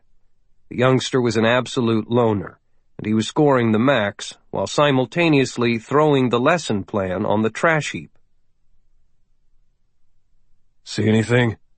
Gunnery Sgt. Jim Hall, the non-commissioned officer in charge of the training, had 3 Marines scanning the scrubby field with powerful binos and spotting scopes. Out in the stalking course were a couple of walkers, who were merely tools for the day's exercise. Since they wandered around a specifically outlined course, they could easily spot any irregularities up close, but they were not allowed to give the spotters help, advice, or information. The spotters had to find something unusual, then guide the walkers onto the students. The walkers just went to where they were told to go. If there was a sniper at that spot, then the student failed. "Nothing," said one of the spotters. "Nope. Not yet." Stalking was the hardest phase of the Scout Sniper School, and was responsible for a large percentage of the dropouts. That damned boot Swanson was making a mockery of the difficult training. Hall decided to put an end to that. There were a total of 10 stalk sites on the vast military reservation, and this morning, on a 1,000-yard course with clearly defined boundaries on each side, he had paired Swanson with a student who was really on the ropes. The kid was a Navy SEAL doing a remediation stalk because of an earlier failure on another course. If he did not make it this time, the guy was gone. The task was to crawl unseen through the high grass, dotted with occasional big bushes and scrawny trees, and get to within 250 to 200 yards of the spotters, well within shooting range. It would take at least 4 hours, because progress was extremely slow. The snipers, wearing bulky ghillie suits that matched them perfectly with the foliage, moved so carefully and slowly that they made snails look fast. The spotters at the other end of the course were looking for any changes in the landscape. Swanson went through the big drainage pipe with ease, ignoring the debris, but being careful not to accidentally dislodge a rock that would bump against the metal tube. Any sound was to be avoided. It took him 10 minutes. He crawled out into the sunlight with all the speed of a growing bush, and 10 minutes later he was almost a part of the large ditch on the east side of the 2-lane paved road that marked one of the side boundaries of today's exercise. Life became easier there, and instead of wiggling on his belly, he rose slowly to his hands and knees and moved forward. Another drainage ditch up ahead would bring him out behind the spotters. They could not see him if they were looking the wrong way. He found the pipe, went in, and took a break. He planned to hook out from his hiding place and re-enter the course approximately 50 yards from the spotting platform. For now, he had about 3 hours to kill, so he went to sleep, telling himself not to snore. "I got something," one of the spotters called out to Gunny Hall. "Dust plume, about 600 meters out and 15 meters from the west boundary." Hall put his binos on the area. Somebody's boot had probably been moved too quickly across a stretch of bare ground. Easy mistake to make. "Put the walkers on it," he ordered, and the radio chatter began. The walkers moved toward the target, which appeared to be a lump in the ground. It was really one of the sniper candidates. "Bang! You're dead," said the walker. "Motherfucker!" said the young SEAL. This could be his ticket back to the fleet. Hall checked off the name. "Now, find that little son of a bitch, Swanson," he snapped to the spotters. The early morning haze had burned away, and the California sun was promising a hot day. but a slight breeze channeled through the pipe as Swanson lay on his stomach with his chin resting on his folded hands. He was awake again, but did not move other than to breathe, not even to take a drink of water. He just lay motionless in one of the only shadows around the entire course. It amused him that Gunny Hall, the spotters, and the walkers were sweating out there. Even before arriving at the school following basic training at Parris Island, South Carolina, Swanson had started a careful study of the topography of Camp Pendleton. During days off and after hours, when the other Marines were out getting drunk and partying and hunting girls, Kyle was in the local libraries, even on the base itself, and in the offices of the county clerks. He drank not with other Marines, but with old Seabees and contractors, whose bulldozers and heavy equipment had helped mold Pendleton into one of the largest Marine Corps training bases in the world. Such an ongoing project required hard work by a lot of people, and Kyle found plenty of maps in the public domain and in the hands of people who liked to talk about the area's history. Old guys were better sources of information than the young guys. It was not hard to figure out what was where, all the way from the Pacific coastline inland to the Santa Margarita Mountains, from Oceanside to San Clemente. That wasn't cheating, it was homework. By the time Scout Sniper School began, Kyle Swanson had an exceptional knowledge of his territory. This morning, he recognized the area of the training exercise as soon as the truck pulled up and parked. There would be 4 culverts along this 2-mile stretch of back road, put in place to protect the area against periodic flash flood overflows from the Santa Margarita River. The large pipes had been laid down in the 1980s, and later reinforced to withstand the increased traffic and the weight of heavier armor and big tanks being hauled on lowboys to different parts of the base. He made a final equipment check and moved out. Gunny Hall checked his wristwatch. Half an hour left in the exercise. If Swanson didn't make it to the finish zone by then, he would fail. That would be good. Anything? Anybody? Negative. No. Not me. Hall decided to cheat. Swanson had to be caught this time. He broke the rules and ordered the walkers to report the trainee's position. In less than a minute, there was a soft crackle of a radio in his earpiece. I got him, said a walker.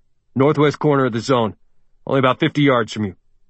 The spotters put their glasses on the area and still saw nothing. Go stand on him, Hall ordered. The walker solemnly strolled over and put a foot on the immobile back of Kyle Swanson. Bang, he said. You're dead. Nope, Swanson answered. But everybody else is. Swanson shed the bulky ghillie suit and had some water, then was trucked back to the camp. Anger had turned his face red, and his muscles were as tight as banjo strings. 30 minutes had passed, and Kyle was still seething when he was called to see Gunny Hall in the operations tent. Stand at ease, Lance Corporal, Hall barked. I failed you today. 4 points. You have 1 chance to remediate. 1 chance to pass or fail. Screw up again, and you're out. Gunny, permission to speak freely, Swanson asked. Permission denied, Hall said with a steely curtness. I know everything you have to say, that we didn't play fair today, that you've already accumulated enough points to pass the course, that you're better than everybody else out there, right? Yes, Gunny Hall. Kyle's muscles tightened even more. He wasn't allowed to lay out his side of the story, and there was too much of a rank difference for a fight. Now I'll tell you where you're fucking up big-time, Marine. I've seen 100 guys just like you. The loners, the special cases, the I-don't-need-anybody-else types. This school ain't about you, Lance Corporal. Stalking is not an individual event. It should be, Kyle said before he considered the impact his words would have. Nobody said you could speak, asshole. So typical of you, Swanson. Always with an answer, even before the question is ever asked. You're willing to do everything we want, but you refuse to listen. Now you get my little lecture, and you will, by God, pay attention. Hall was on his feet, pacing back and forth like a drill sergeant, his hands clasped behind his back and his face contorted with emotion. Now stand at ease. Even sit down if you want to. But for Christ's sake, Listen to me, okay? Swanson exhaled deeply, but remained standing at a rigid parade rest. Hall shook his head at the feeble, silent protest. Lance Corporal, we lost a good man out there today. That SEAL kid. Why? He fucked up. Yes, he did. And because he did, he's gone. Out of here. And that is not the friggin' point. What is the point then, Gunny? He screwed up and I didn't. Why are you so pissed off at me? Because war is not an individual sport. Hall stopped beside his desk and opened Kyle's personnel folder. I've wasted some time looking into your background, Swanson, and talked to a couple of shrinks about your kind of personality.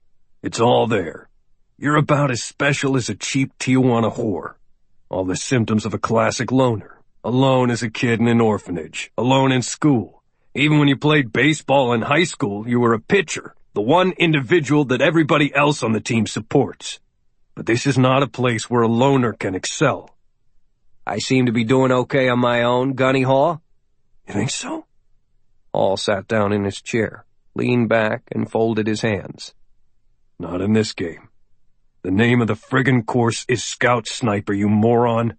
Consider this as a combat situation. A minimum of 2 men go out together. And if one of them dies, chances are damn good the other one will too. Scout, Sniper. Personal excellence is mandatory, but it is not enough. Right now, I would not want you as a partner. Kyle blinked, caught by surprise. Why? Because I could not trust you. You might go off and try to accomplish the mission on your own, leaving your spotter alone. I could not rely on you for help if I was trying for a shot or trying to escape and evade. So I should give myself up to make somebody else look good? Kyle did not understand this logic. No, Swanson. Look, we both know that you cheat and that you succeed. That is good. You are a natural leader, and you really are better than the rest of them. So I expect more from you. Help these other guys, son. Share your skills and your ideas and your methods. Show them how to do what you do.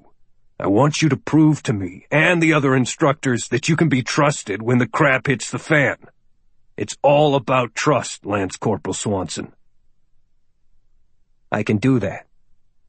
Hall was finished with the lecture and just grunted and waved the kid away, with no idea if Swanson had listened to a word he had said. 8. Over the Atlantic Ocean, Monday night. Jim Hall was spread out comfortably aboard a Citation Bravo executive jet, the modified Cessna 550 model, sliding through the night sky at 400 knots and 35,000 feet. He had dropped the facing seat to make a bed, changed into an old Adidas tracksuit for comfort, popped 5 milligrams of Ambien, lowered a silk mask over his eyes, and stuck the buds of an iPod into his ears. Classical music and the drug would ease him into sleep while they crossed the pond. The private plane was one of the Ghost Fleet, special aircraft owned by an agency front company and used primarily for unique missions such as renditions and paramilitary support. The small, quick plane, with its pair of Pratt & Whitney turbofan engines mounted aft and high, had been to a lot of places, always off the record. It was still bouncing through some air pockets from a storm front that was closing across the East Coast, but would rise through the clouds soon. Lauren Carson was across the aisle, wide awake, to answer the phone if he needed to know anything. This was style, exactly the way Hall wanted to run the final assignment of his career with the U.S. Central Intelligence Agency. Word had spread that he was about to retire, and even before he left Langley to board the plane at Andrews Air Force Base in Maryland, he had detected the tattered threads of disrespect tangling around his ankles. Invisible shackles. After this, he would be nobody, another old man gone. Somebody else would become the special assistant to the deputy director of operations, and there would be a string of promotions on down the ladder. The CIA was a gigantic bureaucracy. No desk stayed empty very long. He changed position in the seat and increased the volume of the music to mask the whine of the engines. Like many workers with a lot of years in any industry or business, Hall had become disillusioned with his profession.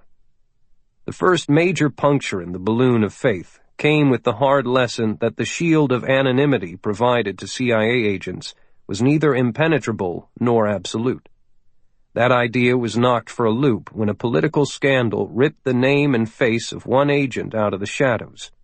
The President of the United States himself had declassified the identity and thrown her to the political and media wolves. The affair actually had made Jim Hall feel a little better, because it proved that he was not the only person running a game in the dangerous jungle known as Washington, D.C. In fact, he figured that he was one of the littler fish.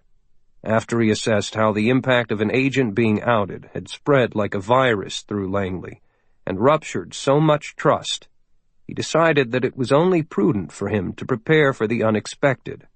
In other words, cover his ass.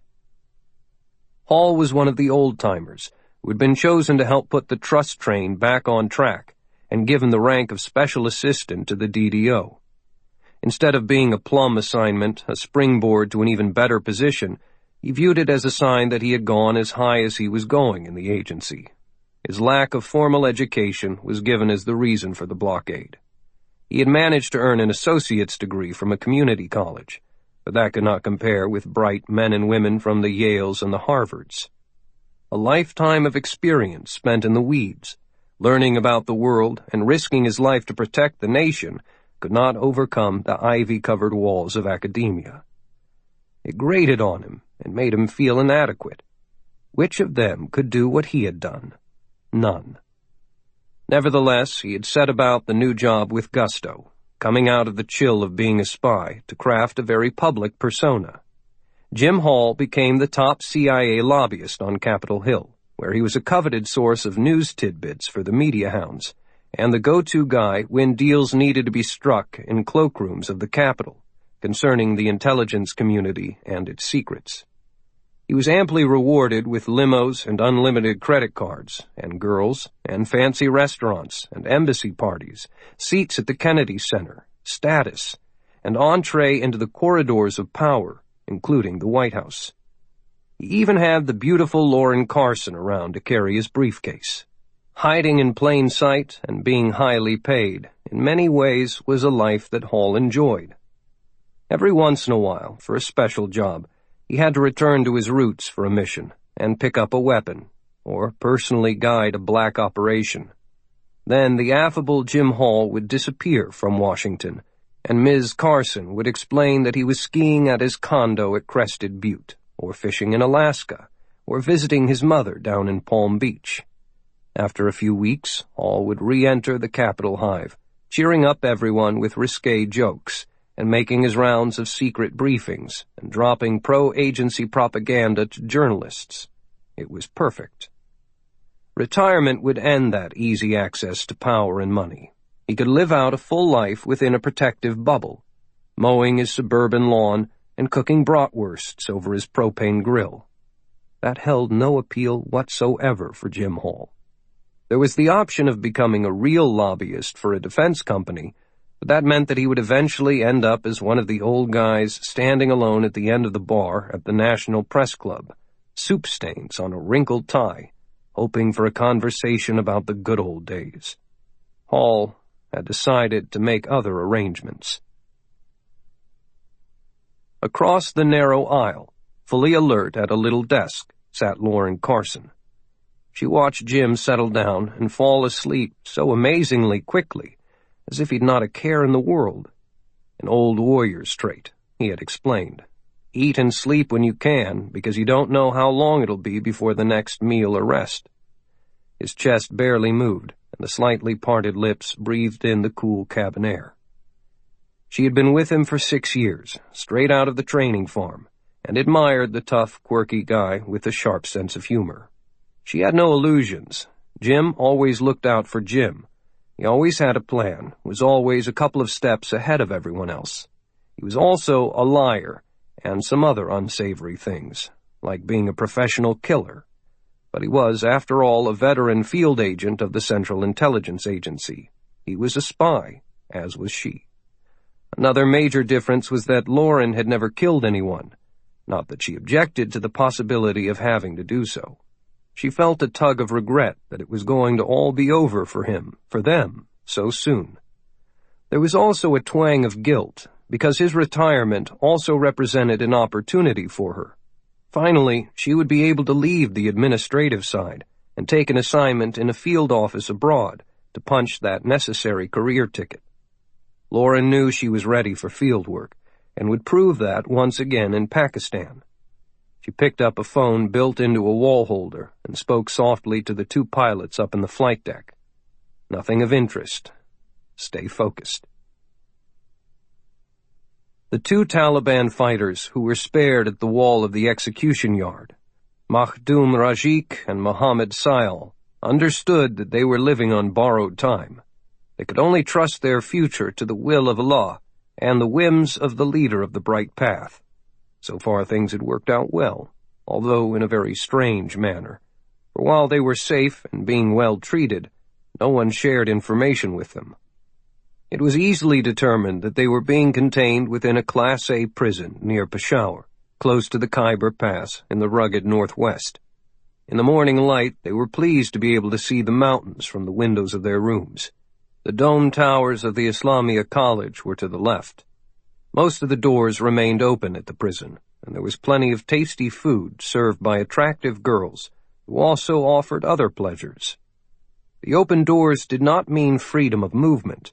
The pair were told they would remain in the prison while Muhammad Walid completed his thoughts about how best to employ them. Walid's representatives also assured the fighters that they were being kept out of sight for their own safety, in case of further reprisal attacks by the Americans, and their incarcerations would be brief. They leaped to their feet when a young man in a tan western suit, light blue shirt, and matching tie entered their rooms, wearing a small silver falcon, wings outspread in his lapel. The hunting falcon was the symbol of the Bright Path Party. His beard barely covered his face, as if he shaved frequently. "Ah, thank you for being here today," the man said in a polite tone. "Please excuse my being late. You both are aware of the need for secrecy and deception in operational situations, so it would be better if you do not know my real name. I am here to represent the wise ones." He dipped his head as if in modest apology, then brightened. "You may call me Selim. And please sit down and be comfortable. We have something to discuss." The room became still as he looked them over. Wiry tribal men with smoldering dark eyes, ashamed that their beards had been trimmed and their fingernails cleaned. They were both in Western-style clothing, clearly uncomfortable. "You look perfect," Selim said. "I am a mountain fighter, and would rather blow up a building than wear these clothes," declared Makhdoom Rajik. The taller, older man, with his mustache and beard cut back, displayed bad teeth within a narrow mouth when he spoke. Selim shrugged his shoulders. "You both will soon be transferred to lodgings in Islamabad, to a place in which rough mountain fighting clothes would be too different. You have to blend into your surroundings, just as on a battlefield." "What do you want of us, Selim?" The second man, a short fellow with a moon face, a muscular body, and oily hair, asked the question directly and in a firm voice. Selim responded with a further helping of praise. "You are both very valuable fighters, and the leader and the wise ones were correct in recommending that I be responsible for you while the Americans are hunting you. I have agreed to keep you safe, but you will have to endure the dreadful ways of the Western world for a little while longer. Then you can go back home, back to your mountains out there, if you so wish. Do you understand?" The two fighters looked at each other. They were true soldiers and followed orders. Someday, God willing, they would figure out how they had gone so quickly from being battlefield specialists to having to dress and act like infidel tourists. All they knew was that they were kept alive after the fiasco initiated by Farik, that son of a whore dog. They would do the bidding of the wise ones without question, although it was something too complex for them to fathom. "You brought great honor to our cause by participating in the death mission of the American. It was a daring and courageous act that struck fear into the infidels. Allah be praised. All true Muslims cheer you." He skipped over any mention of the kidnap and Farik. "Thank you. But what do you want?" "We need your services again." That brought a sense of swift ease to the pair of soldiers. The short man asked, "Where will we do this favor? Will we go back into Afghanistan again?" "No," Salim answered. "This time, it will be right here in Pakistan. You will be housed in an apartment in the best part of Islamabad until you are required to act." "We need to train our bodies and our spirits, sir," said Makhdoom Rajik. "We will need details, many details, to make our plans." "There is little time. You can exercise in the privacy of the apartment suite. I am personally handling the planning. Once you are in Islamabad, I shall give you the details. Tell me at that time whatever other information you need, and it will be provided." The tall man spoke again. "And when do you want this operation done?" "Very soon. Perhaps just a few days. Everything is being arranged. Rest here until I call for you with the car. We will make the trip down to Islamabad together." Salim smiled a final time and left the room as quietly as he had entered. 9. Bagram Air Base, Afghanistan, Tuesday. The Citation settled out of the pre-dawn sky, blacked out even on the landing approach into Bagram Air Base. The mottled black and gray paint scheme blended seamlessly with the surrounding darkness. Cockpit avionics did most of the heavy work as the control tower cleared a path through all of the air and ground traffic. The plane whispered down onto a concrete runway that was almost 10,000 feet long, rolled to a stop, and scooted in behind a little tractor that guided the humming aircraft plane over to the special operations ramp, and then into a secure hangar. All interior lights had been turned off. Big doors rumbled closed. The lights came back on, and the engine shut down. The ground crews jumped to work, preparing the bird for a quick turnaround. It was not the kind of plane that kept a strict schedule, and this was not a normal airport. This particular Citation was to be ready to go at a moment's notice, with never an official flight plan on record. Everybody who needed to know about it would be advised at the proper time, given what they needed, and no more. Cargo manifests and passenger lists did not exist. 2 crewmen popped the hatch from the inside. They sauntered down the small staircase and walked a short distance from the plane, where they stopped and looked around while stretching their arms, twisting and bending to loosen the muscles that had cramped during the long trip. There were no salutes. The flight line workers gave the aircrew no attention, just another couple of pilots. A man in a dark suit appeared at the top of the stairs, and he reeked of authority. He stood motionless and looked around the vast hangar, but the angular face registered no emotion. It was only a moment of passing interest for the technicians, who did not pause in their jobs of servicing the plane. He was just another of the many VIPs who had passed through this special hangar over the years. Maybe a congressman or somebody. Who cared? A clean SUV cruised to the tip of the wing and stopped. It was after he came down the stairs that things came to a momentary, jarring halt, for a slender, beautiful blonde woman, lugging a small bag, appeared in the doorway. Now here was a rare and agreeable sight for the grease monkeys. A real live, white-skinned, leggy American beauty, wearing a dark blue pantsuit that emphasized her figure. The noise level fell perceptibly around the hangar. Every workman who had a chance to see her suddenly realized that he'd been in Afghanistan too damned long. A dropped crescent wrench clanged against the concrete floor and brought them all back to life again. An army officer who had gotten out of the passenger side of the waiting vehicle came to attention and saluted the man, struggling to keep his eyes away from the blonde, wondering if she was also a VIP or just arm candy for the guy in the dark suit. "Welcome to Bagram, sir. Ma'am," he said. "This vehicle and its driver are yours for the duration of your stay." "Excellent, Captain," the man growled. He immediately climbed into the back seat of the big black Ford Expedition SUV.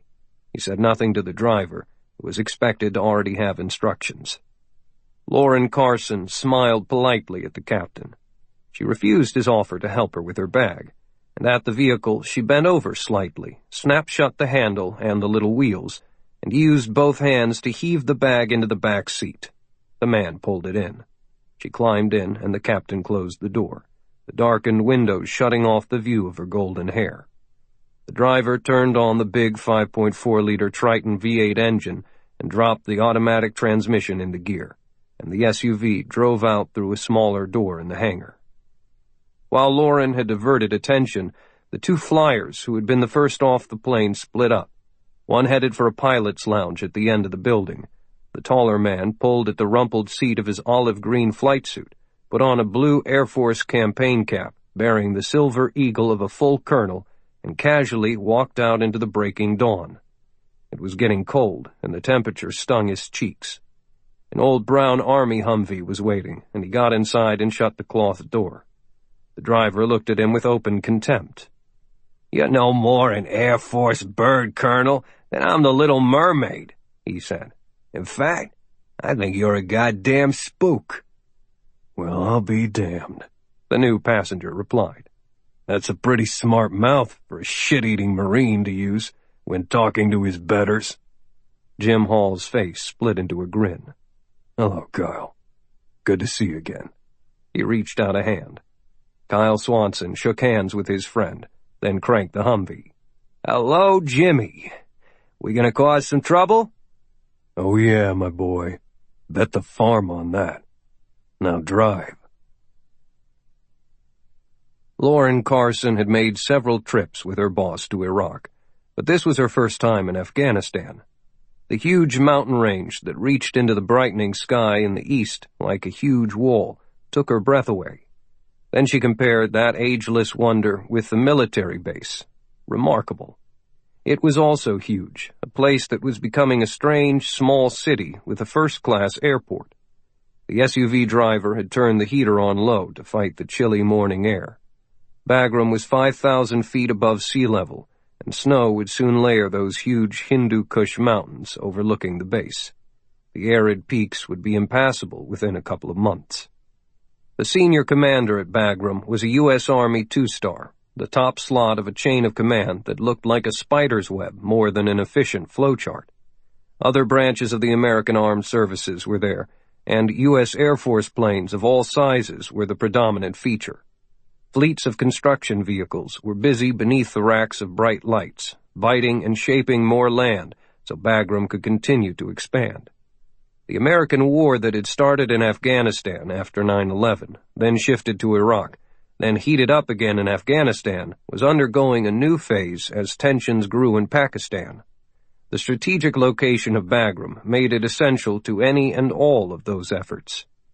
Lauren felt that the huge base was coiled and tense, with an alertness that seemed to her to be beyond the normal military sense of security.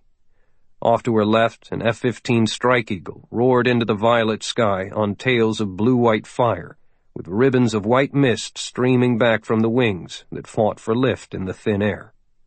It was slung heavy with bombs. This was Afghanistan, not Arkansas, and war was just over the horizon.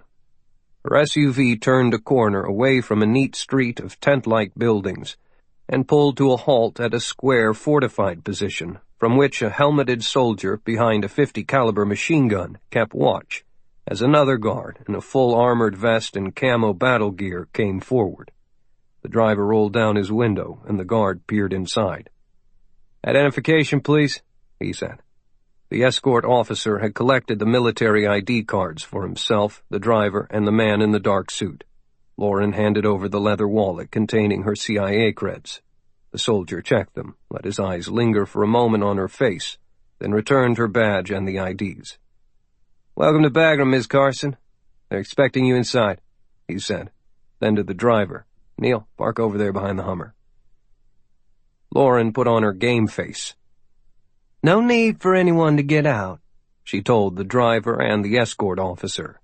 "I can open the door by myself."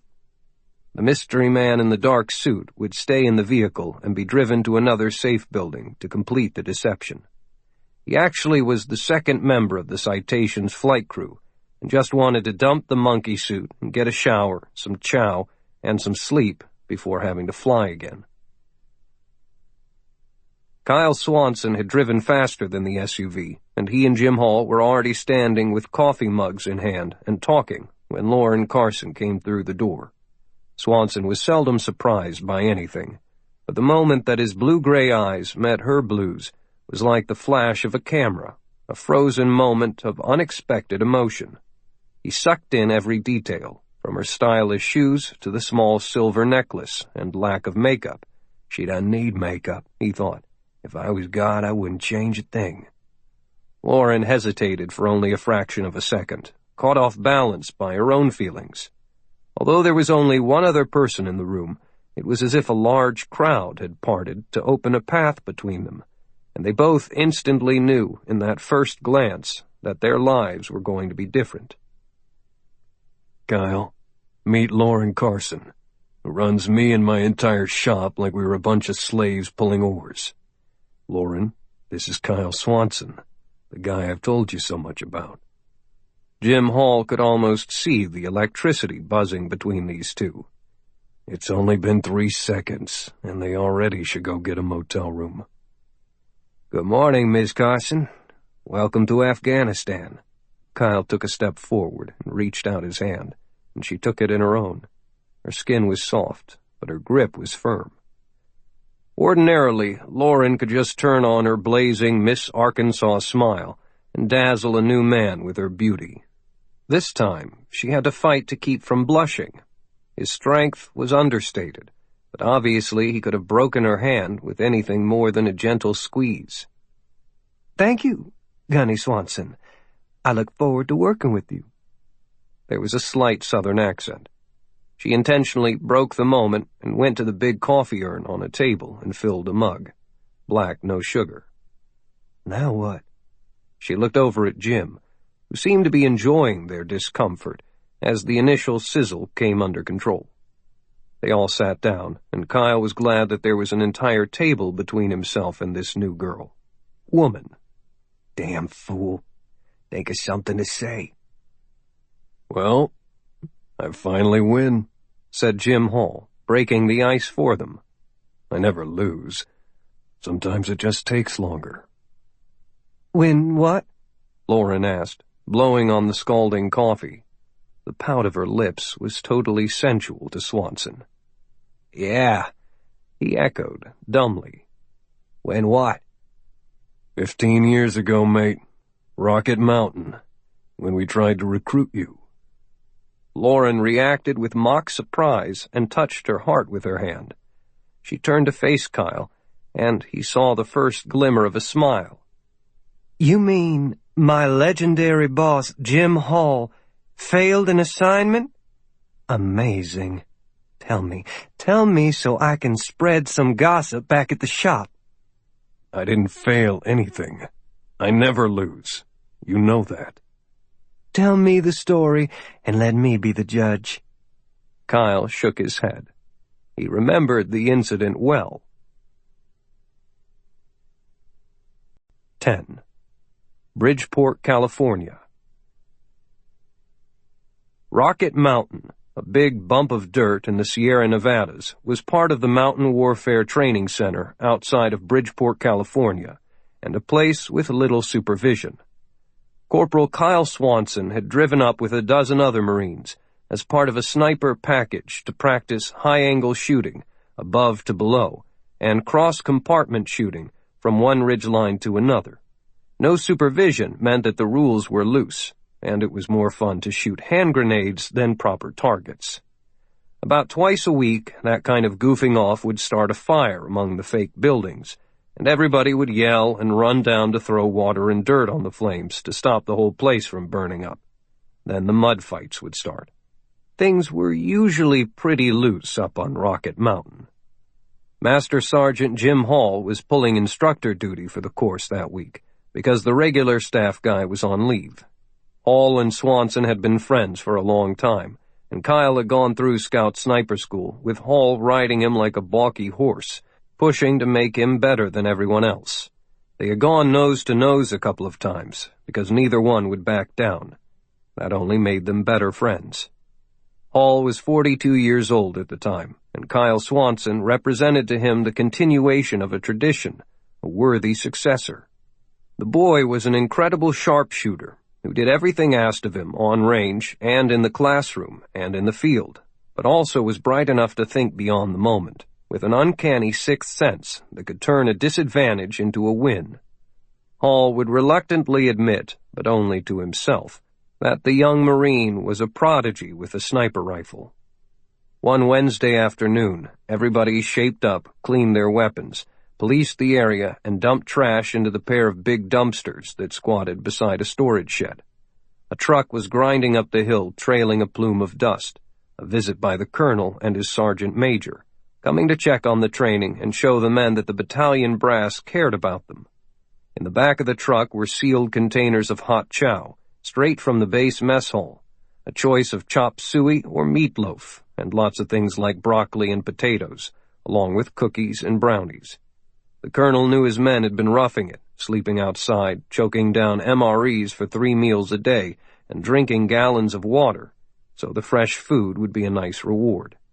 They set it up on picnic tables and had a good-natured lunch. Then the colonel and the sergeant major watched the snipers blow off a bunch of rounds at steel plates, wrecked cars, and the weather-worn plywood buildings. Finally, the visitors got back into their truck and made the long drive back to the base. The snipers washed up, changed into civvies, and also drove down the hill. Bridgeport was only 20 minutes away, and every fast food restaurant had a franchise there, so the Marines seldom ate their MREs. That evening, most of them went to McDonald's, but Hall pulled Swanson away and took him to a quiet Mexican place, identified by a neat sign as Alfonso's Restaurant. Most of the customers were seated outside, drinking cold beer on the open patio beneath a sprinkling of little white lights. Kyle liked the fact that many of them were Hispanic, always a signal that a Mexican restaurant served authentic food. Hall went inside. Kyle followed. A row of high-backed booths lined the far wall, each with long cushioned seats that were separated by a plastic-topped table. Windows at each booth faced the parking lot, but at the last one, a customer had adjusted the blinds so no one could see in. Overhead lights in the middle of the room did little to brighten that corner. Hall slid into the booth, motioning Kyle to follow. "This is Morgan," said Hall. The man was slender, with thick dark hair that did not show a sign of gray. No emotion showed in the dark brown eyes as he slowly dipped a fried chip into a cup of red sauce and put it into his mouth and chewed. A dark linen blazer covered a pearl-gray golf shirt that had a little sheep figure sewn in gold on the left chest. Brooks Brothers. No one said anything until the waitress came over, already with 3 cold Coronas on her tray. She was a beautiful young Hispanic woman, no more than 20 years old, with challenging eyes and a cat-like walk, dressed in a denim miniskirt and a loose white blouse worn off her right shoulder. The name Mary was imprinted in black on a white plastic name tag. "Ah, Maria, we meet again. You are so pretty today." Hall gave her a big smile. "You always say that," she said, serving the chilled bottles. "All talk, no action. I think you have a wife and many children somewhere, and just like to flirt." "No, you're the only girl for me in the whole world." Hall laughed. Mary laughed. "Someday we'll run off to Las Vegas and get married." "I have a boyfriend," she said. "But do you have a telephone number?" "I will tell your wife if you are unfaithful." She giggled, flipped a hand at him, and walked away. Kyle sipped his beer. "I didn't know we were joining your friend." "Business," replied Hall, who instantly turned serious. He took a deep swallow and put his elbows on the table. "What kind of business are you in, Mr. Morgan?" Kyle asked. "Just call me Morgan, Corporal Swanson. No mister." The voice was smooth and as easy as the cold cerveza. His posture was a little odd. "What kind of business do you think I'm in?" Hall stifled a small laugh, drank his beer. Swanson took a chip, dipped it, and ate for a moment, studying the man. Then he said, "You don't have the skin color to be from around here. so you don't get much exposure to the sun. No intentional identifying marks, but that scar by your ear shows maybe you once got your scalp peeled back by a bullet, or some shrapnel. You carry yourself well, with confidence, so you're probably ex-military, since Jim Hall would not be doing business with someone who wasn't at least a veteran.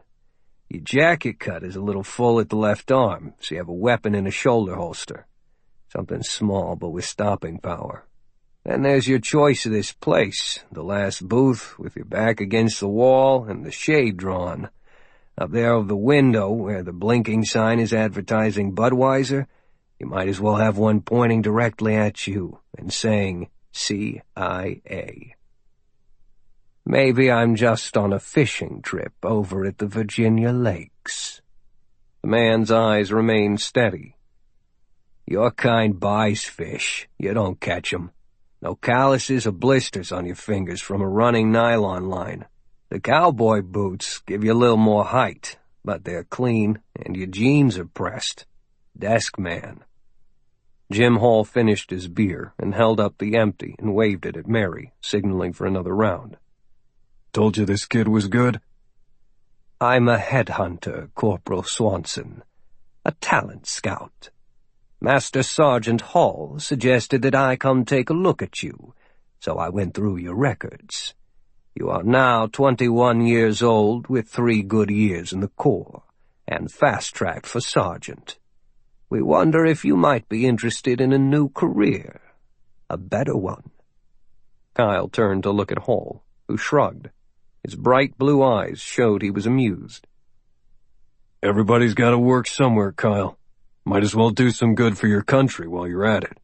Wait a minute, Jim. Are you saying you're with them? Have been for a while, buddy. The Corps gives me legitimate cover. I really am a master sergeant, but I do other things, too. Jim is a very talented man. He thinks that you are, Morgan said. An uncomfortable silence settled on them as the waitress brought another round. There was another brief round of flirting between Mary and Jim Hall, and she asked if they were ready to order. Not yet, honey. Give us a few more minutes, he said. Mary slid him a folded matchbook, red and yellow, with the restaurant's logo imprinted on it. He flipped it open, laughed softly, and showed it to the other 2 men. Mary had written her telephone number on the inside. Kyle resumed. What would you want from me, Mr. Morgan? Just Morgan. Not until I know you better. Jim Hall is coming to the end of his Marine Corps career soon, after 24 years. He will shift over and join us full-time then, so we need to replace him. Have somebody on standby for special jobs. I'm already qualified for that kind of assignment. In fact, I've already done some temporary duty with you guys. That's in the folder, right, Mr. Morgan? Morgan glanced around to be sure there were no eavesdroppers. Not the same thing at all. Those were all military-related, Swanson, strictly up and down the chain of command, which always leaves an inevitable paper trail. Your new work with us would be way off the books. An assassin. Kyle tightened his lips. Morgan's eyes did not flinch. Look, Corporal Swanson, not everybody has the balls for this. You can get up and walk out of here at any time, and we'll just let it all go. This meeting never happened. We'll find someone else. Make no mistake, the job will be filled by somebody just as good. You are not the only shooter out there. Jim Hall spoke again. The money and side benefits are terrific too, Kyle. You'd be doing almost exactly the same thing that you're doing now. No one in the Marines would ever know the difference. Morgan continued the sales pitch. Hall would be your contact. As a friend, you could meet with him in public, and people would just see a couple of jarheads having a 2-man reunion. What about you, Mr. Morgan? Where do you fit into this? Like I said, I'm only a recruiter. You'll probably never see me again. What do you think? I think I'm going over to McDonald's and catch up with the guys. Kyle slid out of the booth. You are passing up a good thing here. I can get a good burrito somewhere else. See you tomorrow, Jim. Morgan watched him leave. You're right, Jim. I want him. Hall picked up a plastic-covered menu and slid one to Morgan. Long as he stays in the Marines, we have him on call anyway for regular work. Problem with Kyle is he sees things as right or wrong. Naive way of looking at a complex world, said Morgan. It ain't all that complex for Swanson. Let's eat. After Swanson and Hall finished the story, arguing about specific points as they relived the old days, Jim Hall asked Lauren, Okay, Your Honor, I have won, haven't I? The mature Kyle has surrendered his youthful scruples and is now working for the CIA. He's killed men on missions that the agencies run, and by doing so has become one of the best assassins in the world. I win. On all points. Kyle's look was sharp and steady. Bullshit. Even when I do work for you guys, I remain in the military chain of command and act within my orders. I am a professional Marine sniper, not an assassin, so I shoot specific targets and not innocent people to satisfy some murky political point. Therefore, I still have a scruple. Your case sucks, and you lose. Lauren had eased back in her chair while they spoke, catching the byplay between the veteran warriors.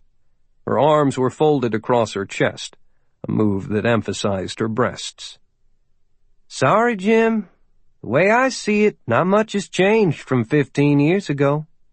We're running this particular show, so technically Kyle is working for us. When the job is done, though, we remain spooks while he goes back to being a Marine. Jim Hall huffed in mock disappointment and pushed away from the table. Judge Carson, you are a traitor to your class, and I don't like you anymore. 11. Pakistan. Muhammad Walid squeezed some lemon juice on the aloo keema, but could only nibble at the spicy dish of tender beef and soft potato.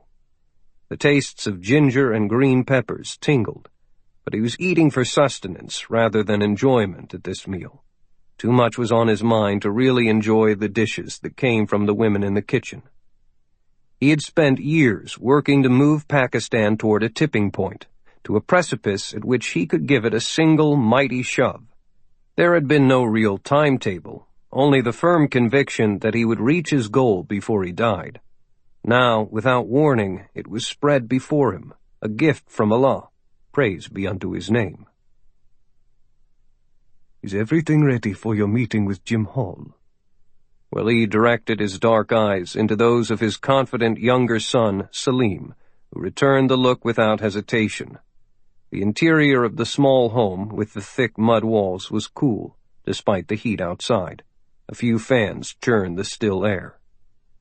Yes, Father. The 2 fighters are safely tucked into the apartment, and the 2 American soldiers are secluded in a place near the hotel. Salim was not worried about incurring the famous wrath of his father, for he had spent a lifetime obeying every command. The young man's education, war-fighting experience, and religious and political studies were part of his father's careful plan. Over the years, Salim had come to respect the old lion, whose bravery was tempered with wisdom and cunning. Walid swatted at a fly that buzzed around the food, then drank from a tall, chilled glass of crushed mango pulp and yogurt. The taste pacified the tanginess of the food. At first, I did not understand the plan of the Prophet in all of this. It was truly a puzzle. I asked why these people had fallen into my hands.